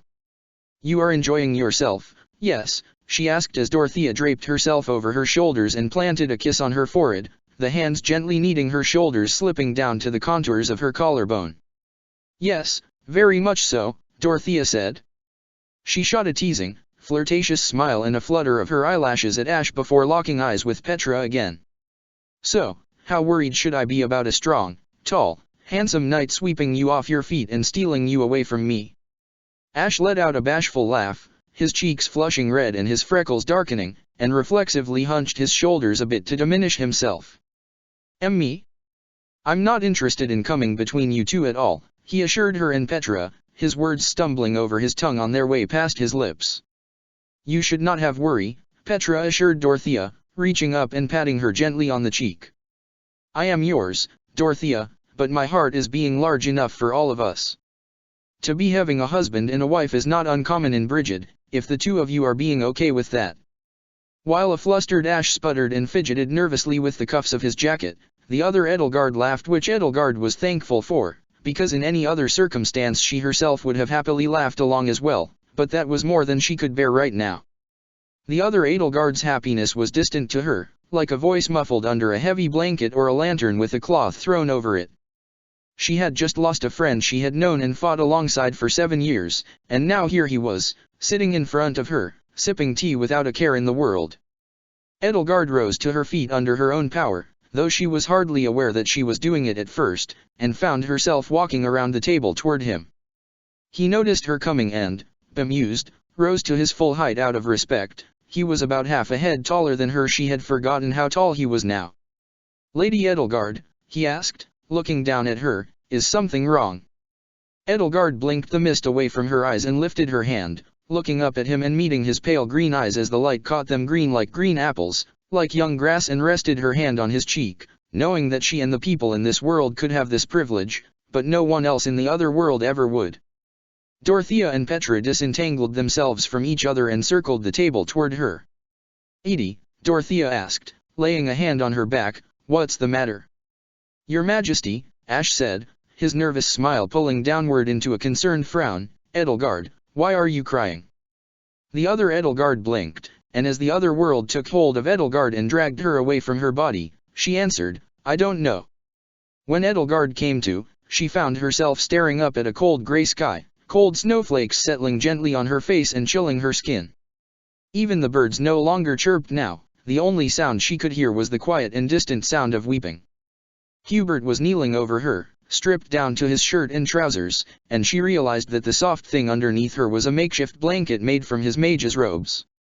"Lady Edelgard," he asked urgently, breathlessly, his face racked with concern, "are you hurt?" She shook her head, ignoring her aches and pains. Her head still throbbed. Dmitri knelt at her side. His armor was scuffed and stained with mud and dusted with melting snow, and little bits of twigs had gotten tangled up in his white hair. There was still an angry furrow in his brow, but it was tempered with worry, and his eyes were rimmed with red. "Edelgard," he took a deep breath through his nose, letting his eyes fall closed as his chest rose and fell. "I am glad you are safe." "Ash. Is he?" Hubert's face fell. She'd never seen him look so concerned for someone other than her. He shook his head, and that was enough. She fought back the tears welling up in her eyes. "Ingrid. What about her?" She sat up and wiped her eyes on her sleeve, ignoring the painful crick in her neck. The ruins of Remire had been reduced to a massive pit, an open wound in the earth that left no traces of civilization behind, and she and the remainder of her class were strewn around its edge. Dmitri and Didu had both returned from their hunt for Solon, but Ingrid, and the students who'd gone out with Geralt to recover her were nowhere to be seen. Dmitri's pained expression worsened. His guilt must have been tearing him apart to see his partnership with those who slither cause not only the wholesale slaughter of an entire village of innocent people, but claim the life of a classmate and possibly one of his childhood friends as well, was more than even Edelgard had dealt with. At least she had known those monsters for what they were. He had thought they were his allies. She couldn't have thought of a more nightmarish way to disabuse him of that notion. "She did fall quite far from the village," Hubert said, offering some small consolation to him and Edelgard. "It might have taken some time for Captain Geralt to reach her. There is still a chance, however slim, that she survived." In fact, it was not long before Geralt emerged from the forest with the still unconscious captured beast rider slung over his shoulder and Ingrid cradled in his arms. Ingrid's eyes were dull and weary under half-closed eyelids, a ragged bandage was wrapped around her head, covered in blossoms of dried blood, her straw gold hair hung in bloodied, matted, snarled clots, one of her legs was bound in a makeshift splint put together from ragged strips of cloth from the hem of Annette's robes in a long, straight length of a tree branch. Annette and Ignatz flanked the two of them on Geralt's horse, blood staining their hands and spattering their clothes. Edelgard assumed that Ingrid's poor Pegasus had been beyond saving. "Don't worry, Byleth," Geralt called out. "We got your kid. She's a little banged up and out of it, but she'll live." "What the hell happened over here?" His voice faltered when he saw his daughter. Byleth knelt in the snow, one hand pressed against her face, her shoulders quaking, tears streaming down her cheeks, tiny muffled whimpers escaping her mouth. Suthies hovered beside her, forlorn, her small, intangible hands resting atop her shoulders to offer what could not have been any meaningful form of comfort. The furrow of Geralt's brow was not only concerned but fearful, for he was seeing something he had never seen in all his life. Even as a baby, Byleth had never once cried. He carefully handed Ingrid to the others and rushed to his daughter's side, but as he knelt beside her, his movements slowed and became careful and apprehensive, his hand only hovered over his shoulder. He had never dealt with such an explosive display of emotion from his daughter. As a father, he'd grown accustomed to her reserved demeanor and in this situation found his unique experiences to be woefully inadequate. "Kid," he asked her in a low voice. Byleth, kiddo. Don't cry." Edelgard could tell that he'd never had to say that before. "Don't, I mean, it's all right. Your dad's here. Don't cry." "What's wrong? What happened?" Ingrid tried to take a few staggering steps by herself as Ignatz and Annette steadied her. She looked around at the gathered class. "Professor," she asked, her voice hoarse and weak, "where's Ash?" Byleth didn't answer her, and as it usually did, her silence said enough. Chapter 15, By His Bootstraps. It was uncommon, but not unheard of, for students at Garreg Mach to die. Professors and Knights of Ceros, no matter how seasoned, couldn't be everywhere at once, and healing magic could only do so much. It was only to be expected when students were sent out all across Fodlan like mercenaries under the employ of the church that one would not return, and, quite frankly, the fact that fewer than one student died or went missing per year on average was the kind of miracle that might make one believe in the goddess. The year that Edelgard had originally attended the academy had been an auspicious one in that respect, even taking into account the machinations of those who slither in the dark. At least, it had been until Edelgard had declared war and marched her army to the monastery. Keeping that perspective in mind did not help the Blue Lions much. Edelgard spent that evening in the infirmary, waiting for the lingering traces of healing magic burrowing through her flesh exorcise the dull aches and sharp pains from her body, knit together cracked bones, and soothe bruised muscles. But there was nothing Professor Manuela's finely honed medical skills could do about the emptiness that ached in her heart and the writhing void in her stomach. Ingrid lay unconscious on a cot beside her, stripped down and swathed with bandages, splints holding her limbs straight and her bones set. She was lucky to have survived the fall with only so many broken bones. Felix lay awake, his arm cast and bound in a sling, but said and did nothing save for releasing the occasional grumpy sigh. And in the corner of the infirmary lay the mysterious beast rider, stripped of his horse skull helmet and furs to reveal his true identity. Happy, the fey and quiet animal lover who had trailed behind Cornelia more like a servant than the adopted daughter Mercedes had claimed she was. "I'll have to send for Cornelia again," Manuela murmured. "Looks like she's missing a kid." Seeing her face under the mask confirmed for Edelgard what she'd started to suspect about the Death Knight's identity. Beyond all reason, beyond all sensibility, Mercedes herself was the Death Knight.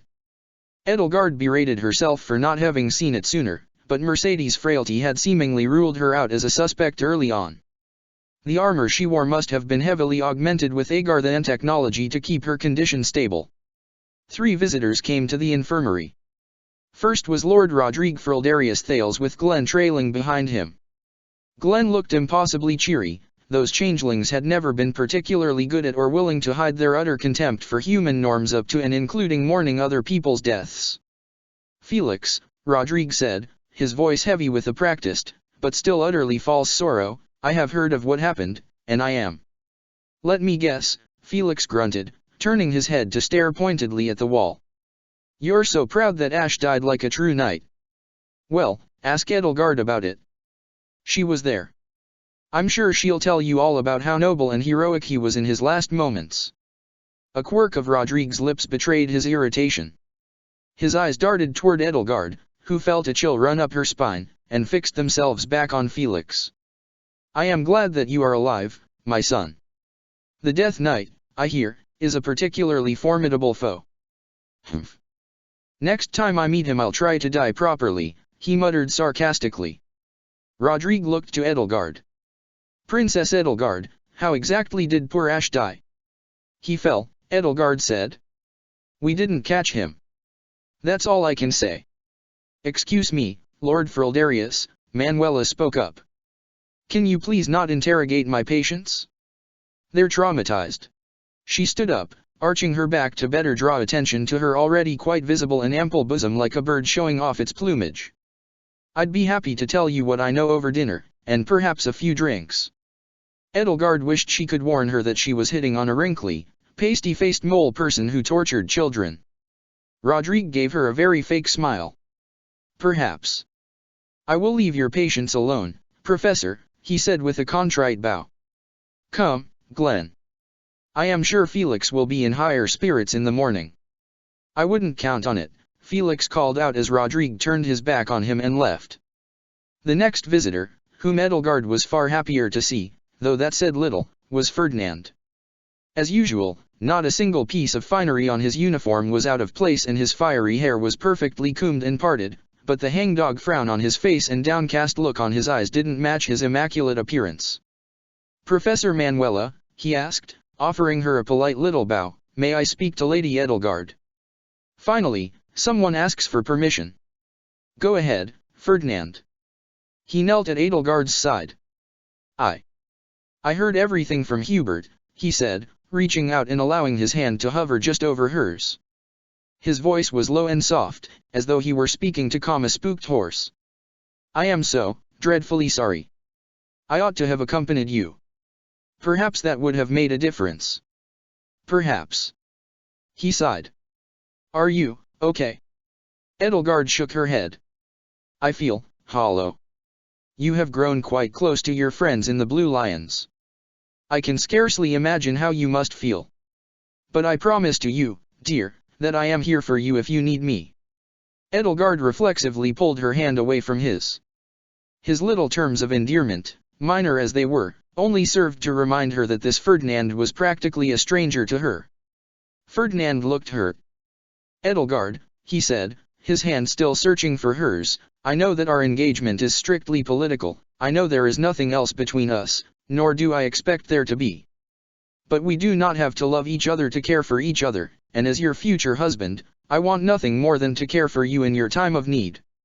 She relented and let him rest his hand atop hers, letting the pressure and warmth of his skin bleed through the soft, fine white silk of his gloves. As far as a gesture from a stranger went, it wasn't so bad. The Ferdinand she knew probably would have dared to do the same thing. It must be quite different when a person passes away, he said. I cannot quite say, but I remember when we were little and that pet fancy rat of yours passed, and you could not stop bawling your eyes out for days. Do you remember? Edelgard shook her head. It was a long time ago, she said, not willing to dwell on the thought that her counterpart had a fondness for rats. And yes, it is. It's a sorrow your heart almost can't contain, so overwhelming that you just turn numb. Is there anything I can do for you? No, I can manage this on my own. Look after Hubert. I think he needs you more than I do. Are you sure? Ferdinand asked, furrowing his brow. I think I just need some time alone. It is late, but I can bring you dinner. Thank you, but that won't be necessary. I see. He stood up and prepared to leave. Well, I will be here for you if you need me.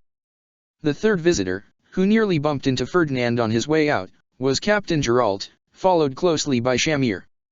Professor Manuela, he asked, curt and gruff as always, how are Byleth's kids? Your kids are fine, Captain, Manuela said. Felix is as ornery as he always is, so it seems he's on the mend. Felix pretended not to hear that. As for Ingrid, she's lucky you and Annette found her as soon as you did. A few minutes too late and she would have probably ended up a vegetable for the rest of her life. Edelgard got off lightly. It'll take the evening for her ribs to heal up, and then she'll be fine. Geralt nodded. And what about that beast rider? What's his deal? Her deal, first of all, Manuela said, glancing at Happy. She was unconscious when you found her, right? Unless her skull's cracked like an egg and her brains have all leaked out, something unnatural must be in play. Geralt cringed. That's a thing that can happen. As the knights talked with Manuela, Edelgard found herself staring out the window of the infirmary. There was nothing to see. Night had long since fallen, and the waning moon cast little light on the snow that covered the academy grounds. All that stood out to her were tiny pinpricks of light from the windows of the dormitories and the few lanterns that kept the monastery's paths lit at night. A few of the lights moved slowly and purposefully, tracing the patterns of the knights patrolling the grounds. She might have used some sort of dark magic to place herself in a coma. Awake or not, though, I don't think you'll get many answers out of her. She's not much of a talker, or so Cornelia says. One way or another, the Knights of Syros will get something out of her, Shamir spoke up. Ria's in a bad mood. She wants answers. Edelgard, who knew better than anyone what Ria in a bad mood looked like, giant, scaly, with fangs and talons each the size of full-grown men, made a mental note to keep her distance from the Archbishop come hell or high water. Manuela laughed. Sure, but all you'll get out of her until she wakes up is blood. Patience. Fair enough. Thanks for the update, Geralt said. Do you mind if I have a word with the princess? Sure, Manuela said. Go back to your patrol route, he told Shamir. I'll be joining you shortly. As Shamir left, he took to the side of Edelgard's cot and offered her a deferential bow. Your Highness. Edelgard looked up at him. He was weary, his face careworn. A few new nicks and scratches crossed his battle-hardened face, some from the claws of beasts, some from the naked branches of the trees in the woods. Captain Geralt. It's a pleasure to see you. It's good to see you, too. How is Professor Byleth? Right to the point, huh? Of course. That's what I'm here to talk to you about. He crouched down on one knee, lowering himself down to her level until their eyes met. Physically, she's fine. But the poor girl's still, you know. I'm at a loss, honestly. I see. I can't imagine she'll go right back to teaching tomorrow. No, not in the shape she's in. Eloise, Shamir, and I are gonna draw straws to see who fills in for her. He sighed. I don't get it, though. She's seen people die before. And not just the guys who were supposed to die. Kids, too. It's never affected her before. But she's gotten a lot less flat, I guess, since she came here, so. I guess I don't understand, he said, shaking his head. It was hard enough understanding her when she was a kid, but I got a handle on her. Took a while, but I figured out what made her tick. And now she's different, and I'm back at square one. Sorry, I don't mean to bother you with dad talk. It's fine, Edelgard said. For better and for worse, your daughter blossoms here. For the first time, she finds true happiness, and true heartbreak. Geralt looked over his shoulder to make sure Manuela was busy and lowered his voice, leaning in closer. This happened in your future, too, huh? Not like this. Not anything like this. It wasn't Ash who died in my world. But Byleth was devastated all the same. And you were there for her, huh? Edelgard had, in fact, not been there for her. Yes, she lied.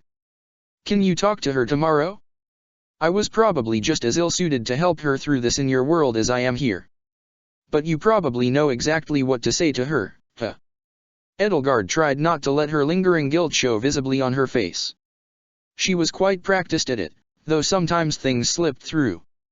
Yes, I'd be happy to talk to her. Ah, thanks. Geralt let out a relieved sigh that broke into a self-effacing chuckle. What a dad I am, huh? Gotta have my future daughter-in-law do my job for me. You'll learn. Speaking of the future, though, his tone darkened and the soft, vulnerable cast to his scruffy, stony face turned hard and serious. This Solon guy. Tamash, your buddy Claude had me bring that weird box from his study to him, and the very next day, this happens. I can't help but see a connection like this was retaliation.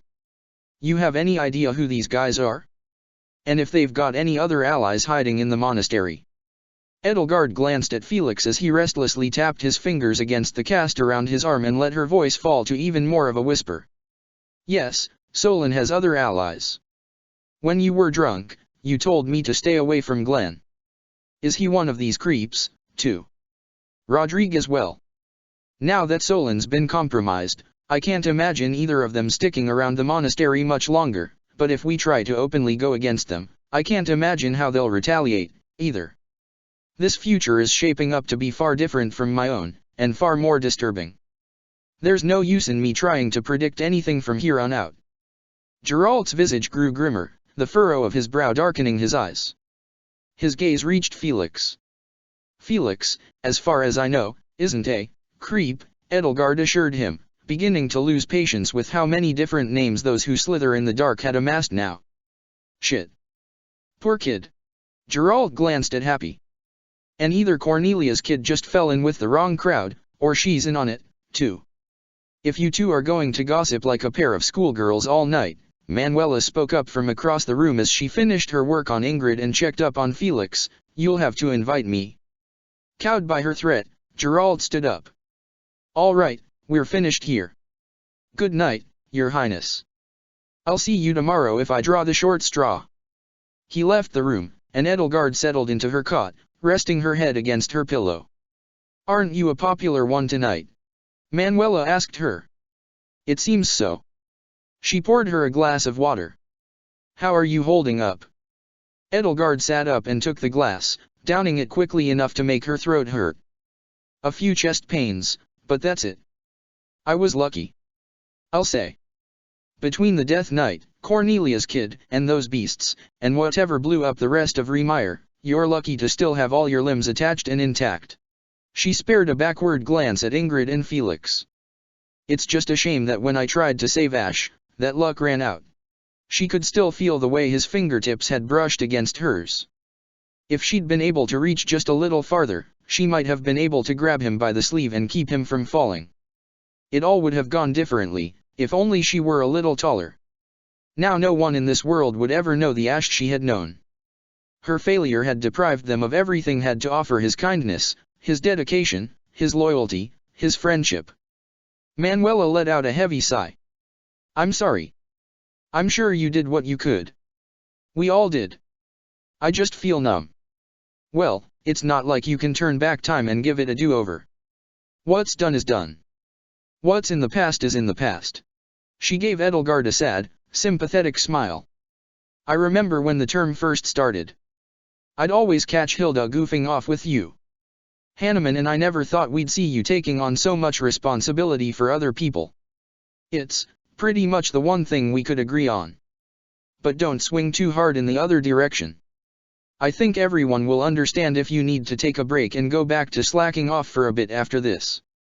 There's no need for that, Edelgard responded, hardened just a little from Manuela's sympathy.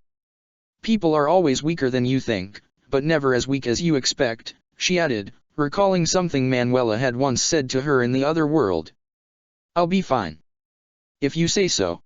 Manuela stifled a yawn. I'm heading to bed for the night. I'll check up on you all in the morning.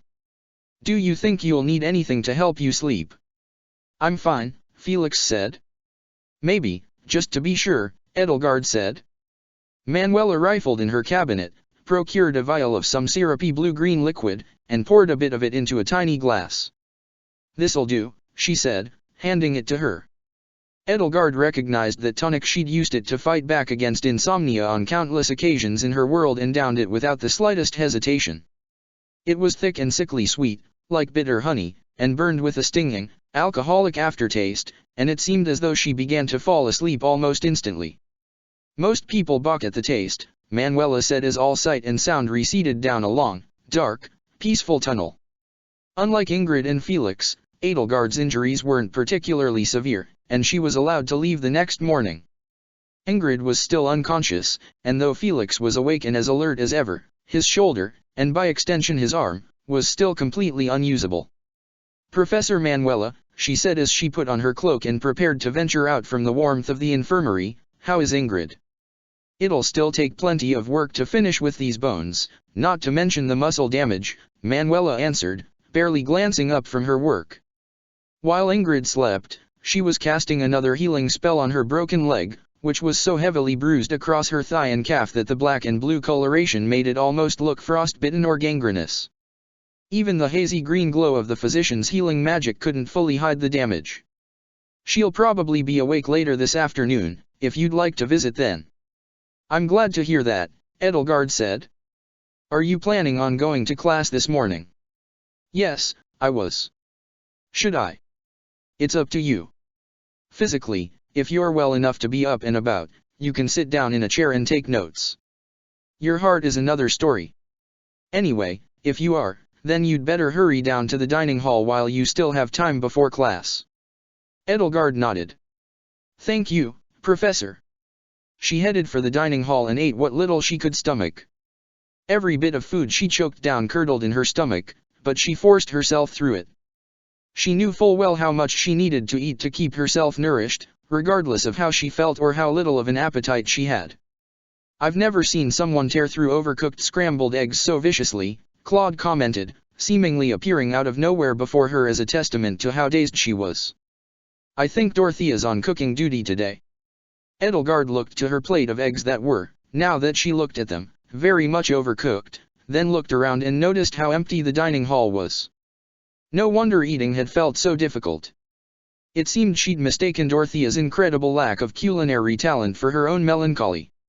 She looked up at Claude. Hi, Edelgard, he said. He looked terrible. Dark gray shadows ringed his eyes, his carefully tousled bird's nest of black hair was more of a rat's nest. Edelgard half expected him to keel over in front of her. Hello, Claude. He crouched down and leaned in across the table. Look at this, he whispered, pulling out a notebook from within his coat and opening it up to a dog-eared page that he held out in front of Edelgard. The other had a few translated messages. Incursions may have resulted in transfers of consciousness between Fodlan Alpha and Fodlan Beta. Breach of research facility Epsilon in Fodlan Beta likely related, but more observations must be made before taking action. Research shows trans-timeline transference of matter completely impossible but cis-timeline transference yielding positive results. Further refinement of teleportation system will allow recovery of material from antediluvian epoch. These are the coded messages you copied down in Tamash's study, Claude said, his voice low as it could be, an excited gleam in his jade eyes as though somebody hadn't died today. Well, some of them, at least. I've been working the machine all night, figuring out how to decode them, and I've finally gotten it. Claude, one of my friends died yesterday, she told him as flatly as she could, looking around the dining hall to discern if she was being watched. She remembered full well that Dimitri was suspicious of Claude, and by extension, those who slither in the dark probably were as well, and if word got to him that she was consorting with him, it might damage her standing in his eyes. Is now the best time? Oh, come on. You fought a war. He shoved the book in her face. Look at what it says here about transfers of consciousness. What happened to you and Hilda sounds like a known phenomenon to them. They're aware of the other world and it sounds like they're trying to exploit that connection. Every single word grated against her ears like the screeching sound of nails against a chalkboard. But what I'd like to know is what this antediluvian epoch they're talking about is. Whatever it is, it sounds like. She was sure of it. Someone, somewhere, was watching her. She knew what it felt like, at least, for did his eyes to be on her. Did Claude have any idea how foolish he was being? Was he so sleep-deprived that he couldn't think straight? Edelgard took a fistful of his collar and dragged him over the table, nearly upending her plate into her lap. Claude, she hissed through gritted teeth, while it's true that I've become quite accustomed to death, I lost somebody I knew for 7 years today. This can wait. He pried her fingers off of his collar and backed away. All right, let's talk tomorrow. Oh, but one more thing. She stood up and stormed out. Goodbye, Claude. She made her way to the Blue Lions classroom. As she'd expected, Captain Gerald stood at the head of the class where Byleth usually stood. The class was unusually small today. Sylvain was slumped over his desk, glum. Annette was scribbling spirals in her notebook with a sort of half-hearted, yet oddly manic energy. Ignatz had his nose in a book but didn't seem particularly interested in its contents. Only Raphael was behaving with any sort of normalcy. Quite a few students were truant discounting Felix and Ingrid, who were still recuperating from their injuries. Dimitri, Didu, Glenn, and Bernadetta had not shown up for class. Bernadetta's absence wasn't much of a surprise, and lately Glenn had been seeming to come and go as he pleased like a cat. Now that Solon had been outed, Edelgard wondered if he and Rodrigue would stick around the monastery much longer, but for both Dimitri and Didu to be absent was worrying. This gonna be everyone today? Geralt asked, eyeing the sparsely populated classroom with a raise of his brow. He fumbled with one of Byleth's cue cards. Okay, let's see, my little girl left me her notes for today's lecture right here. It says, talk about the Battle of Conan Tower, i.e. 354, and that's it. Well, I don't know anything about that, he said, setting the card aside, so how about you little brats just ask me whatever questions you have about mercenary life? Or I can answer questions about what it's like to be captain of the Knights of Syros. Raphael raised his hand. Yeah. What was your daily workout regimen like? Gerald laughed. Sounds like you've got a one-track mind, kid. You've gotta keep yourself active during tough times, Raphael replied. Even if it feels impossible. Stick to your routines and your training and you'll feel better before you know it. That's how I got through when I lost my folks. Ignatz tried to look smaller than usual. All right, thanks for the advice. I'll tell Byleth that after class today. Gerald cleared his throat. So, when you're a knight or a mercenary, you're off traveling a lot, right? So you don't have as many opportunities to stick to a regular routine as you might think. That said, I try to make sure I get in a couple dozen sit UPS, push UPS, and bicep curls with my in a partner's knapsack before lunch. As for when I'm here, you ever heard of the salmon ladder? Raphael leaned forward, so excited he was nearly salivating over something other than food, for once. No, what's that? I'll show you after class. It's a technique that exercises just about every muscle in your core and arms at once, but there's a real trick to it that's more about flexibility than raw strength. I'm surprised Byleth hasn't already shown it to you, she's always been great at it. Alright, next. Pedagogical skills certainly didn't run in Geralt's side of the family. Byleth's knack for teaching, apparently, either came from her mother or was a unique mutation, or perhaps Suthies was feeding her all the answers. Class dragged on until someone knocked forcefully on the door to the classroom, interrupting a meandering story Geralt had been telling about his work with the Blade Breakers. He stopped in his tracks. "Doors open," he called out. The door creaked open and Rodrigue stepped through, powdery snow lightening his dark cloak and putting aged streaks of silver into his dark hair. "Excuse me, Captain Geralt," he said, offering him a friendly smile, "I would like to borrow Princess Edelgard for a few minutes, if you don't mind." Edelgard felt her quill pen snap between her fingers. Geralt shook his head. "I'm sorry, Lord Frildarius," he said, "but class is in session. Can you wait an hour or so?" "I'm afraid it concerns His Highness, Prince Dimitri," Rodrigue answered. "He's in quite a state, and I fear he won't listen to anybody but his stepsister." "Huh. All right. Well, I'll go with you, then. As of right now, your prince is my student, too." If Rodrigue felt particularly irked to not have his chance to be alone with Edelgard, he didn't show it. "Of course, Captain. I am sorry to trouble you." "No, it's no trouble. My kid isn't the best at telling other people how to run her lectures, anyhow." Geralt shrugged on his coat. "Class dismissed," he said to the few blue lions in attendance. "For your homework, whatever textbook you've been reading, read the next chapter." He passed by Edelgard, shot her a concealed wink, and flashed her a dagger hidden up his sleeve. Edelgard got up and followed, thankful to have an ally like Geralt but still fighting to quell her fear. "What exactly is wrong with Dimitri?" she asked Rodrigue. "I need to speak with him, but he simply won't calm down," he replied, offering a weary shrug. "Even poor Dido cannot reach him. He's making quite a mess of things. If I barge in on him as he is now, I fear he might tear my head off." "That would be a shame," Edelgard said, enjoying the mental image of a feral Dimitri ripping him limb from limb. "But I hear he cares quite a lot about you," he told her, "and so I think you might be able to calm him down. Is it important that you talk to him now?" "Very." Rodrigue guided her and Geralt to the training hall, and as they drew nearer, the muffled sound of enraged, bestial bellows from within grew louder and louder. Dido and Gilbert stood at the door, as immovable as part of the wall itself, though they permitted themselves to bow for Rodrigue. "Lord Frildarius." "Princess Edelgard." "Captain Geralt," Gilbert said.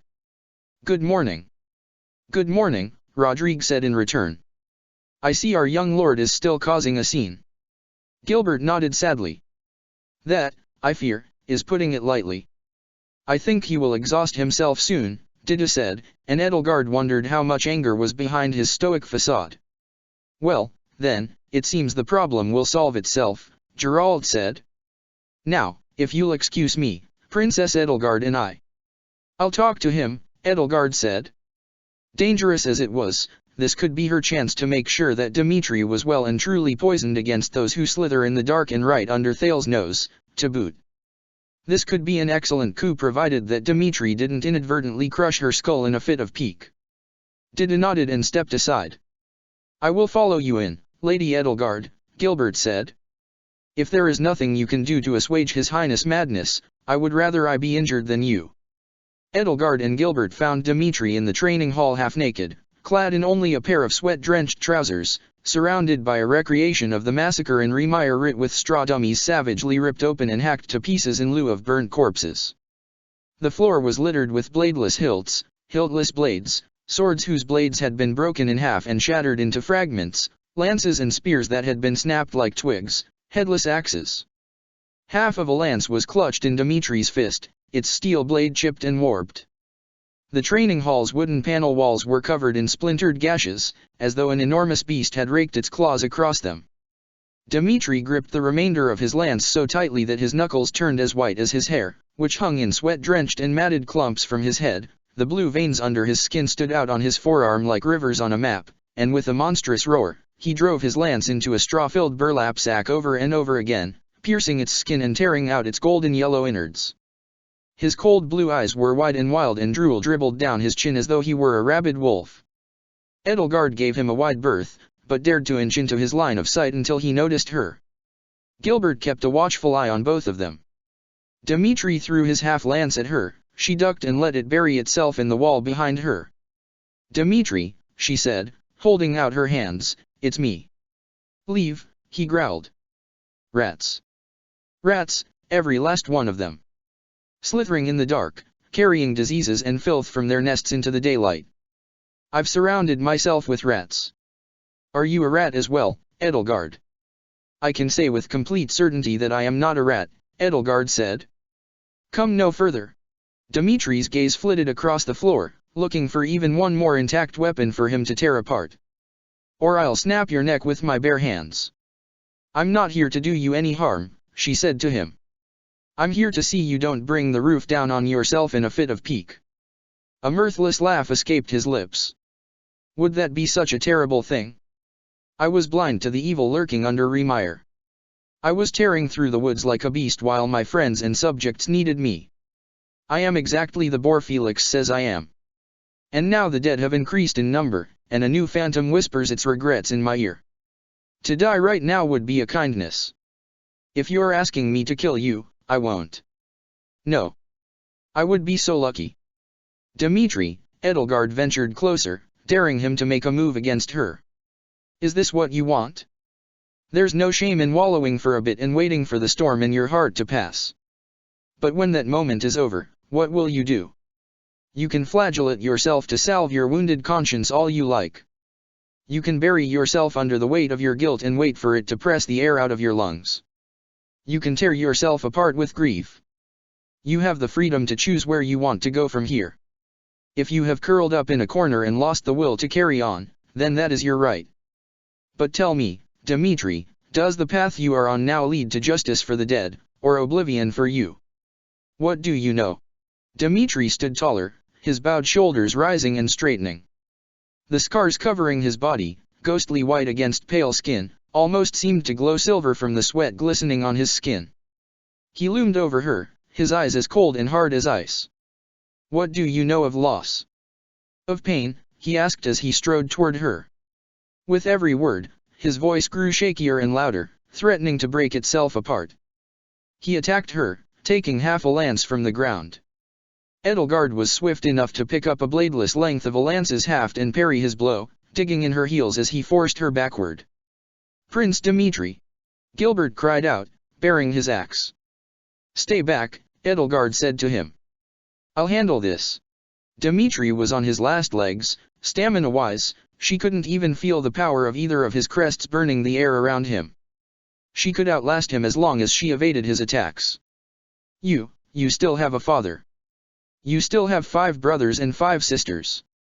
And you have never suffered the pain of losing them," Dmitri snarled, banging his half of a lance against hers. "Are you heartless? Or are you simply naive? Either way, what right do you have to speak to me like this, Edelgard?" "Dmitri, you know that I would never ask you a question without purpose," she said to him, pushing his weapon aside and leaving his chest exposed.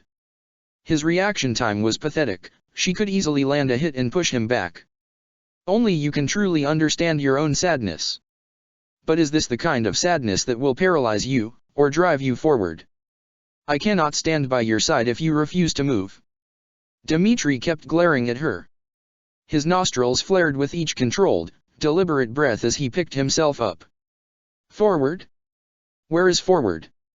What right do I have to continue forward? All living things have the right to struggle for life. No, the obligation," Edelgard answered. "No matter how low you sink, there is always a path forward." He lunged at her, she sidestepped his attack and forced him back with a short, controlled burst of flame. "And what path forward is there for Ash?" he asked, continuing his assault. The flat of his blade rang against her collarbone before she could parry the blow. "How low has he sunk? What path is there for my father, our mother, the children who died pleading for salvation? You know nothing of the dead, only the logic of the living. I lived for their lingering regrets, for their vengeance, but all I have done was increase their number." "You did not increase their number, Dmitri," Edelgard said, cracking the haft of her lance against his knuckles and forcing him to drop his weapon. Her shoulder throbbed where Dmitri had hit her. He threw a clumsy punch with the last of his strength. She caught it and forced him down to his knees, placing both hands firmly against his shoulders. The sweat coating his skin was cold, but underneath it was a feverish warmth. His hands curled firmly and forcefully around her wrist, threatening to crush her bones into powder if she didn't let go. Your failure is not your burden alone to bear. Myself, Sylvain, Professor Byleth, we tried to save Ash, but our mistakes and missteps failed to prevent his death as well. But we must not let our mistakes weigh us down. Acknowledge them and take what you have learned to move on. That is a privilege only the living possess. Dmitri's grip loosened. Besides, we know who is truly to blame for Ash's death. Solon and his ilk, the mysterious organization responsible for the tragedy in Remire. Will you indulge in your misplaced guilt until it consumes you? Or will you seek true justice? Whether or not you stand still here, the future will rise to meet you regardless. I will be waiting for you, she said, withdrawing her hands, when that day comes. He let go of her, his head bowed, his chest heaving. Fresh tears fell from his eyes. For a long time, what felt like an eternity, all he did was weep in front of her. Edelgard, he sobbed, how can you be so cold? Ash is dead and yet here you stand, telling me all the answers, acting like such a pillar of strength. It is when we reach our lowest point that we must stand our tallest. She rested her hand atop his head, letting her fingers curl into his disheveled and matted white hair, and brought her voice down to a whisper. Dmitri, listen to me. As long as you act as a vessel for other people's ideals, you will only know more of this pain as people die senselessly for causes you don't even understand, let alone believe in. Ask yourself what your vision for the world is, choose your allies from among those who share your vision, and strike down your true enemy. Dmitri lifted his head. His eyes were softer now, thawed, racked with pain. His lip was quivering. Edelgard. I promised you that I would stand by your side. And here I am. For you. For our mother. For Ash. As long as you move forward. He looked around, took stock of his surroundings as though he'd never seen them before, and let out a sad little laugh. Heh. I suppose the kingdom's coffers will have to be emptied to replace all of these weapons. Thank you, Edelgard. I hope I did not frighten you. It takes more than a temper tantrum to frighten me. Now perhaps you should clean yourself off. A hot bath could do you some good. A weak smile crossed Dmitri's face as he closed his eyes and slumped over. Thank you. And take care of yourself, too. Being strong for everybody else is not easy. Don't worry about me. I'll be just fine.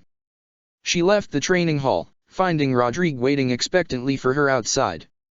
Is he calmed down? He asked her, a hungry little smile on his face. He's all yours, Edelgard said. It would be selfish and short-sighted of her to hope that Dmitri killed him on the spot, but hopefully she had encouraged Dmitri to further his distance from his sinister allies. As she left, she felt as weary and exhausted as she had last night, even though the sun still cast golden rays of morning light across the glittering snow. Her shoulder was sore again, the same shoulder she'd hallucinated losing in Remire, as though the universe was dead set on taking it from her. Edelgard had projected strength and firmness in front of Manuela and Dmitri, but there was one place in the monastery where that strength felt completely inappropriate, and that was Byleth's room. When she knocked on the door, she hadn't expected an answer at first, but after a few seconds of rustling around, the door had creaked open and revealed the face of her professor. She had seen Byleth's spirit broken once before, and the sight had been heartbreaking. Seeing the same face again, cheeks tear-streaked, eyes red-rimmed, lips chewed to a chapped mess, dark ocean blue hair, a disheveled bird's nest, almost brought her to her knees. Byleth was still wearing the underclothes she wore to bed. The rest of her clothes, including the worn gray jacket she always wore, hung over the back of her chair. She hid her barely clothed body under the sheets from her bed, draped over her shoulders and held around her body like a priest's vestments. Hi, Edelgard, she said, her voice husky. Professor, Edelgard said. She couldn't remember if she'd even said a word to her after they'd been dragged out of the underground facility. This was the first they'd spoken since Ash had died. To her shame, she found herself ruminating on what she had said to Byleth the first time she had seen her like this after Geralt's death. "You've been crying. So even you cry sometimes." Turning callous in the face of grief had simply become natural to her, but as soon as she'd finished saying her piece to Byleth back then, she'd felt sick. She'd wanted to drive her dagger into her chest and scoop out what little remained of her heart. "You're a mess, my teacher." "I know." "Have you slept?" "No." "Have you eaten?" "Eloise brought me breakfast." Edelgard peered over Byleth's shoulder and saw a plate with a few slices of buttered toast resting on her desk. One was half eaten. It was heartening to see that at least she'd eaten something. "May I come in?" she asked. Byleth looked away, thought for a moment, and nodded, opening the door wider and stepping away to make a path. "Captain Geralt taught your class today," Edelgard said, stepping inside and taking a seat on the chair as Byleth returned to bed. "How was he?" Byleth asked, sitting atop her bed and wrapping the rest of her blankets around herself. "He isn't anywhere near as talented at teaching as you are," Edelgard said. But Raphael kept him busy with questions about his exercise regimen. The tiniest fragment of a smile struggled its way onto Byleth's face. "How is the class?" "Sad, but they'll all pull through. Even the deepest sorrow passes, eventually." "Oh, but Dimitri has been so angry that he broke every weapon in the training hall. Tell him he's on stable duty for the rest of the term." Edelgard found herself struggling to hold back a laugh. "Yes, Professor. How are you feeling?" "Trained," Byleth said, as though it wasn't obvious from her demeanor and the way she'd so childishly swaddled herself in blankets, and Edelgard knew exactly what she meant. She held her knees to her chest and wrapped her arms around them. "So am I. I think that's how we all feel. Ash is gone." "I know. It doesn't feel like he should be." "I know. That's how it always is. The world feels like a pale imitation of itself when someone you care for has been taken from it. Like the set dressing in an opera. All flat, painted wood." "How do you know?" Byleth asked. The way she said it, she didn't sound accusing or pouting, just flat. "When I say I come from the future, that isn't entirely true. The future I came from has a different past altogether. In my future's past, in my world, my brothers and sisters all passed away," Edelgard admitted. "I know how you feel. All you want is for the world to feel rich and full again. But it won't. Not without them. I'm sorry." "It's all right, Professor. I can tell you with certainty that the pain fades. This will pass. You may be asked to stand up again and push yourself forward before it does, but one day, it will. And your students will be here for you all the while." Suthies appeared beside Byleth, sitting cross-legged a few inches above the bed. She looked just as weary and worn as Byleth.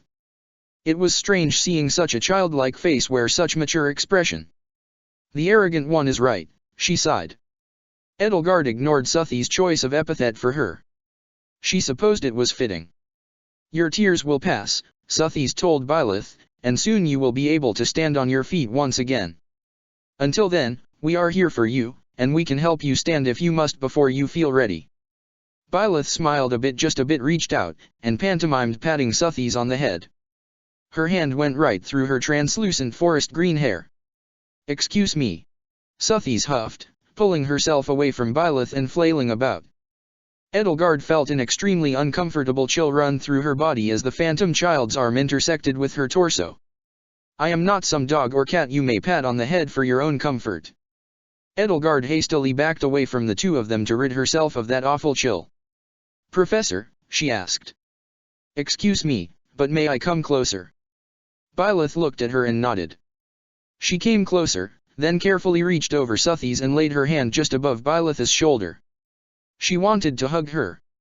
She wanted to hold her tightly and kiss her and shower her with all the affection she would need to feel warm again, to feel worthy of love again. But she limited herself to the simplest of comforting gestures, a hand lying gently on her shoulder, warm skin separated by only a thin layer of cloth. "May I do this for you?" Byleth nodded again, and Edelgard set her hand down and rubbed her shoulder. This, she thought, feeling her warm body beneath the blanket wrapped around her, was how it should have been in her world. This was what she should have done. And now she could finally do it. The world was wrong, but here and now, she could make just a small piece of it right, at least for a little while. Since you are here, I have a question for you, Sothis said to Edelgard. My mind has been greatly troubled ever since what has transpired. As time travelers, have you and your friend noticed any temporal oddities? Perhaps ones like what occurred in Remire, which I myself might have missed. Well, every time Byleth uses your power to turn back time, Edelgard said, I find myself briefly returned to my future. I assume the same happens to Hilda. That must be why you and the other girl seem to pass out whenever Byleth uses that power, Sothis mused. Quite a conundrum for us. From now on, when you use my power, Byleth, you will need to take that into account. What else? Edelgard began to explain the story of the arm and the dagger she had found in Xanadu, the strange case of the missing desk, and the feeling she'd had in Remire as though she had been torn between two contradictory worlds. Though she struggled to find the right words to describe such odd events, Sothis hung on her every word, and as she spoke, the child's eyes grew wider and wider. You, what? She exclaimed. Edelgard von Hresvelg, you fool! Were I corporeal, I would, she balled her fists and trembled with fury. I would give you such a spanking. Taken aback, Edelgard found herself rising to her feet and stumbling backward, keeping a wide berth from Sothis' spectral form. You would, what? Do you realize what you did? By destroying the dagger's present self with its future self and erasing its past before it could be sent into the past from the future, you created a time paradox. You violated one of the cardinal rules of time and space that events have beginnings, middles, and ends, in that order. This, Sothis shouted, so angry that flecks of incorporeal spittle were flying from her mouth, is why mortals like you have no business messing with time. I would not be surprised, she added, jabbing her finger at Edelgard's chest, if that is what caused that infernal machine to fly out of control and... The realization struck Edelgard like spear driven into her gut. Kill Ash, she finished dumbly. Those sharp, accusing words were enough to shatter everything left in her that was strong. The feeling left her legs and she collapsed onto her knees. Professor, I take full responsibility for. The words didn't come. Tears streamed down her cheeks, her shoulders quaked and quivered. She fought against the lump in her throat. Professor, I take full responsibility for the death of Ash Hubert, she choked out. I have failed you as a student in the most egregious and fundamental way. Oh, cease your whining, you arrogant child. Sothis continued to berate her. You act as though you have never been scolded before. I am not accusing you of murdering your friend. That is ridiculous. How could you have known? I am merely impressing on you the importance of not rushing into these temporally complex situations with such a limited mortal perspective.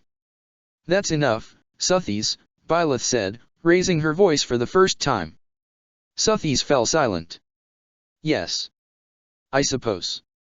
She is your student, after all. Edelgard couldn't see through her veil of tears, but she could hear Byleth get up out of bed and kneel beside her, and could feel her rest a warm, firm hand against her back, right between her shoulder blades. Her chest heaved and ached and her still bruised ribs begged for mercy. And to think, she said to Byleth once her tears had dried, I came here to offer you comfort. There was a funeral service for Ash that following Sunday in the cathedral. As his body had never been recovered, there had been nothing left to recover. There was no coffin, and the headstone installed in the cemetery stood over an unoccupied plot of land. It was the thought that counted, Raphael had said. Ingrid had suggested the idea of visiting Ash's hometown in Gaspard County to break the news to his younger brother and sister. Through the 2-day journey from Garreg Mach with the rest of the class, minus Glenn, who Edelgard suspected had flown the coop, Edelgard kept a watchful eye on her, but she projected an air of strength. If anyone had taken Raphael's tips for coping with loss to heart, it had been Ingrid. Though she couldn't train with a broken leg and arm, once her concussion had healed she'd thrown herself into her studies and stuck to her own routine as best she could. Though, instead of training in lances and riding, she'd dabbled in less physical pursuits, swapping out her lance for a tome of faith magic. She had little aptitude for it, but she was trying sometimes too hard. Ash's hometown had become a sad little village. The empty castle of House Gaspard loomed in the distance, bereft of its lord, and loomed wearily over simple houses and fallow fields. There were many elderly men and women and many children, but noticeably few young adults. Lonato's doomed rebellion had drawn many of its ranks from this town and returned few of them. Thinking of all the new orphans the Church of Syros had created by first encouraging and then violently suppressing the rebellion made Edelgard's jaw clench. And, of course, those who slither in the dark and the tendrils they had let seep into the Western Church had been to blame as well. Edelgard tried not to have any romantic illusions about generous nobles providing for their poor and impoverished subjects, but she had to admit that Lonato had been a special case indeed, and Ash had been well suited to follow in his footsteps. Loss permeated the village. The loss of Lord Lonato's son Christoph, who had been as beloved by the townspeople as his father, the loss of Lonato himself, the village's patron and benefactor, who had always been generous through the harshest winters, and now the loss of Lonato's eldest adopted son, though news had yet to reach anybody in the village. Somehow, the village itself, the wood of the houses, the stones of the roads, the very air itself, just knew before any of its denizens did. Ash's younger siblings Jasper and Laura lived in Lonato's mansion on the edge of town closest to the castle, looked after by the late lord's servants. The grounds of the mansion were well kept, though there was a sense of resignation and doom about it. The servants still on retainer seemed to all wonder if whatever lord took over this place would be quite so kind as the heads of House Gaspard had been, and it showed in their work. The Blue Lions met the remainders of Ash's family in the mansion's parlor. They were both several years younger than he had been, no more than 14 by Edelgard's reckoning, and were fraternal twins, all but identical in most respects. Unlike Ash, both had sandy blonde hair, Jasper wearing it short and Laura wearing it long and in simple pleats, though both shared his green apple eyes and pale, freckled complexion as well as his earnest, animated demeanor. The twins had both grown taller than Ash already, and filled out more, and were just beginning to diverge in appearance from each other in their adolescence. While Ash had been short and scrawny before sprouting like a weed around 18 or 19, who ever heard of a growth spurt that late? Then again, a few of Edelgard's other friends, like Bernadetta, had been no different. Jasper was already showing the beginnings of a broader chest and a handsome jawline, nourished by the past 7 years under Lonato's care, and in a few years Laura would start to resemble a beautiful young woman. Edelgard had met these two only a few times in her world, and never to deliver such dire news to them. Seeing them here was another stark reminder that in this world, Ash would never see his younger brother and sister grow up. The children's awe upon meeting Dimitri and their excitement at seeing the rest of the Blue Lions apparently, Ash had written to them quite frequently and had shared with them only the most flattering details about his classmates faded quickly when they realized that Ash wasn't there with them. "Is he sick?" Jasper asked, leaning forward in his chair, his hands gripping the armrests. His voice cracked. "Is it pneumonia? The weather's been unseasonably cold lately." "Is he hurt?" Laura asked, mirroring her twin brother's movements. One of the mansion's servants brought her tea, but she waved him away. "He's okay, isn't he?" The rest of the Blue Lions had taken their seats in the parlor, but Dimitri, Byleth, and Edelgard stood on ceremony, even after the servants had rushed to bring extra chairs in. Dimitri hung his head solemnly, looming over the others, his hands folded in front of him. "I don't know how to say this," he said, the words catching in his throat. Nevertheless, he said it. "No!" Jasper cried out, leaping to his feet. "You're lying. Why would you say something like that, Your Highness?" Laura stood up and grabbed him by the shoulders to steady him, or perhaps to hold him back. His body language was unreadable. Edelgard could see part of him yearning to lunge forward and strike Dimitri out of anger and part of him pushing him to run away like a frightened animal. He couldn't have been more different from his late brother. "It's true," Byleth said. "We were on an assignment. There was an explosion. He didn't survive." Reductive, but true, essentially. Her terse tone of voice may have sounded cold, but Edelgard knew it was just a facade to keep herself composed. She'd done an admirable job holding together these past few days, but even she had limits. "No. That's not true." Tears glistened in the boy's eyes and rolled down his cheeks, dripping off his chin. "Prince Dimitri, tell me it's not true." "Professor Byleth, and all of us," Edelgard said to Jasper, express our deepest condolences. He died ensuring that we would live. Shut up. He broke free of his sister's grip. What kind of a crappy professor are you if you can't keep your students alive, he said to Byleth. Ash always said you were a genius in his letters. Well, if you're so smart, then why is he dead?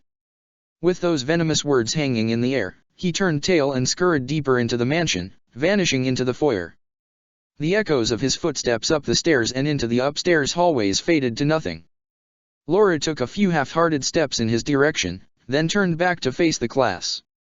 She looked up at Dimitri, her eyes misty. It's true, isn't it, Your Highness, she sniffled, her voice small and weak.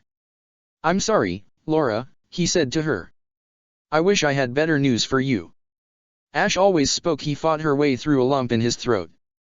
He always spoke so fondly about you and your brother. I wish we could have met under better circumstances. Ingrid stood up, propping herself up on a wooden crutch, and limped toward her. I'm so sorry. I never quite know what to say at times like these, but we are here for you. Annette aimlessly rummaged in the bag at her side. If it helps, she offered, I packed some sweets. Maybe they'll help you feel better. As the rest of the students consoled Ash's younger sister, Byleth quietly withdrew from the room. Concerned, Edelgard and Dimitri followed her. As reserved as a person Byleth was, it was unusual for her to flee from large groups like this. They found Byleth outside in the mansion's snowy courtyard, leaning despondently against the outer wall and staring up at the grey sky. She'd bundled herself up in the silvery grey wolf's pelt Dimitri had given her. With the bitter wind blowing through the courtyard's skeletal trees, Edelgard wished she'd remembered to take hers on the way out. Professor, Dimitri said, I am sorry for Jasper's disrespectful conduct. He is too young to know better. If Edelgard were a pettier person, she might have reminded Dimitri that he'd thrown far worse of a tantrum last week. Byleth sighed. I feel like a fraud, she said, the bluntness of her declaration taking both Edelgard and Dimitri aback. Professor, you are nothing of the sort, Dimitri said. Edelgard nodded in agreement. Someone other than her might have felt betrayed to find out that her dear professor and darling wife's legendary tactical mind and her unfailing ability to keep everyone in her class and under her command safe was not, in fact, the result of genius as much as it was supernatural trial and error. But for Edelgard herself, it only deepened the well of sympathy she had for Byleth. She had the power to correct all of her mistakes, and she used that to preserve the lives of those closest to her, and in 2 worlds so far, she had failed only once. How many times, before and after that singular failure, had Byleth watched her students die? Her father? Edelgard thought back to every close brush with death she had ever had on the battlefield, from the very first time she had met Byleth all those years ago to the final battle in the flaming ruins of Thirdyad, and wondered on how many of those occasions Byleth had seen her die, and she multiplied that for each of her fellow Black Eagles. Most people weathered the deaths of their loved ones just once each, but Byleth had done so many times. Perhaps she had forgotten the usual gravity of death, only for this stark reminder to hit her like a slap in the face that for the rest of the world, for all the other mere mortals, death was final in every way. Perhaps that was why it had hurt her most of all. I'm supposed to be a genius teacher, but I'm just making everything up as I go along. Until now, I've just been lucky that I made the right decisions, Byleth said, carefully choosing a euphemism for Suthi's powers. If I make another wrong decision and can't fix it, one of you might die next. Edelgard felt humbled by her confession. It was because of her condition as a time traveler as much as it was because of those who Slithers experiments that Byleth could no longer rely on Suthi's power to keep her students safe. Because of those 2 factors, partly because of her professor felt more pressure than ever to make the right decisions unfailingly, unerringly. That pressure was one she knew all too well. On the eve of her war against the Church of Ceros, her war against all of Fodlan, she had felt a similarly paralyzing doubt take hold of her mind. The weight of her burden of knowing that her decision to start that war, one simple order spoken to her men, would unleash a tidal wave of blood and fire across the continent, sweeping up generals, soldiers, civilians, had been crushing. But Byleth had been there for her to carry that burden, to give her the strength to make those hard choices and bear the full weight of those consequences. Dimitri spoke up. Professor, that makes you a human, not a fraud. As Rodrigue has always told me, with great power comes great responsibility. In a month, I will be crowned King of Faerghus. My decisions from that point on could mean life or death for people across the kingdom. So I know exactly how you feel. Whether you're a teacher or a king, you mustn't let your mistakes weigh you down. Acknowledge them and take what you have learned to move on. He smiled at Edelgard, and she smiled back, recognizing her own words in his mouth, but he said them much more kindly and with much less of an authoritative air than she had. It seemed his allegiance was to her now, completely and utterly. You've been a wonderful teacher so far, Professor, Edelgard added. Gronderfield was no fluke by any means. You bring out the best in every one of us and we are proud to have you as a teacher. You need not be perfect as long as you strive to do your best. Byleth smiled. Thank you, Dimitri, Edelgard. I feel I've learned as much from you as you have from me. I think that is how it should be, Edelgard said. At any rate, we are here to help you bear the weight of your choices, good and ill alike. As students, Dimitri chimed in, we can do no less.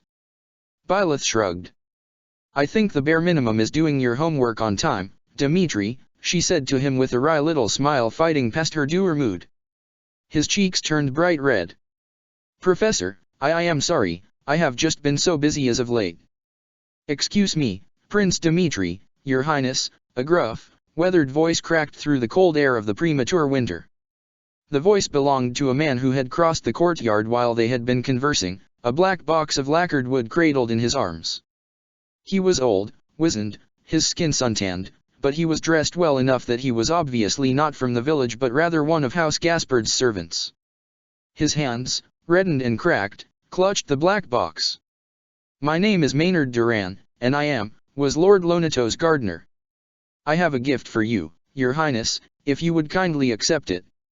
Dimitri furrowed his snowy brow and looked down at the box, bemused. A gift? What is it? Edelgard found herself immediately suspicious of the man.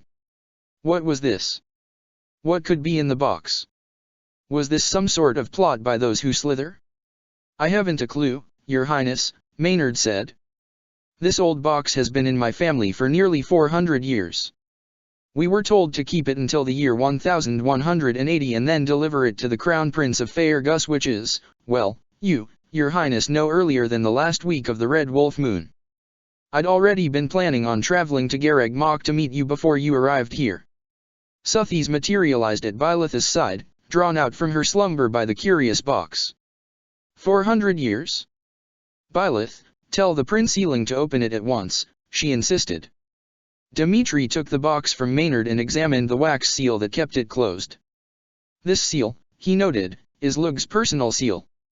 Your family had an artifact from the King of Lions as an heirloom. Maynard simply shrugged. This belongs in a museum.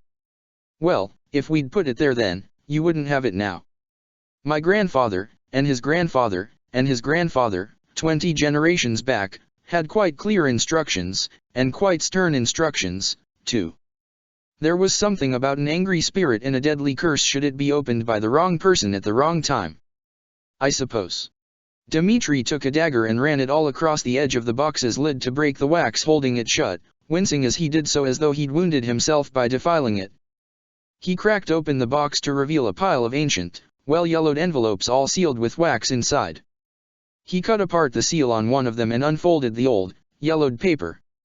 To my old friends, the Blue Lions class of Imperial Year 1180, he read, his brow increasingly furrowing, if all goes as planned, you will receive this letter, hopefully, soon after what happened in Remire.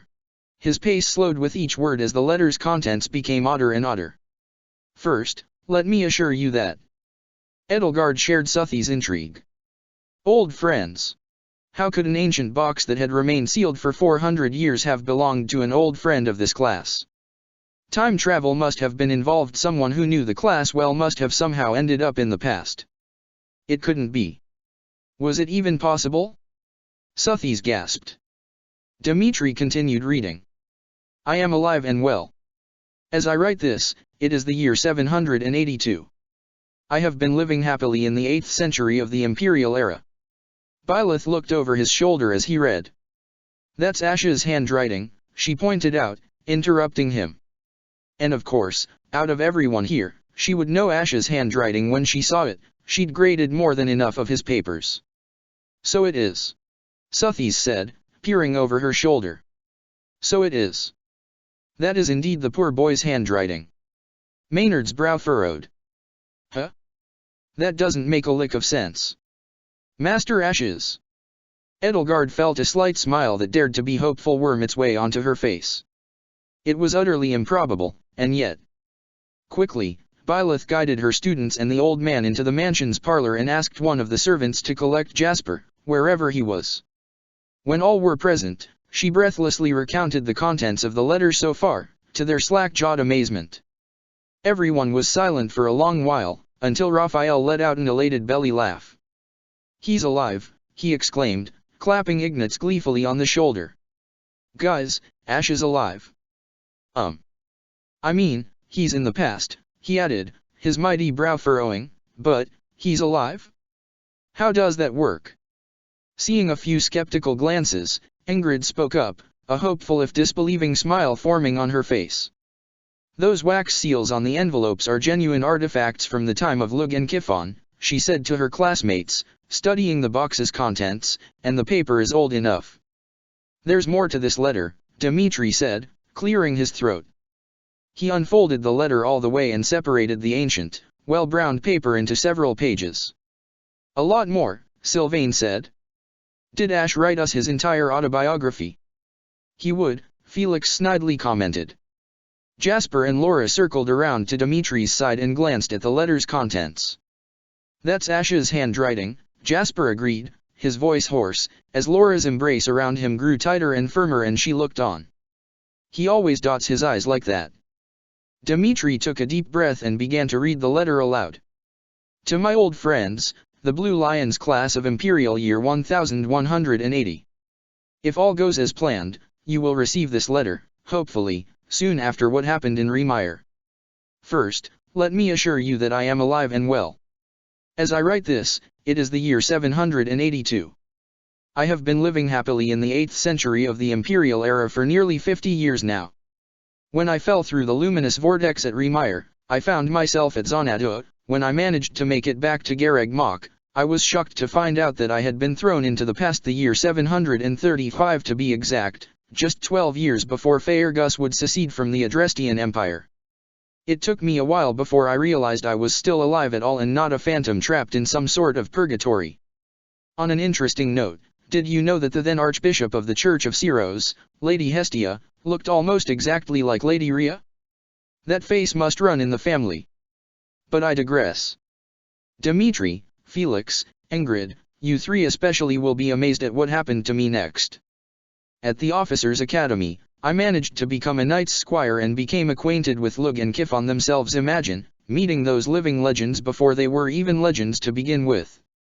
Some years after my arrival, I became a full-fledged knight under the banner of Frildarius and served at Kifon's side, where somehow, I became well known for my cooking skills.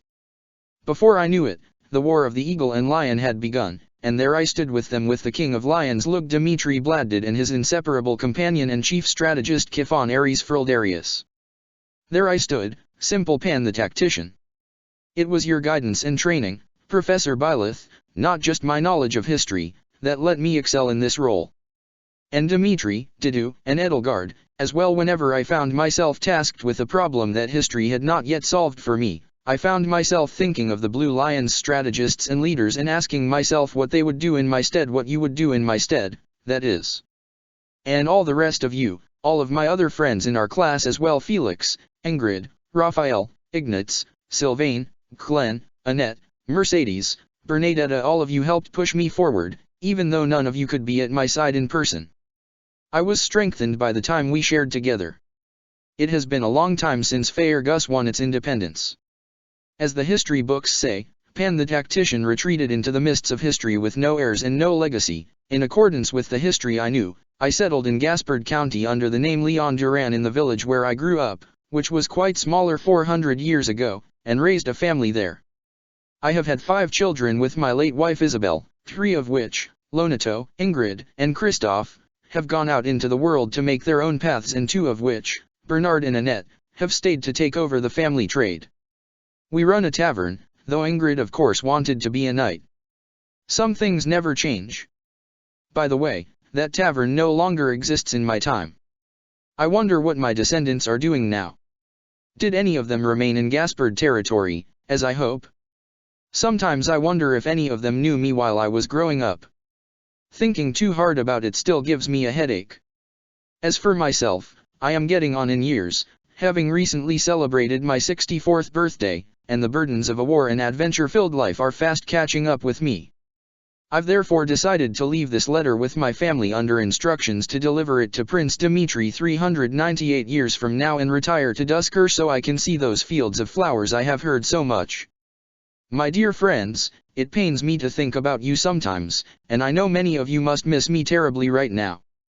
I must confess that from my perspective, it is as though you were all dead and I was the survivor, and in the beginning that thought caused me great and terrible pain so much that sometimes I wished I had died so that I would not feel such staggering loss. But do not mourn me. My life did not end where our paths ceased to cross. In the many years since I was a student, I have been blessed with great health and good fortune. I was even given the opportunity to live the legends I had always been enamored by. As long as I have lived and as tired as I have become, I hope to live on much longer, Goddess willing. I have placed a dozen other letters in this box, one for each of the Blue Lions, and of course, our professor, one for Jasper, and one for Laura. Please hand those letters to their intended recipients. I have much more to say to them, words I have spent 50 long years crafting, so that I would say to you all exactly how I feel. I can only hope and pray that these letters will find you across the vast gulf of time between us. Goodbye, my friends. I want you all to take care of yourselves and each other. Be well, live long, follow your dreams, and be happy. Sincerely, Ash Hubert. From the beginning of the letter to its end, Dimitri's voice had slowly reduced itself to a hoarse whisper, and now tears shimmered in his eyes and traced glistening paths down his cheek.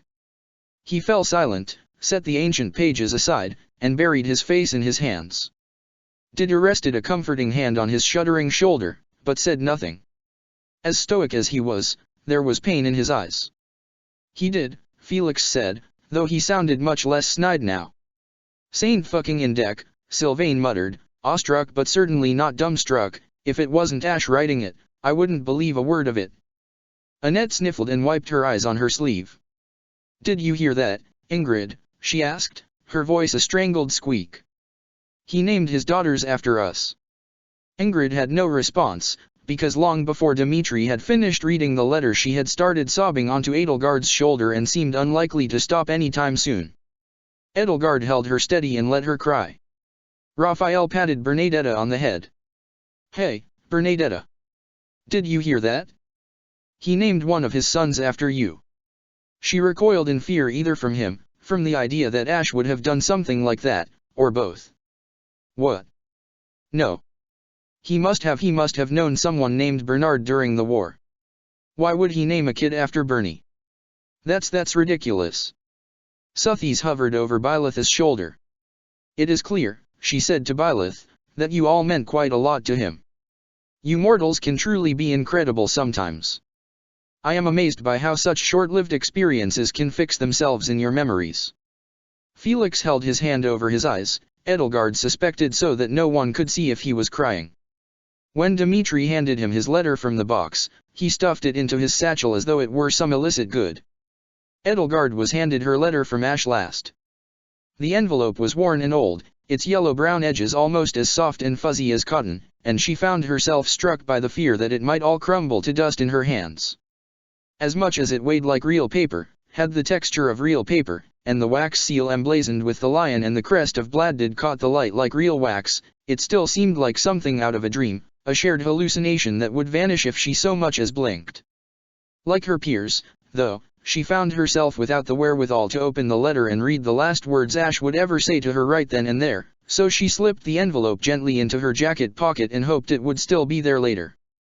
Maynard, the poor old man whose family had spent the past 4 centuries hoarding this message, clapped his hands elatedly. He seemed all but ready to dance a jig. Good Goddess Almighty, he exclaimed. I'm a descendant of Pan the Tactician. Check the description for the links to the author.